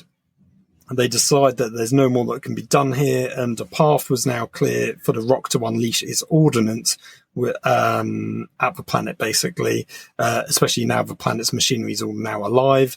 The Vox, and because of that, the Vox and ore specs had returned to somewhat normal. So weirdly, now that the planet is actually alive and kicking, they can start to communicate with, using the radio, as it were. So locations across the planet get designated as extraction zones, so they might return back to the fleet. So basically, the Dark Angels and Blood Angels, we need to get out of here now because there's not much more we can do. Without Angron, because he's obviously gone off to fight the Lion, the remaining Cornate forces at the Warp Forge palette start to lose. But there were still many forces there that Azrael, Dante, and the surviving members would have to punch their way through to reach the nearest extraction zone. As for the two Primarchs, they're battling closer and closer towards the planet's core, where real space blends more and more with the warp. So stuff starts shifting around and stuff getting weirder and weirder, basically, the closer they get to the planet's core. Angron's blows land with a blast of hate manifested into flame, while the Lion's cunning manifests into misty shadows in which lay the trees, and interestingly, robed figures peer from around the trees before disappearing. So I guess that's the Watchers. So I don't know if the Watchers have something to do with his warp travel through the forest walk, right? But that's sort of what it alludes to here. I mean, they possibly do. It's not a skill set that they've necessarily demonstrated in the past, but why wouldn't they be able to do that for the Lions? Who knows? And then this is probably the worst bit of writing comes up next. Basically, Brilliant. The Aurak Myriad is destroyed. It's literally pretty much written like that, completely off camera, so to speak. Like, they don't do any build up to it. They just go, yeah, it's destroyed now. And I was like, wait, what? Was there a bit I'm misreading? So yes, the Aurak Myriad is destroyed. The heretical fleet is now outmatched, with many choosing to ram their ships suicidally into loyalist warships and overload their warp drives, blowing them up. Meanwhile, the Rock is creeping forwards, slowly speeding up to reach the planet and reinforce what remains there of the fleet. And it's a bit weird because the Ark, the whole storyline is Arks of Omen, right? This is like the flagship Ark attacking, either the Rock or defending part of the planet, and it just gets destroyed, and there's no build up or explanation of even how it is destroyed. It's like, oh yeah, this thing, yes, it's just gone now. I was like, oh, okay, great, bit weird. Strong. Yes, yeah. I really didn't like that. I was like, God. Anyway, meanwhile, Angron and the Lion battling down on the planet below until they reach an area of giant pistons which generate a thick fog in which the Lion can hide. A bit like, it's probably like an Arnold Schwarzenegger 80s movie. They're in like a misty street and, he can dive off somewhere. So the Lion is hiding, much to the annoyance of Angron, and Angron gets really annoyed because he can't see where the Lion is. The Lion keeps darting out, striking Angron from the side, hitting Angron with the Emperor's shield, which sends him flying upwards in the air. And this keeps happening again and again. And Angron gets increasingly more enraged every time.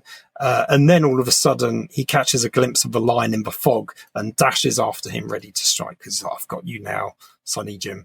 However, the Lion falls to one knee and braces his sword sort of against himself as Angron just charges into it. And the sword, fealty, bursts through to the back of his neck. So he literally, it's that old thing of someone ran at me and they just get impaled on my sword. I didn't mean to kill them, Governor. And basically, so it goes all the way through to the back of his neck, which I think is exactly what happened to someone else in one of the previous books. Maybe it was Farsight. I think he stabbed someone into the back of his neck as well. Accidentally. Yeah, it just happened. So Angron falls and is unable to, so he's down on the ground, but he's unable to heal the wound because the sword's still in him, basically, because normally he's got a great ability he's sort of Wolverine-esque healing abilities. But he can't do it. And then before he can react, the Lion stands above him, shield in both hands, hot take, a bit like the not Captain America in that awful Winter Soldier and the Falcon show.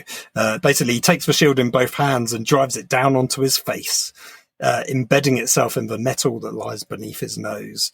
And with that, instantly, Angron's form blows apart back to the warp. Meanwhile, weary and battered, the lion picks up the sword from where it lays on the ground before taking off towards the nearest extraction zone to rejoin his Unforgiven. Now, that was a summary of the fight. It went on for many pages of them fighting back and forth, going to new locations. But yes, he gets a shield in the face. How did you feel about that, Dan? I mean, yeah, it's no worse or better than he's got in other stories. Again, obviously, because he's a demon, you can kill him off because, you know, he's going to come back. That's obviously been well established with Angron specifically. It's just that thing I think often with this stuff where it's like Lionel Johnson is fighting Angron because the Angron model has to come out, and it's Lionel Johnson because the Lionel Johnson model's coming out, and Dante's there and Azrael are there because their models are coming out. And they're all fighting against this new super demon who is seemingly unimportant to this moment, at least, because that model's coming out. And it's all that thing where it's like, I understand that, like, that's the business, and ultimately they've got a suite of different miniatures. And I'm sure this is how it works. They basically just go like, you know, like a sort of villain of the week type thing where they go to the rules writing team and say, right, we've got this, and this. It's very similar with what happened with the Psychic Awakening, right? They would have been like, here's a guy called Belisarius Cool. Here's a bunch of people with him. Here's a new Elder God and a bunch of people with him. Oh, for not Psychic Awakening, the Gathering Storm. The Gathering Storm, sorry. Yes. And then in the case, no, probably. Yeah, and in the case of Psychic Awakening, they did the whole, we've got some Inquisitor miniatures, or one. We've got like some Necron stuff that we want to lean into as we're doing that in a big way for Ninth. So do some stuff with that, basically. But like, yeah, I think that's the thing. Like the story of like Lionel Johnson and Angron fighting each other just has a bit, it doesn't really, like, it would have been nice if they had a conversation, wouldn't it? Right? Like if there was an actual reason that these two narratively kind of came together like this, because like, it feels very unearned because, you know, Angron and Lionel Johnson don't really have the same history as Angron and Sanguinius. They don't really have even maybe the same history as like Angron and some of the other, Primarchs that were there when the Emperor kind of plucked him away from the his home planet and his kind of last hurrah. I mean, that's always the great thing with Angron, is that, you know, he is this kind of hate-filled character because he was supposed to go out and fight to the death with his, you know, with his adopted sort of like gladiatorial family in this big, like, you know, conflict. And the Emperor basically kind of seized him from that and effectively kidnapped him. And, you know, but like, it's always that thing where it's like, I don't like the idea of Angron not recognizing him, and I don't like the idea of Lionel Johnson turning up to fight him because it's sort of just a bit of a Monster Mash thing, and it's like, oh, big scary guy, off I go. So I don't know, like it feels like that stuff. It all just feels very conveniently. Well, yeah, I guess the line in this respect is Gandalf, the last moment, turning up to save the day. Like, he's the hero to save the day. And but Gandalf didn't turn up at the last minute to save the day. He was with his party and he did what he did. I'm assuming you're referring to the to the sequence with the Balrog. No, I was thinking more of the Riders of Rohan. So once he sort of died and disappeared, and then comes back with the riders during was it Siege of Minas Tirith, I think. Yeah, but he told them to expect that, right? Like he foretold his coming. Yeah, well, yes, that's true. He did a whole thing where he said, "I'll be back. I'm gonna go get on my special horse and go get some people to sort this out." Yes, you know? No, that's true. Anyway. Yeah. This is very different. It's just sort of a random kind of like, again, using the fighting game analogy that you talked about earlier, it's just like having open matchmaking turned on, and then it's like, or being at the arcade and someone's put a pound coin down. It's like a new challenger. Yes, yeah. You're like, okay. No, true. No, because obviously I kind of like the fact that Angron's like, I don't care who this is. It's just something I want to kill because it's just a rage-filled beast. But I care. Yeah.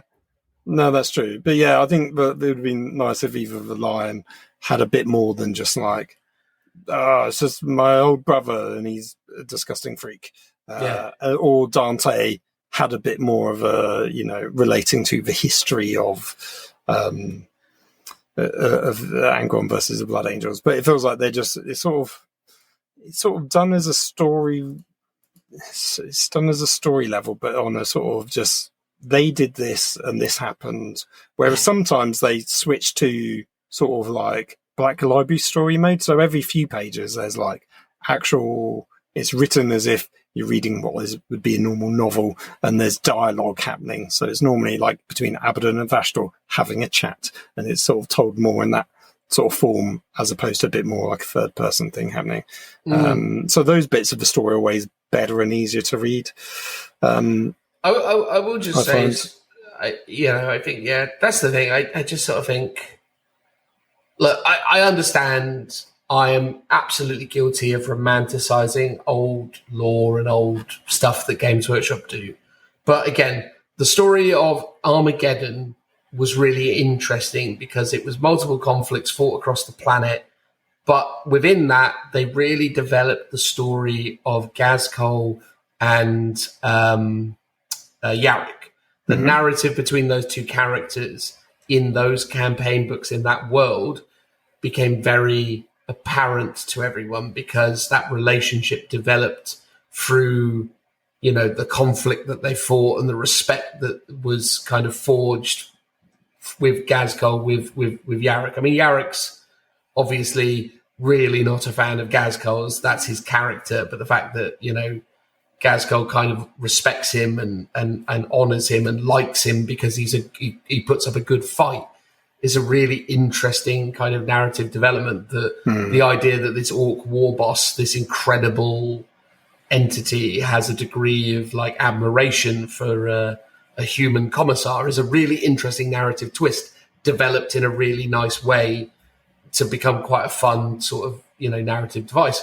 The fact that Lionel Johnson rocks up and meaninglessly has a fight with a character that has no stakes associated to it, it's just it's very throwaway is what I'm saying.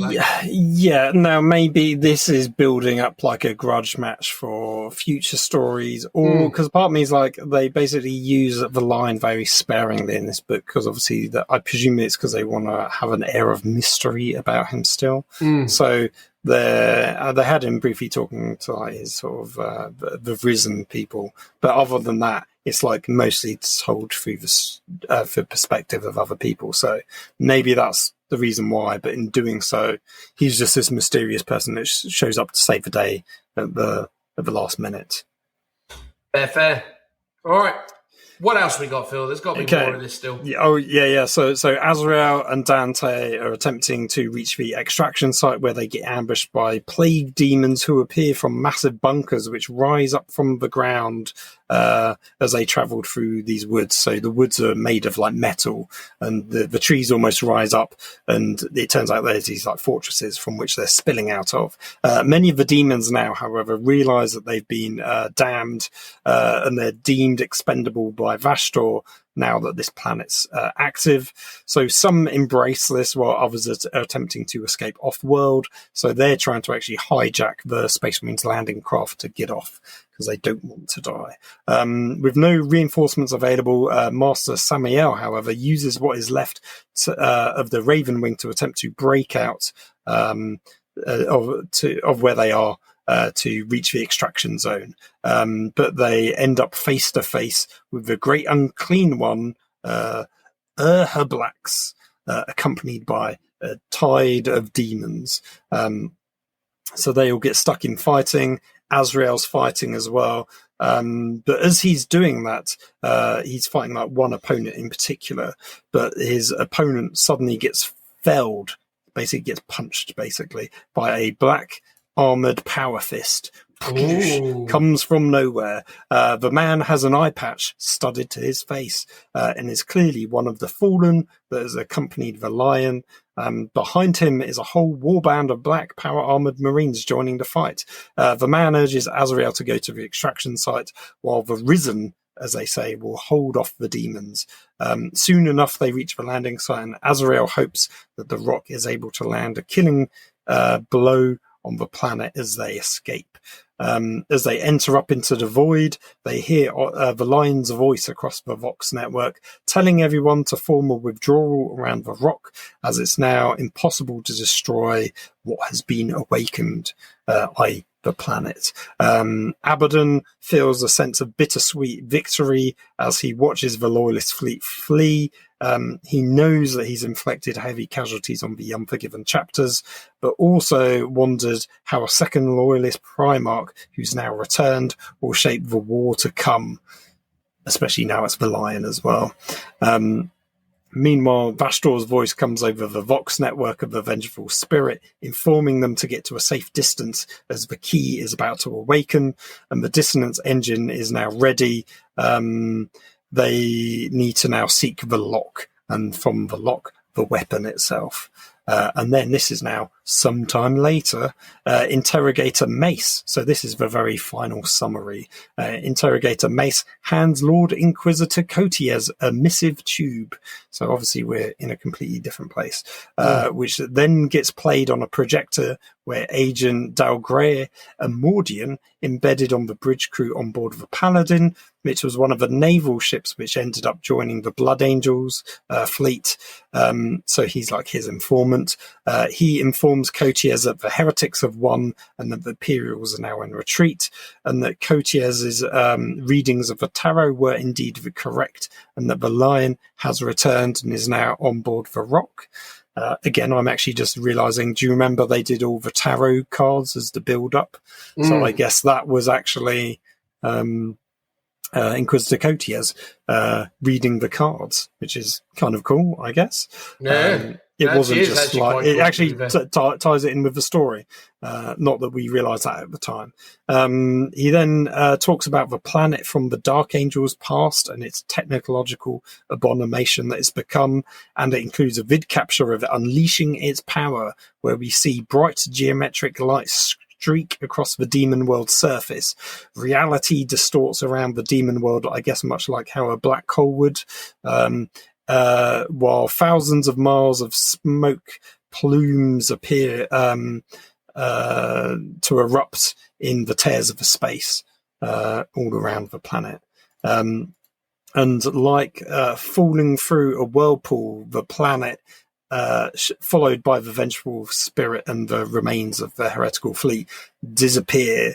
A strange rift in space was all that remained, basically, and then the recording ends. So there's quite a cool, vivid design of how the dissonance engine's working as the planet effectively falls through space and disappears, taking with it the chaos forces. Cotiez barks at the interrogator, who was unable to process what she had just seen, sort of like she had a "my brain has broken" moment, because she's like, dear God. So Cotiez has a go at her. Cotiez says that he wants to speak to the Aeldari, as the Tech Magos in the video mentions, he refers to it as Xenoform Sunrealm Gateway activation. So they know, he reckons that the Aeldari must know what this is. So he's like, let's get them to check it out. Cotiez also recalls the poor offer of help that the Aeldari had given them in relation to the Bell fleets, and that he had refused their help for fear it meant sacrificing many human lives in place of the Aeldari lives. I can't remember which book it happened in. It might have been Vastor, or part of the Abaddon book where we hear it, and he's like, I sent the Aeldari away, and I informed them that they're lucky to be going away alive, basically. So he's got many questions from Abaddon and Vashtor to the planet and the remaining Bell fleets that are out in the wild. He gives orders to activate every asset they have and to make contact with the Grey Conclave, and additionally contacts within Fleet Septimus, because they know that they cannot fail or all will be lost. The end. The end. Okay. So a kind of a victory for the Chaos. Obviously, Angron died, so that was the win for the Imperium. But the key is active. They've headed off to find the mysterious MacGuffin weapon. That I'm slightly disappointed that we didn't get to find out what that is, but it's obviously setting up, presumably, the next storyline. It's just a matter of when we actually find out about the next bit of the story, right? Is it going to be between the end of 10th and the beginning of 11th edition when we get the conclusion of this story, or is it going to be told to us partway through 10th edition, which would be cool? Because obviously the Leviathan box is all about Tyranids. It's got nothing to do with this story, right? Mm. Yeah. Here's the thing. I genuinely think that I think this is the thing, right? You set the challenge, right? Okay, you've got these characters, as I've said already. We know who they are. Angron. You got Angron. You got this new demon prince, Vashtor, who is a blank slate, right? But from a model perspective, very clearly channels that demon Dark engine, vibe, Dark Mechanicus type vibe. So you have to go down that route because that's clearly what that model is telling you. Angron comes with a lot of history, rules, and fluff and flavor. Azrael comes with a lot of history, rules, fluff and flavor. Dante even more so. Lionel Johnson also, but very little within the kind of 40k realm. So in a way, and then obviously Farsight, Snigrot, like these characters became quite kind of, well, Snigrot didn't even really factor. No, he wasn't even in it at all. He was just a model released at the same time, which seems a bit weird. It's like they forgot to include him in the story. So maybe this is the thing, right? Like if you're basically saying like the hook is that from a narrative perspective, the big overlying threat is that Vashtor is collecting fragments that will reform Caliban in the warp, which will then manifest in reality because of MacGuffin. I don't hate that. So I think it's explained a bit later on, which I didn't talk about. It's basically it's an approximation of Caliban. It was never like the planet itself coming back, but elements of Caliban, which were the key fragments, onto, I guess, like this weird, sort of fake version of Caliban to get the dissonance engine running to form like the key. Right? So it was never meant to be actual Caliban, I think, because I think they allude to it later. It's either Vashtor or Abaddon going, this is like a mockery of Caliban, using bits of Caliban, I think is how it's best described. Which again, right, all of that stuff I think is okay. I think where the problem lies with this narrative is, first of all, and also you've got to promote boarding actions, right? So you've got to come up with a reason why people are fighting in space hulks. So the Arks of Omen solution isn't innately awful. The fragments isn't innately awful. The fact that it involves Caliban seems okay, right? Because you can come up with reasons why all of these fragments and why they're scattered everywhere is because they're the exploded remains of Caliban. That sort of narratively works.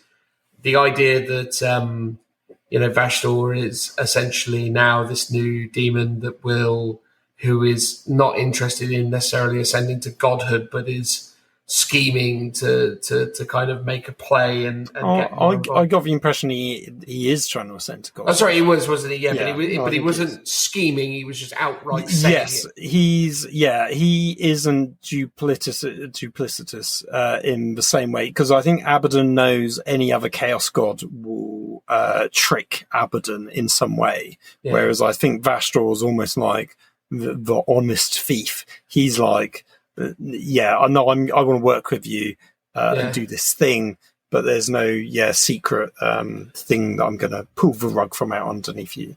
Yeah. That we know of. It might still happen, of course. But in my honest opinion, I think the thing they needed to focus on more were relationships between certain characters that could have been developed into interesting narratives, right? I think they basically got everything wrong in terms of the matchups and when people appeared. Dante should have been in conflict with Angron because that is history, right? Dante is the manifestation of Sanguinius. He wears the death mask of Sanguinius. There is a whole slew of reasons why Dante, as a newly born Primaris Marine, could have some narratively interesting hooks with Angron, and that story makes more sense if Dante is focused on Angron. And then I would probably layer Farsight into that narrative, and I would have basically had the Angron, Farsight, Dante triangle, where basically Farsight is effectively quite similar to those two in the sense that he wears red armor and he's also close combat focused. So I think narratively I probably would have interlinked those three into a kind of interesting story. And then I would have overlapped that with Azrael in conflict with Vastor, and Vastor essentially kind of culminating in the return of Lionel Johnson, but potentially that also playing on Azrael's distrusting nature and also building up that kind of conflict within the Dark Angels, because it's finally the return of Lionel Johnson, and that will have effects on people's kind of loyalties and impact, people's positions. I understand that, they just went with the default. Azrael just hands it over to him. He just goes, oh, it's Lionel Johnson's finally returned. That's not a problem at all. Carry on. I know you're in charge, because all of a sudden Azrael in this story is just granted omnipotence. It's like he just knows, right? Which, fair enough, maybe that's a Primarchy Space Marine thing, but yes, Azrael's never known the Lion. No, but it's sort of deep within him, he can tell. Yeah, but it's just a very weird thing, and I think that's the problem with it. It's I think it would have been more interesting, because one of the things they did really well with Calgar in the stories of the Return of Guilliman is how Calgar was diminished in his position, and now that Calgar basically ended up being the warden of Ultramar, he basically ended up being in charge of all that. But obviously Guilliman now runs the Empire. But that was always interesting, because there was a bit of tension between those two that was resolved. Azrael has been in charge of the Unforgiven, the Dark Angels, for a long time. So there's that element. And I think that would have made more. But I think as well, and if you needed it to culminate in Lionel Johnson fighting against Angron, maybe you needed to also kind of build up those historical bonds of brotherhood between the Dark Angels and the Blood Angels, and try and actually create the relationships between Dante and Azrael more. So it feels to me, really, the story should have been more about Dante and Azrael, is basically what I'm saying. I think the story should have gone there, and I think the antagonist in Vastor and then later Angron could have been better managed by telling the story from the position of individuals who are themselves under pressure and maybe a bit more limited versus the kind of superhuman exploits of some of the others. And I think, again, there could have also been a nice little interaction when Lionel Johnson comes back and he sees that Dante has formed a relationship with Farsight during the results of what narrative they were telling together. And Lionel Johnson, being of the old school, is very much Purge the alien, much more kind of not understanding of what's going on here and understanding these allies of convenience, because he doesn't really get why you would do that anymore, like that kind of stuff. So maybe there would have been I just think this is the thing. It just sort of feels to me when you actually put it all together, I think the core premise is fine, but I think they just didn't really do enough to really get anything over. It just felt like every single thing that was happening in the story was just a series of stuff that happened, and nothing felt weighty or significant at any point. Yeah, to an extent. Obviously, Return of Caliban's like a weighty, significant event, but until they basically tell you that's not what happened anyway. Oh, yeah, it sort of is, right? Well, they turned it into an engine. It's like a yes, but it's still the planet, right? It's still, but it isn't, because they said it isn't. Well, it's like a demon world, I guess. Yeah, it's made as a mockery of Caliban. It's not Caliban. Yeah, I guess so. I think that was my taking of it. Yeah, of what the final result of it was. That it wasn't. I would take it was bits of Caliban formed, or anyway. My point was, over the course of the 5 books, there's a very loose arc in the story. So it's mostly the story over the 5 books is Abaddon and Vashtor make a pact. They go and collect key fragments, and every book is a couple of those spell fleets getting key fragments. The Farsight one, they get one of the key bits, which I presumed was either the Ouroboros or the play cart. Probably the play cart, I think. I think that's one of the ones they got there. Obviously, the T'Chaka engine is from the Vashtor book, because that's Vashtor's failed attempt at getting that one. Potentially, maybe the Ouroboros was from Angron's book, but that not particularly alluded to, really. But that might have happened, right? But overall, it's like the events of each book is inconsequential to the main storyline of we're just gathering key fragments, and then the last book is the gathering of all the key fragments. We've got all the key fragments and these 3 extra things, which they never really... It took a while for them to really explain that there's these key fragments plus 3 really important things that I think initially they allude to as also key fragments, but they're kind of not. So that was a bit odd. Whereas if you think about the Gathering Storm books, that is a very sequential series of events. First one, I think, is like the death of Cadia. The second one is like they're on the run from the chaos, the remnants of the fleet. They go and I think that's when they pick up Gilliman, or it's more to do with the fall of Baeltan and the creation of the Avatar, right? Or a bit of both. And then the very last book is Gilliman having now been resurrected, going through space, trying to get to Terra, and then he can reach Terra, and it's like, we're all happy days. And then he's like, I want to start the new Indomitus Crusades, effectively, or laying the foundations of that. So that was very much like, a linear story, a 1, 2, 3.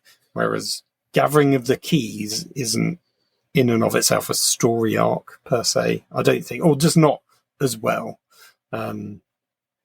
Yeah, I just think that's the thing, right? Like, I think Abaddon didn't really need to factor in it other than being a kind of supplementary character. The Arks of Omen Abaddon book is just pointless. Well, I quite liked it, although it felt like a much shorter story. It was just the setup and explaining what the arcs were. But again, it's that thing, like, we can acknowledge, this is the thing, I feel like what the first book should have been, seriously, in terms of the release schedule of these things and how they did it, I think they should have started out with Dante. I think Dante could have been like the heart of the story, and then Azrael would have been more of the kind of like, not antagonist, but again, just sort of Azrael would be kind of wrapped in the consequences of these actions. Vashtor should absolutely be the antagonist, and obviously Angron's the heavy, and then at the end, Lionel Johnson is the kind of not protagonist, but he's like the redemption angle. He's the MacGuffin at the end of it, right? Yeah, he's the reveal. And I think that would have worked narratively. I think if we built a story around Dante, because that's the other thing as well, we don't really spend very much time with Dante in the Nihilist, and we don't spend very much time with him dealing with what he's dealing with within this conflict. Well, no, that's true, because he sort of he gets brief. Well, he appears in.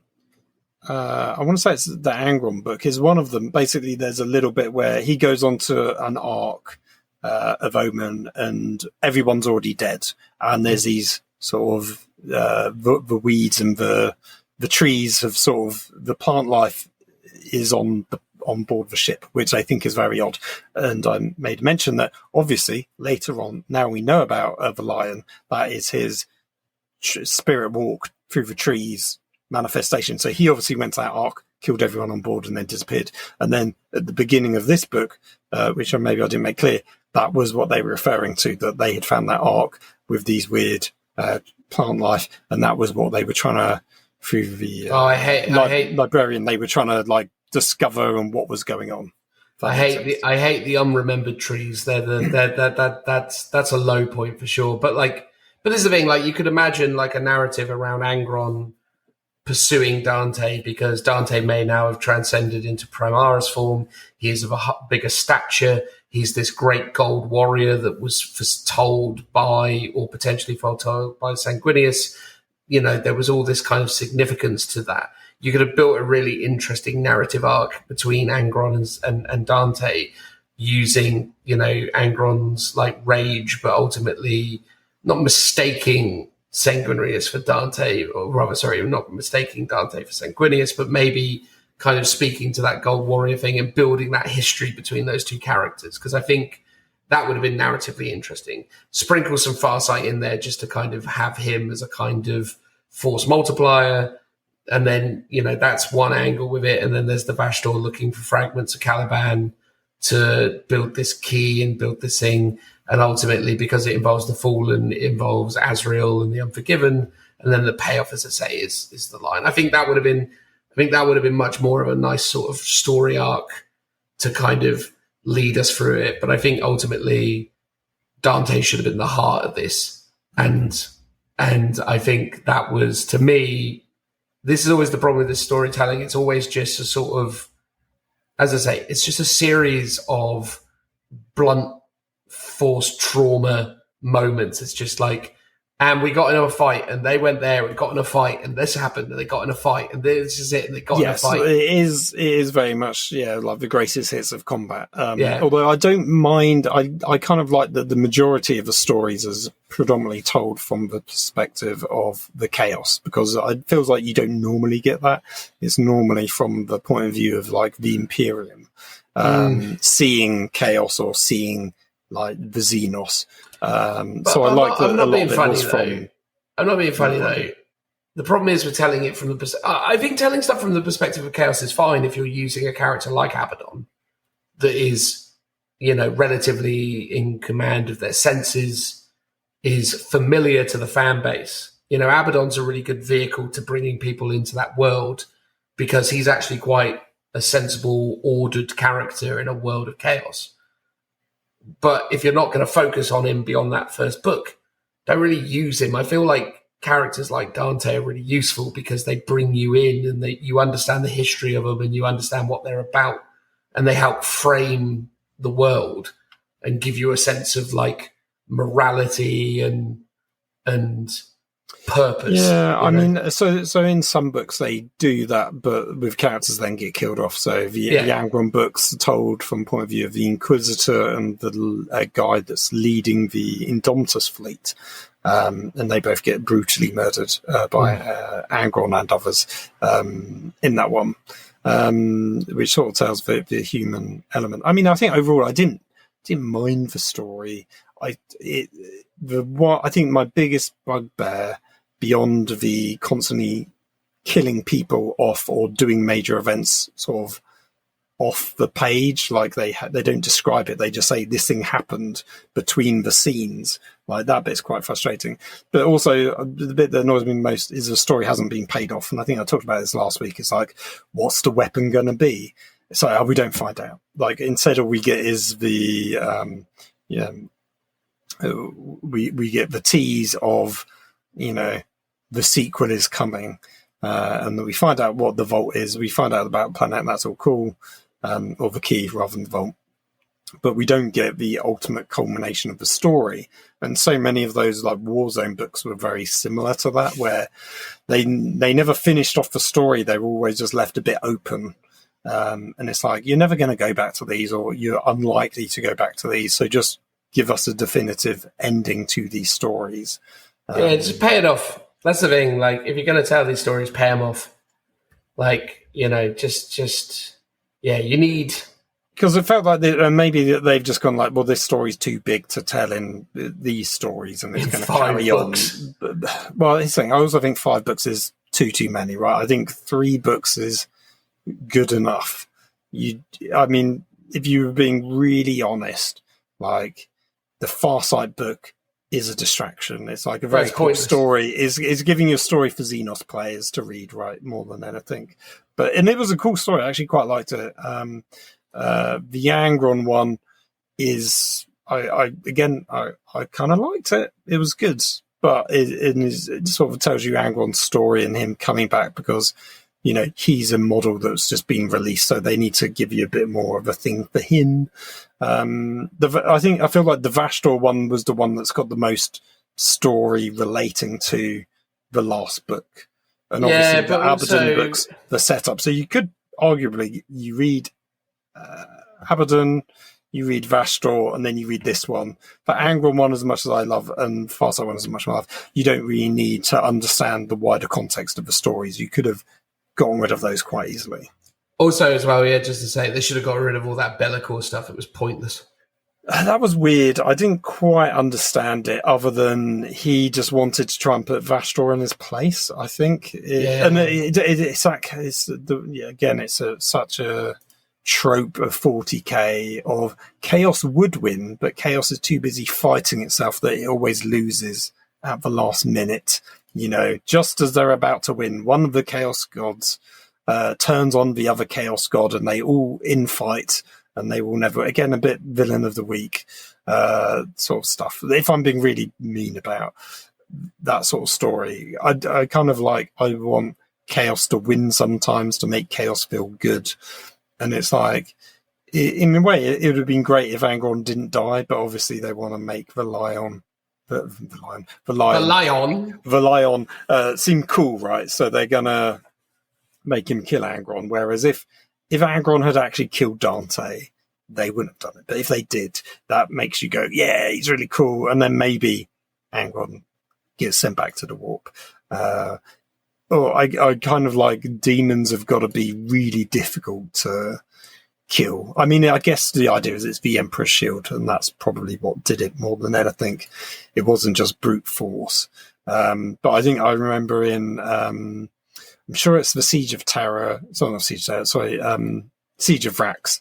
There's like a demon, like a demon prince, I think. And it has to get banished by like 50 Grey Knights. Great Grey Knights to like try and banish him back to the warp. It takes a lot of them and a lot of effort to do that. Whereas I know the Primarch's a Primarch, but smashing someone in the face, it should be a bit harder than just that to kill Angron. But I guess that sort of is what it is, really. He's the I die and come back guy. Well, I mean, to its credit, right? I think obviously the death sequences that occur in the Horus Heresy novels are better earned, but Angron is killed off, albeit temporarily, by other Primarchs, and Lionel Johnson is definitely up there as one of the more superior, like, Primarchs. Martial prowess. Yeah, exactly. He's a darn good fighter. But his skills are always...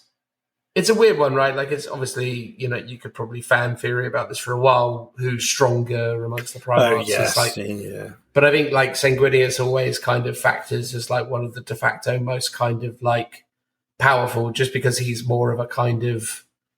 He's just sort of such a rage-filled kind of, like, wrecking ball kind of character. He's, like, much more sort of supernatural than the other ones. Like, Magnus has, like, incredible psychic power. Yes. But it's almost like Lionel Johnson is like one of the really powerful fighters in a one-to-one thing, but he almost feels relatively limited versus, say,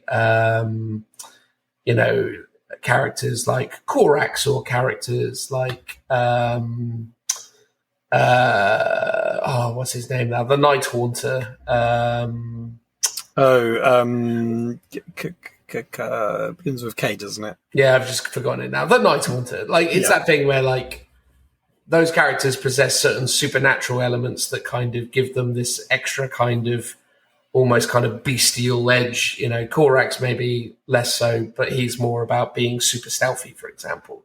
And then you get characters like Lehman Russ or the Khan, who are more sort of feudal or more kind of, bestial themselves, but still quite, they're quite ferocious characters as well. Whereas Sanguinius feels like a very powerful character overall. So it's like, would you say like, but Lionel Johnson definitely is a really, really, really skilled combatant. And it's that thing. It's like based on the characters that have dispatched of Angron up to this point, it's not unreasonable to assert that Lionel Johnson could be one of those. It's just that thing where it's sort of it's all just wrapped up a bit too tidily, Yeah, I think it was because it was a bit weird how it was described. Like he sort of falls down and the Angron just sort of slams into him, into his sword. But which is again very like a movie trope, right? But I think it was meant to show that he used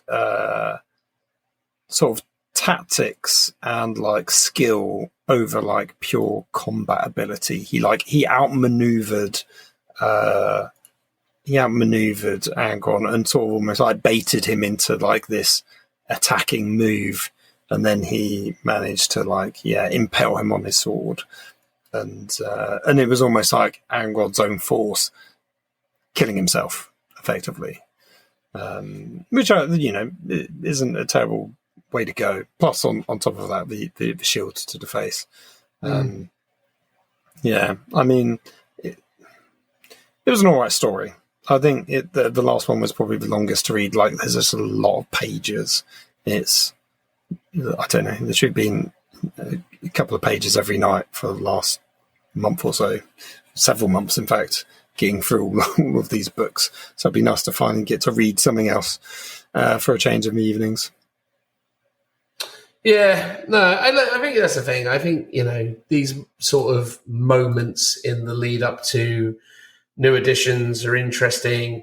I just think that's the thing. Like you say, it's like you want it to kind of, ideally, you would want it to have culminated in something relating to the Tyranid War, which is another reason why Dante would have been a better move, because Dante also has that going. Yeah. So what I would have, I think, if we were to off the cuff make up a fan theory or fan fiction, right? If they had found the key, they had activated the weapon, and the weapon is what unleashes the Tyranid somehow onto the western side of the Imperium. So leading into 10th edition, you've got this new tendril of the Tyranids, which has somehow been manipulated or created by Abaddon to put more pressure on the Imperium. That would have been a great payoff that goes directly into the new launch box.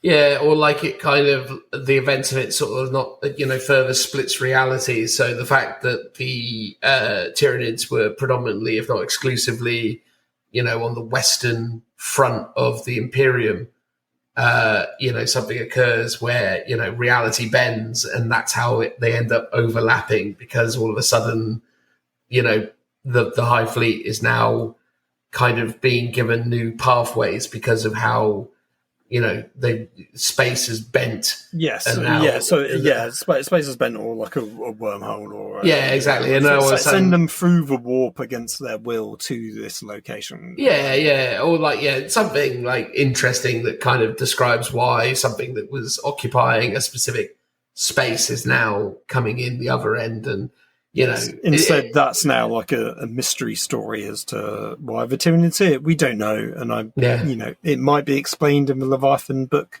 It probably won't be. It'll just be, it's a thing. I didn't know if it related to because I think I saw somewhere, but I didn't know if it's actually true or not, but maybe it was just a fan theory that in one of the Warzone books, was it Chownath? No, Octarius. So they created like the cordon of the orcs fighting the Tyranids, and they end up fighting each other and getting bigger and bigger. And eventually the Tyranids and the orcs burst through the cordon, and it was potentially those Tyranids that are forming this new tendril into the Imperium. And if that was the case, that'd be great, because what I want to see is a story impact another story and they all sort of lead into or tie into each other. That would be great, which is why I thought if this ended and it led into the story of 10th edition, that would be great. Obviously it's going to lead into a story, I guess, down the line, but we don't know if and when that'll ever appear. I guess it's probably when they've got a next round of Chaos releases, right? Maybe it's when the Emperor's Children are gonna get their miniature release, which is bound to happen at some point this edition.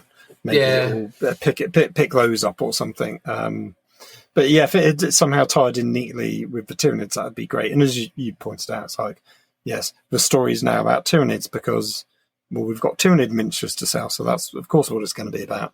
And I guess trying to tie Tyranids to Chaos in is quite difficult, but as we said, if they could have redirected the Tyranids, that would have been, kind of a simple MacGuffin. And that would also tie into this theory of some kind that either the Tyranids were created by the Old Ones or maybe, are able to be controlled by them, and that's how it's happened. Instead, I'm really interested to see what that payoff is. What is this old one weapon? Like, that's got to be good. And I said it in the last episode, like, for this story to really be a payoff, that's got to be a good mystery box that gets answered. They can't just leave it as a mystery box, and that's sort of the frustration at the moment, is it's still unsolved. But that's the thing, because obviously the thing about, again, not to keep banging on about Dante, but Dante is a character that's in charge of that whole southern region of space, right? Northern region. Oh, has he got the northern region? Well, at least on the map, it's at the top, the Nihilus area. Fine. Because and the Nids aren't coming in there; they're coming in more southeast, aren't they? They start southeast predominantly. Yes, but again, coming to the west now. But again, obviously, that's a decision Games Workshop made. It's all fiction. They could have had it that they came in to the northeast. I think there might even be a couple there, but because they're sort of all over. Really. Yeah, but it would have been that thing, wouldn't it? Be like if they predominantly, like, the main wave of it came in the northeast, and that aligned with where Dante controlled. Because then you could have had like a closing moment where Dante, given his position as the warden, the caretaker of that region of space, is basically communicated with by like the Emperor's Spears or one of the other chapters that occupy that space, and could have just been Dante, we need we need the support of the Imperium, we need reinforcing the Tyranids or someone like teasing that Tyranid attack and being like that thing where it's like, there aren't supposed to be any Tyranids in that part of space. You know what I mean? Like some sort of thing where they like build up the idea that, oh, this is a thing that's happening now, and finish with a sort of sense of peril where they're like, oh dear God, they're not supposed to be there. Because they tease at the end the Grey Conclave. No idea what that is. And they also talk about Fleet Septimus, which is obviously one of the Indomitus Crusades, but I don't know which one. And I assume if you could read up on it, it might tell you which bit of space they're in, which might give you a hint as to what's going on in the future. So that would be interesting. Yeah.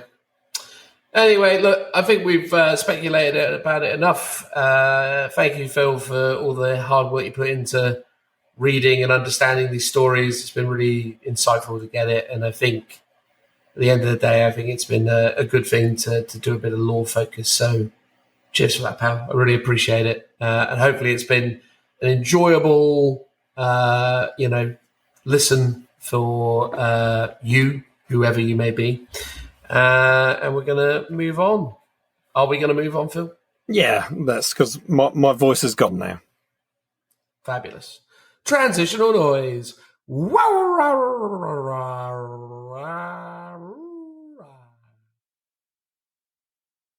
And that is it, everybody. The end of episode 157. Although we assume that you are better informed than the average bear, and you understand that we will now go about having a general ramble.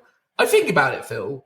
For some people, our general ramble bit at the end would be their entire output. But for us, it's just a little bit of extra stuff that we think we just bolt on to the end. It's it's strange, isn't it, when you think about how much we do in this podcast, you know? Yeah, it's funny you say that. I saw someone on Twitter talk about their podcast, and they were like, "Oh, we've been going for 4 years," and I was like, "Oh, we've been going for about 4 years." 5 years, Phil. 5 years. Oh God, 5 years. It just all blends into one. A bit like how long I've been with my wife, basically. It just all after 7 years, I'd stopped counting. Basically, it's been a good few years since then. Basically, but yes, yeah. I'm glad you put this podcast on the same pedestal as your relationship with your wife. Well, because I'm as committed to you, Dan, as I am to my wife. This is a podcast marriage, don't you know? I am acutely aware, as is my wife, to be fair. True.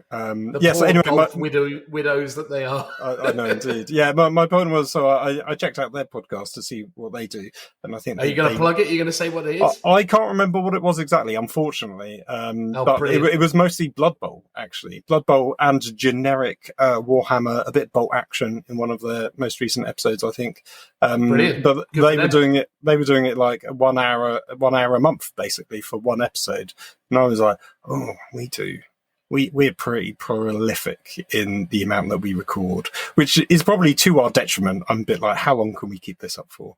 Well, 5 years, apparently. Exactly. And we're just going to keep going on and on. Yeah, well, it's weird, isn't it, right? Because... again, not to kind of like shine a light on the process or big ourselves up, although obviously I'll never shy away from that if I get the chance to do so. But I do think that's the thing. I think, to me, obviously this is our kind of tone of voice, isn't it? This is our style. So I think if we abandoned that style, I think it would obviously upset people who have come along with this on this journey with us and like the way we do things. And I think... ultimately, here's the thing, right? It definitely would be better for us to do more short form content because it's more consumable. There's a Horus Heresy podcast that I cannot for the life of me remember the name of. Again, I actually really like their content. They do some really nice stuff. And a lot of it is just broken down into little bite-sized segments. So they're like, debate what's good. And then you'll get like a 45-minute debate about what's good in Horus Heresy, and then they'll put it up on YouTube with like a video of the two of them just talking, and that'll push a pretty decent number of views on their YouTube channel. But again, it's funny, isn't it, right? Because one of the things that always happens when you do a little bit of something, like you and I have always been committed to the fact that we're just a podcast and that's what we are and that's what we like. It's so weird because you always have these moments, and I'm sure we've talked about this so much throughout the history of this podcast. I'm sure many of our listeners will be bedding in right now going, oh God, it's another one of those weird inside baseball conversations where I'm going to basically be told how the sausage is made once again. But the point is, it's like, it's interesting to me because like, yeah, it's always a real interesting like wrestling match with your ego almost, because you do think to yourself like, oh, I've been going a long time and we built a nice audience and people like us, maybe we could do more, maybe we could be more creative, maybe we should be doing stuff like other people do it. But then it just becomes one of those things where you're just doing stuff for the sake of doing it, and then also it starts to feel too much like a job. I think if I ever started doing this in the way that I was trying to pursue some kind of like accolade off the back of it, I think it would cease to be what it's been for 5 years, which is a really fun outlet for a hobby that both you and I are very passionate about. And it's made a lot of really great connections. I'm really grateful for it. I think it's, helped maintain really meaningful friendships and made new ones. And I'm just happy with where it's at. But I can't lie to you. Sometimes you do think to yourself when you're doing like this outro segment, which is as long as what someone puts out in a month, as you just said. It's like, Jeebus, maybe we are doing too much.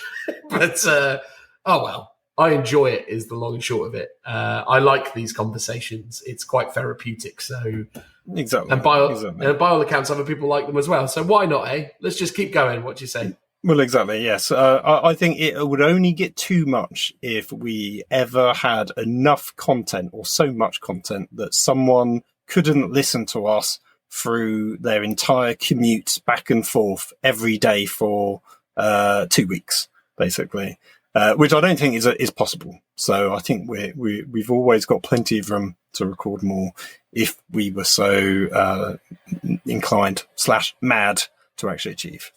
You know what we should have done to mark 10th edition? We should have done a 10-hour episode. Well, I mean, it's not too late to do it because this would be the 10th edition episode. So, you know, Well, you're saying the challenge is set down. Right, and so in the next 2 days, you want to record an additional, let's be generous, and say you want to record an additional 7 hours. Yes. Make it happen. No, What we should do is we should just mic ourselves up and play a game of 10th edition. And just well, put that's it out. true. It's So I mean, I briefly mentioned, I think in the last episode, that we should try and do some kind of live stream as well on Saturday. No, actually, it wouldn't be this. Wouldn't be this Saturday though. It'd actually be the following Saturday, which is the launch of Leviathan, and I'm actually away on holiday then, so it's not possible. Sorry, everyone. Scuppered. It's only because of Phil being on holiday that it wasn't possible. I honestly was really up for it, despite the fact that I literally just heard about it and I couldn't think of a worse thing.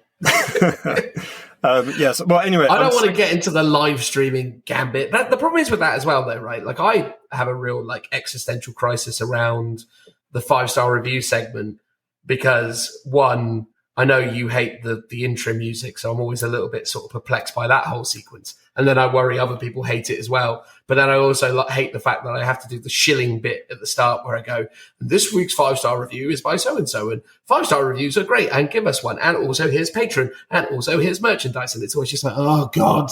I could just feel the collective kind of frustration from our kind of listeners. Though comparatively, I think compared to every other podcast out there, I think you're getting a pretty good deal because literally it's not really that hard a sale, and we're just literally more or less spotlighting a community member. Yes. I mean, we're not plugging Manscaped or a VPN or something. It could be worse, everyone. It could be worse. We did turn them down at one point. One of those we turned down, yeah. Yes. I think that's the thing. But I like it the way it is, man. I think it's good. And again, I suppose the reason it's worth getting a bit sort of into the weeds on it is that it is actually properly our 5-year anniversary now. This has now been going for 5 years, which is pretty wild. We started in the midst of 8th edition. So I think our first episode, if I remember correctly, was Imperial Knights of 8th edition. So, we've been going ever since then. And, it's really awesome to think that we've become part of different people's hobby journeys. I'm always really grateful. And I'm really grateful for all our listeners, but it's always intriguing to me how lots of really amazing, hobbyists and painters and creators gravitate to us. I find that really bizarre. When you get people I won't name names because I don't want to kind of be all sort of isolating individuals. And I also don't want to forget other people because it makes it seem like I'm, being, showing preferences, I suppose. But it's just amazing, when you hear from people who you admire online who create amazing work and they're like, I love the podcast. You're like, oh, okay. That's surreal. I really like your models. It's a very interesting thing. But I also like it when anyone reaches out and talks about it. I mean, that was one of the lovely things about Warhammer Fest was meeting people and talking to them. And I think that's the thing. As I said at the time, I think we're really lucky because we kind of have an audience of, a certain type of person who probably is more engaged in the hobbying, painting, collecting side. Although I think some people obviously are going to be avid gamers. I think most people are very much more kind of hobby orientated. And I think when we were lucky enough to engage with fans at Warhammer Fest, they were all really amazing people who I just really enjoyed spending time with. And, like conversely, I spent a lot of time with Joe that weekend. His fans were a little bit more intense, shall we say. Like, I think the Liam Dempsey fanboys, there was a certain level of like extra intensity to it, because obviously Joe is so much more available because of what he does with Liam these days. I think there is just this greater connection, whereas I think with us, there is still enough distance. So I kind of like it where it is where I'm basically saying. Not that I look down upon or feel, negative towards people who are super passionate about, meeting Joe, for example. I just find it hilarious because, it's Joe, for God's sakes, but people love him. It's like, exactly. It's like, you love him for that reason, I think. Yeah. Exactly. That's it, isn't it? I mean, he's been one of our greatest friends for me, at least, since, God, I've known him now over like 11, 12 years or whatever it is. So it's so funny sort of watching that journey for him. I was at the club, the gaming club near where I live, and some of the guys there are big fans of like Liam and Joe, and they were sort of talking about how much they really enjoy it. And I was like, oh yeah, that's my mate Joe, and they're like, oh, really, Joe? Ooh. And they said something that really stuck with me, and I spoke to Joe about it, and it turns out this is a thing. So when he said, oh, I'm a really big fan of Joe, he's a national treasure and we must protect him, I was like, I'm sorry, what? He's what? And they were like, yeah, he's a national treasure and he must be protected. I was like, okay, sure. And I said that to Joe, and he goes, yeah, no, that's a thing. No, yeah, I haven't watched a huge amount of their content, but I've watched definitely a couple of like live streams and some of their Q&As and stuff. And yeah, I picked up on that pretty quick. That was I didn't. like a thing. That was the first time I heard it. And I was like, I was just like, all right, fine, if that's what you say. But no, God bless him. I'm really enjoying their content actually at the minute. I've been watching so many of their like live streams and stuff because I think him and Liam just do really good output. I mean, obviously there's more than just Joe and Liam. They've got a bunch of different contributors and so on. So it's been really good to engage with it. And I mean, they've been one of the more interesting contributors to the 10th edition kind of marketing machine at the moment, because so many of the other content creators have just fallen into sort of type, haven't they? I mean, have you watched Tabletop Tactics How to Play video? No, not yet. It's an incredible production, right? Like Lawrence and Beard, I think it is, do an amazing job of going through rules and setting up scenarios. But it's like I'm watching it and it's weird because I'm like, are you guys just on the payroll now? Are you just making content for Games Workshop officially? Because it's literally, it's like a QVC segment. They go, and this is the mission available in Leviathan, and everything sort of like ties back. Maybe to they're secretly tinfoil hats, everyone. Maybe they're secretly on the payroll. I just feel like it's good content that's going to generate clicks, basically. Which I think is. Whenever you get a new edition, there's like this real like gold rush to put out content because people or new people are getting into the hobby, or people just want to like learn the rules. And I think weirdly, I think for a lot of game systems, people don't like reading rule books. They'd rather just watch someone explain it to them on a video or something like that. The worry is those people have got to get it right and do a really good job, because if they get something wrong, then everyone gets it wrong. And you saw that a bit in 9th edition with the whole touching cover thing, because that was what a lot of the YouTubers used, because they were all quite competitive players, or because it was like more of an American thing, and it was like that wasn't ever a rule, but a lot of them adopted it as a rule. A bit like how they also, towards the end of 9th edition, started referring to Feel No Pains as shrugs. Did you notice that? Yeah, shrugs was a thing, but it's Feel No Pain again now. But no, it's officially stamped Feel No Pain. I'm quite pleased about that. Exactly. But I think the ramp up for 10th's been really interesting, because it's such an interesting time again, because obviously 8th was such a special moment because it was like the culmination of a complete change in company culture. Like 8th was a time where Games Workshop were just utterly embracing this new community outreach kind of effort. And they were just so much more open and so much more engaged from a kind of community perspective than they ever had been before. Back in like 2014, it was like a barren wasteland where they were suing people who were trying to, monetize content based off of their hobbies and all the rest of it. I know Beasts of War back in the days of like the 2013, 2014 period had lots of like issues that they were very public about with Games Workshop. There's that, I say famous, within the span of the community, there was that mini wargaming video where one of the guys is talking about how he has to basically stop selling Games Workshop product because of the nature of how it's impacting his business, essentially, and how that whole thing created. And it's crazy, right? Like, I mean, admittedly, now that's getting on for 10 years ago, but like that was the thing with 8th. It was like, it was such a gear shift in terms of attitude. It was really amazing. 9th edition was super special because obviously everyone was locked down. People were just looking for an outlet. So I think there was just a lot of hype and excitement around it. And I think obviously 40K is where it is now because of 9th edition, because of the impact of lockdowns, because people just, rediscovered it and re-engaged with it.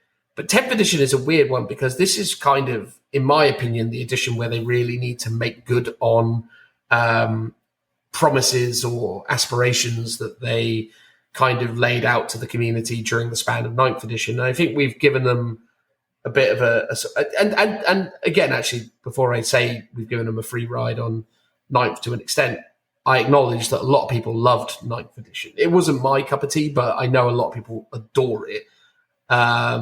The thing, like 10th's been super interesting. I mean, what's your vibe on 10th at the moment in terms of the ramp up of activity and so on? Yeah, well, I was just going to quickly say a thing about 9th. Like, I think 9th is the ultimate customization and probably complexity edition of 40K. Like, if you want to take a captain, you want to upgrade it, you want to give him some cool abilities and kind of, I'm going to give it a 2-up save and a toughness 5. And you can use that to represent different types of armor. Everything that you can do from the army list construction upwards or downwards maybe, is super in depth. And I think, in a way that is a pinnacle of gaming. But I think for most people that was more of a downfall and a frustration because it was a bit of a huge barrier to entry. I think 10th edition mostly seemed really good at the start. I think the presentation of the rules is really solid. I think a lot of things are going to be good. I think a few worries is, as we've seen with the Sternguard Death Watch, that there are some quite janky rules combos, and I sort of said it a few times. Was it devastating wounds and anti-keyword combined is horrendous. And it feels like there's actually, once you get through the weeds of the rules and the abilities, there's quite a lot of ambiguous things that need clarifying.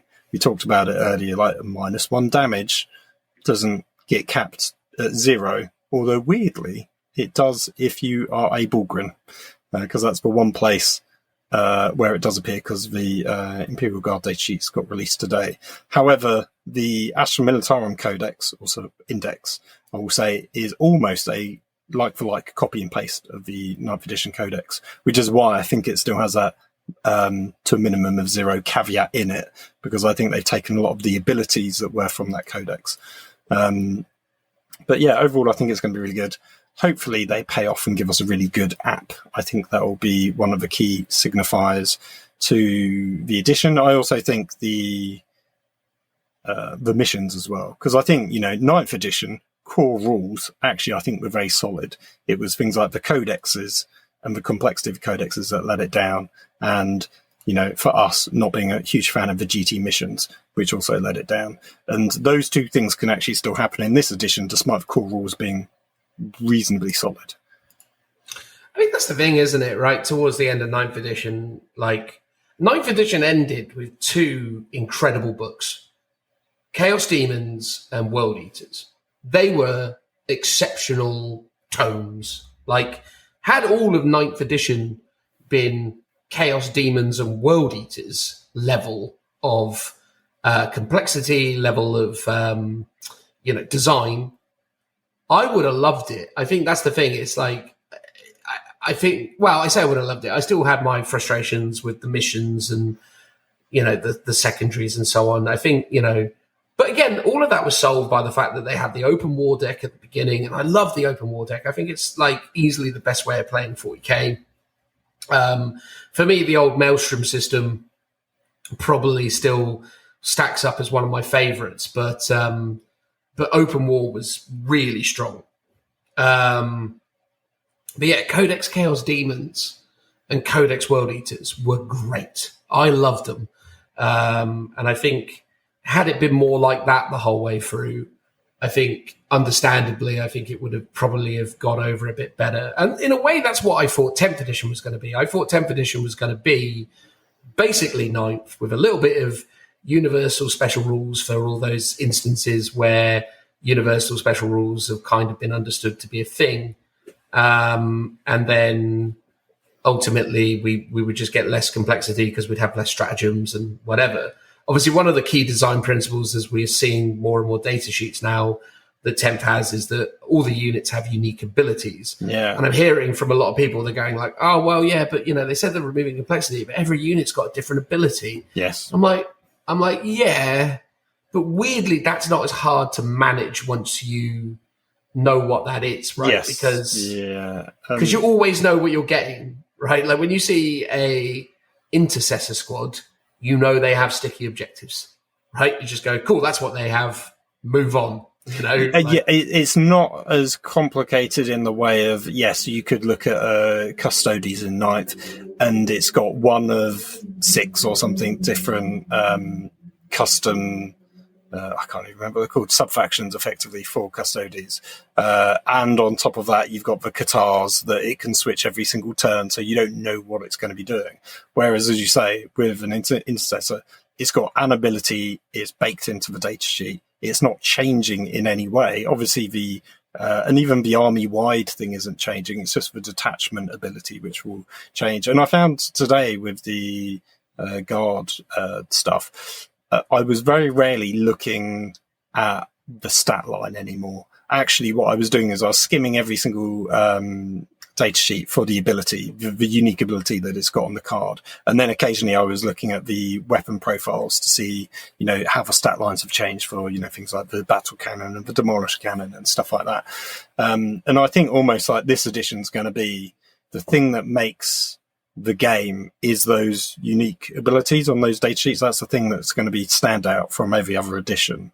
And I think that's going to be the key takeaway when it comes to like list building and playing the game is those abilities. Yeah, I totally agree. I think it's really interesting, isn't it? Because I think here's the thing, right? Like I wasn't expecting 10th to be quite so different from 9th conceptually, like or like from a core rule set perspective. I knew they'd remove psychic phases. I knew they had slightly nuanced the way that combat worked now, so changing priority to your opponent and changing the way that charges and consolidating and piling in, etc., works. So I was kind of okay with all of that. I thought, okay, that's fine, because still certain core concepts probably will remain. But as obviously we've already identified in that lengthy conversation, stuff has changed in ways I hadn't necessarily expected it to. But I do find what's really been interesting is the introduction of these 3 specific lethality weapon moves. So lethal hits, devastating wounds, and sustained. Yeah. I mean, sustained. I really like sustained. I like sustained. I like them all individually. I just don't understand why you would ever introduce a system where they overlap as much as they do. Yeah, on one hand, it's like I don't like lethal hits because you've gone out of your way to make a whole toughness system super robust against. So tanks are almost or very difficult to wound against low strength weapons. Guard have army wide lethal hits effectively. Yeah, 6s to hit auto wounds baked into their entire army due to the data sheet attachment. And then on top of that, you have loads of ways of either giving that to units or, they're baked into the weapon abilities. So I kind of get it, but I sort of don't like it because it can break the game and potentially people could just run a lot of high value shots, but like low damage or low strength specifically, and then just rinse through vehicles and monsters because of lethal hits potentially. And I don't like that could be abused in that way. It's tough, isn't it? Right, because it's weird when you think about. Let's talk about 8th edition, right? Because I get that people get wound up when I start talking about editions like 5th, 6th, whatever, right? But look at 8th edition. Like in 8th edition, weapons had a characteristic, so grenade, pistol, assault, rapid fire, heavy. Those were the 5 kind of like key ranged weapon variables. I don't think I'm forgetting any there. I think those were the 5 that they had. And then obviously they had melee, right, which was like the 6th. Yeah, you had things like Flamer, but that was like an ability written onto the profile. Well, it wasn't formalized as a weapon profile or even a universal special rule like it was in previous editions. Did you mention grenades? Because that was one as well. Yeah, grenades. I think was one of the first ones I mentioned. And that's the thing, right? Like, and each one had pros and cons. You could use a pistol in engagement range. You could advance and shoot assault. Rapid fire could shoot twice at half range. Heavy was -1 to hit when you move. Grenades were one model in the unit can throw a grenade unless you had a stratagem that allowed multiple to throw. But the point is they all had sort of restrictions and ideas baked in. And then they had strength. They had range, they had strength, and they had an armor piercing value. And, between those characteristics, along with specific special rules for those weapons, i.e. like a melter gun would roll 2d6, pick the highest when you're in half range in 8th edition. Obviously in 9th edition, they introduced the concept of +2 or +4 or whatever. But the point was like in 8th, everything kind of stayed in those parameters the whole game. Like nothing ever really changed drastically. What changed in 8th was maybe the bit of extra words they put on it. So they were like, this would, when it hits your opponent, it's -1 toughness or +1 to wound or whatever. But it was all in like the special rules. But within that construct, they kind of basically created the basic idea. Like all the guns kind of worked in that space. Now there would be maybe a gun that, on 6s to hit would score additional hits, or there might be a gun that on 6s to hit auto wounded, or there might have been a gun that on 6s to wound did mortal wounds, right? Like all those things would have existed, but it was super rare, if not nearly never, that a gun in that 8th edition did everything. Like, and I think that's where this sort of universal special rules around sustained, more devastating and lethal really has already kind of shown a bit of a weakness in terms of a design, because it's just stacking too much stuff on top of each other, and it's adding like lots of extra lethality that wasn't ever really expressed in weapons so apparently in the past. Like guns never really ever in 40k until about 9th edition, where they really did start mixing it up massively, increasing the output, etc. But like in 40k, guns have always been powerful. But, this is the first time where we've ended up in a situation where they've attributed all of these almost like board game style, like Magic 6's mechanics to everything, where it's like the game feels more and more that, 6s are super important. So it's like this is how this works, but it's also how those things interact with each other.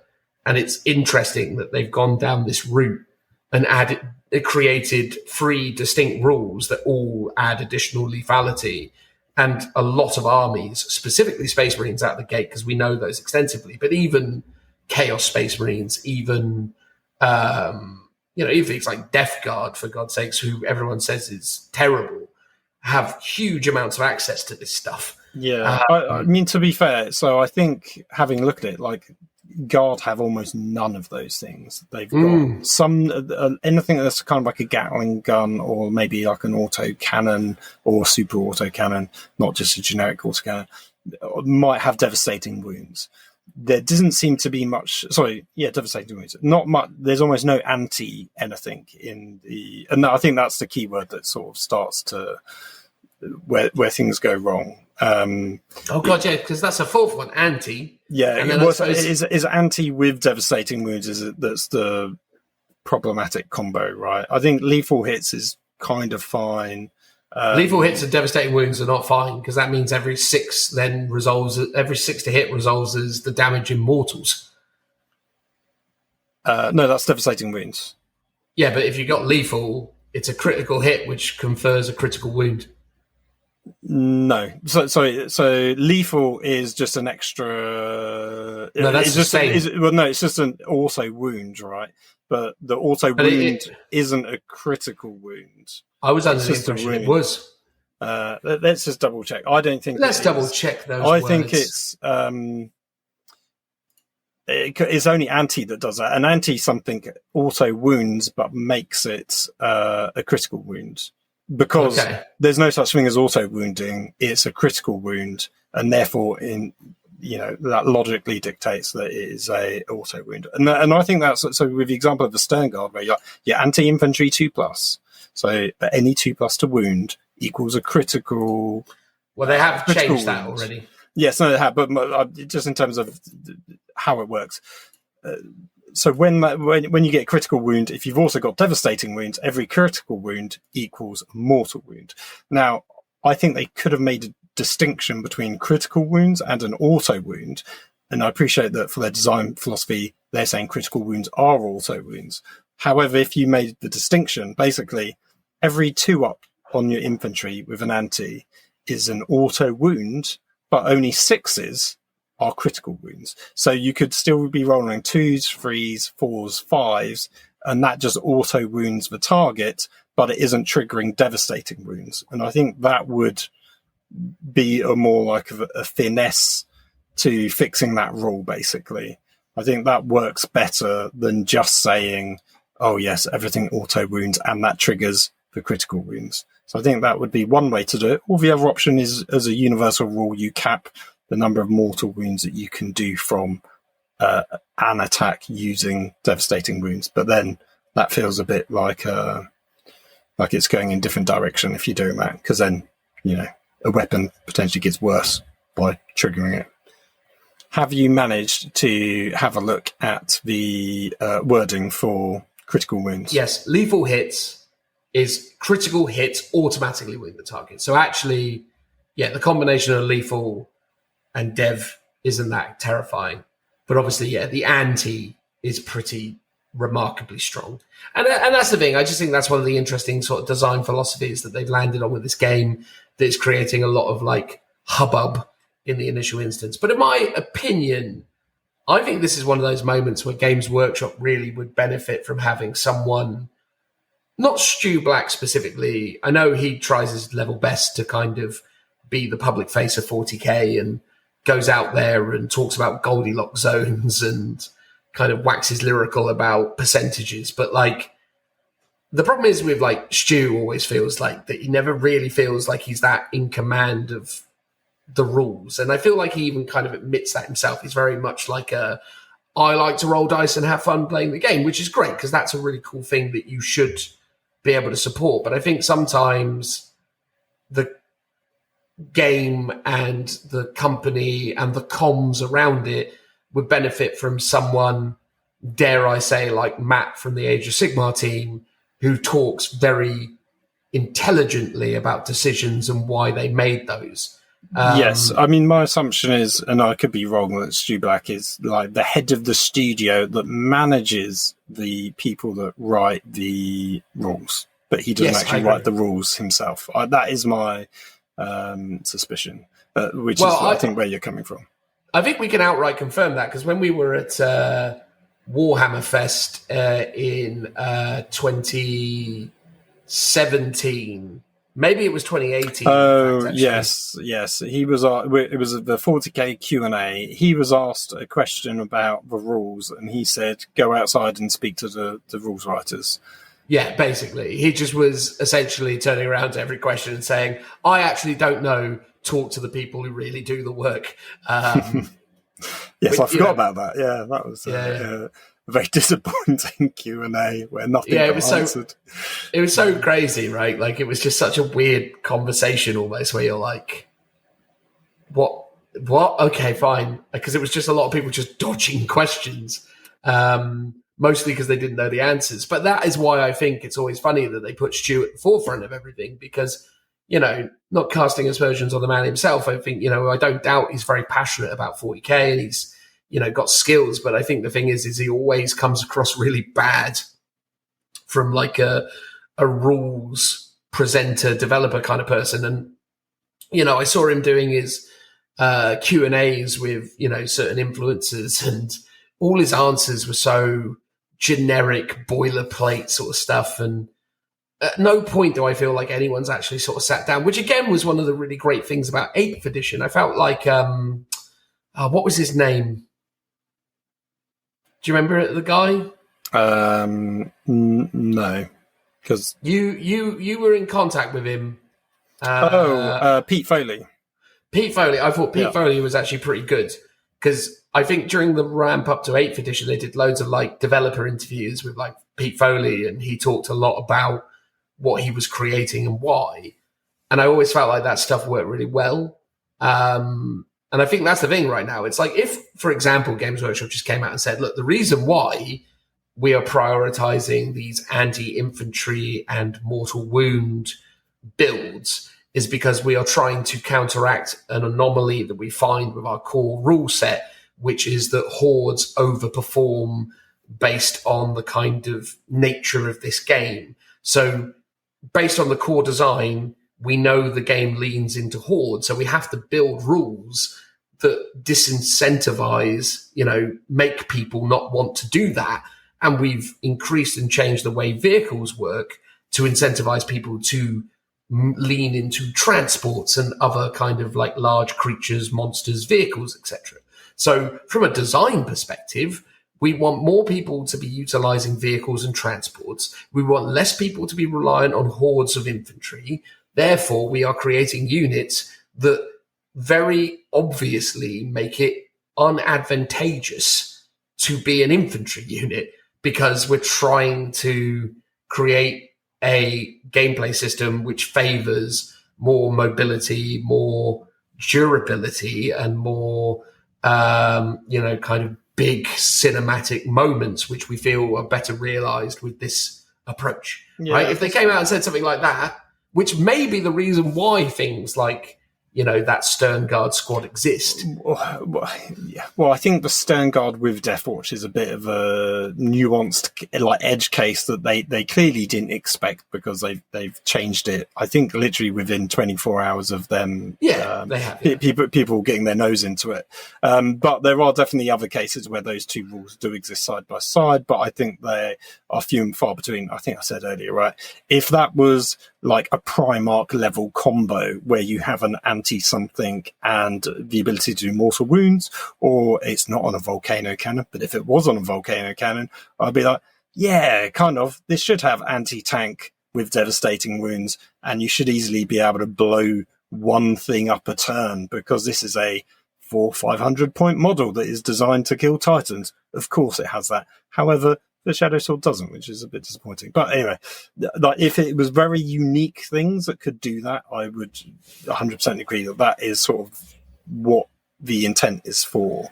I think, the being able to add it in, and I think this is where the kind of the jank of 10th edition will come from, is what either army ability can I use, or some kind of order or stratagem, or some kind of character that I can attach to a unit that will add on some of these keywords to create these sort of powerful combos.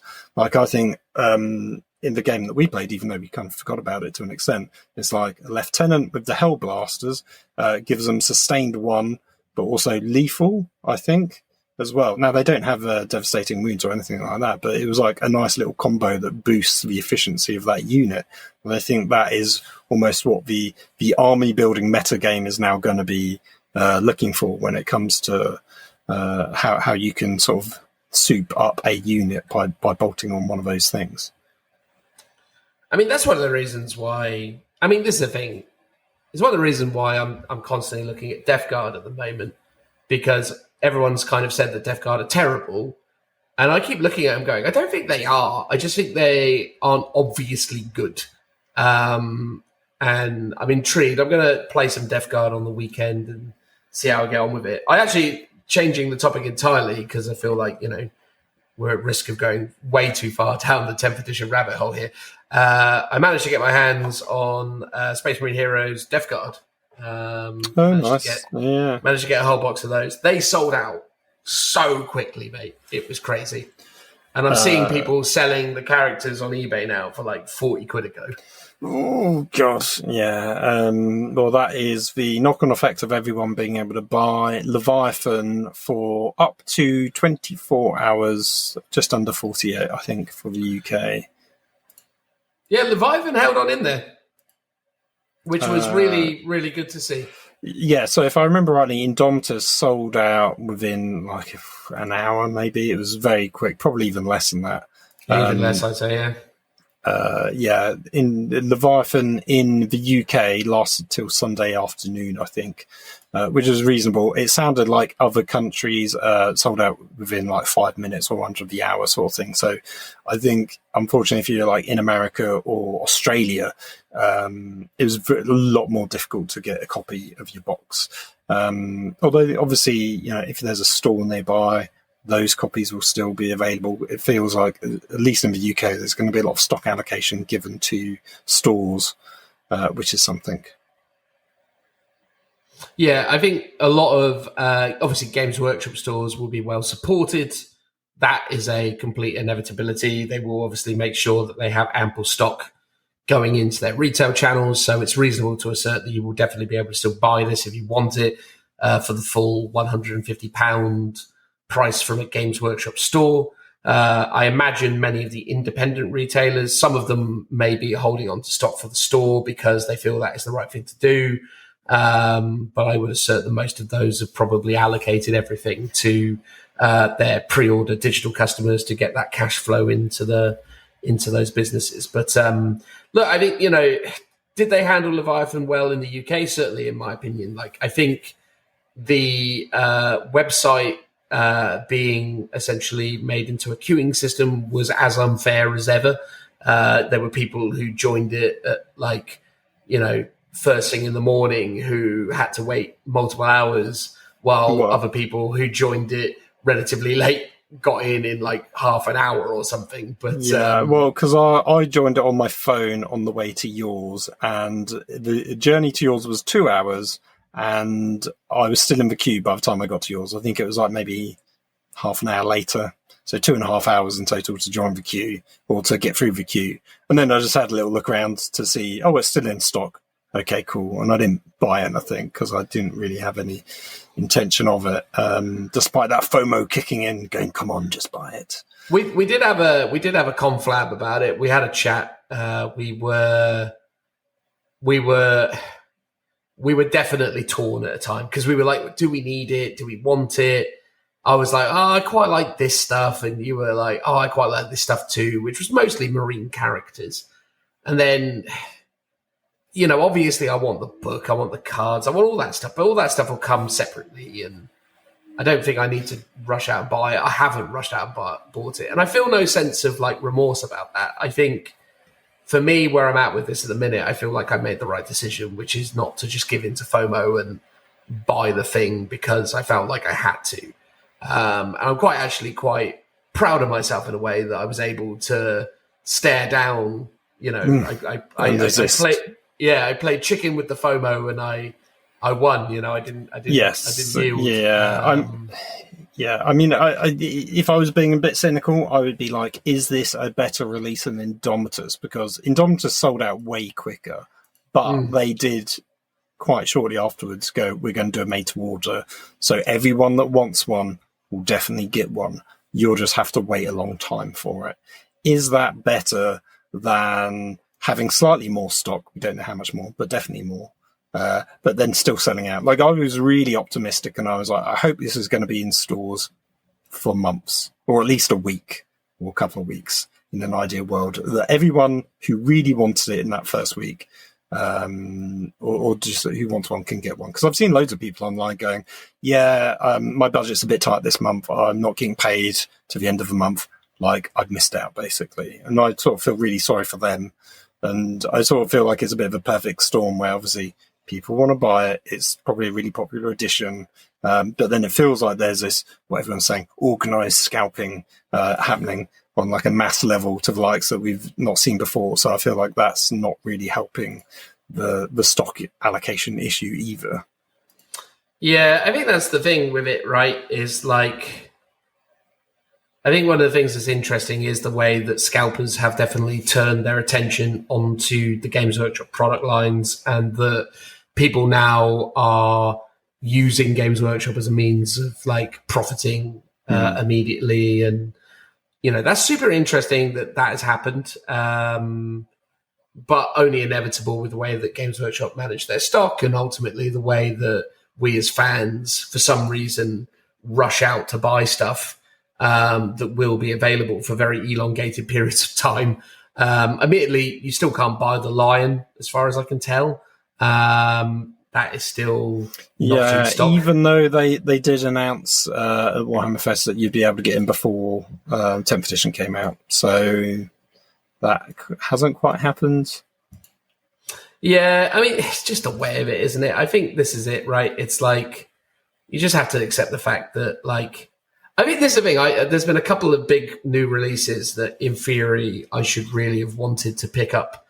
But maybe I'm just getting to a point now where I know I'm getting to a point now where I'm becoming so much more in charge of my kind of emotions in terms of the need to buy this stuff in a sense of FOMO. I think I am migrating into that mindset now of more, I will buy it when I want to make it, you know, because I've just got such a ridiculous backlog. And I know you do, Phil. I can see it there behind you. Yes. Yeah. No, I know. Well, in terms of getting through my backlog, I was thinking about it today, and I'm going to give a shout out to Uplander on Instagram. I was looking through his feed this morning. He's known, he does custom like grav bike conversion kits for the Outriders. But anyway, he'd also done some Stern Guard just using generic Marines that he'd kit bash. So I think it was like legs from Hellblasters, intercessor torsos, and then the upgrade weapons from the Black Templars, because they're the kind of combi weapons.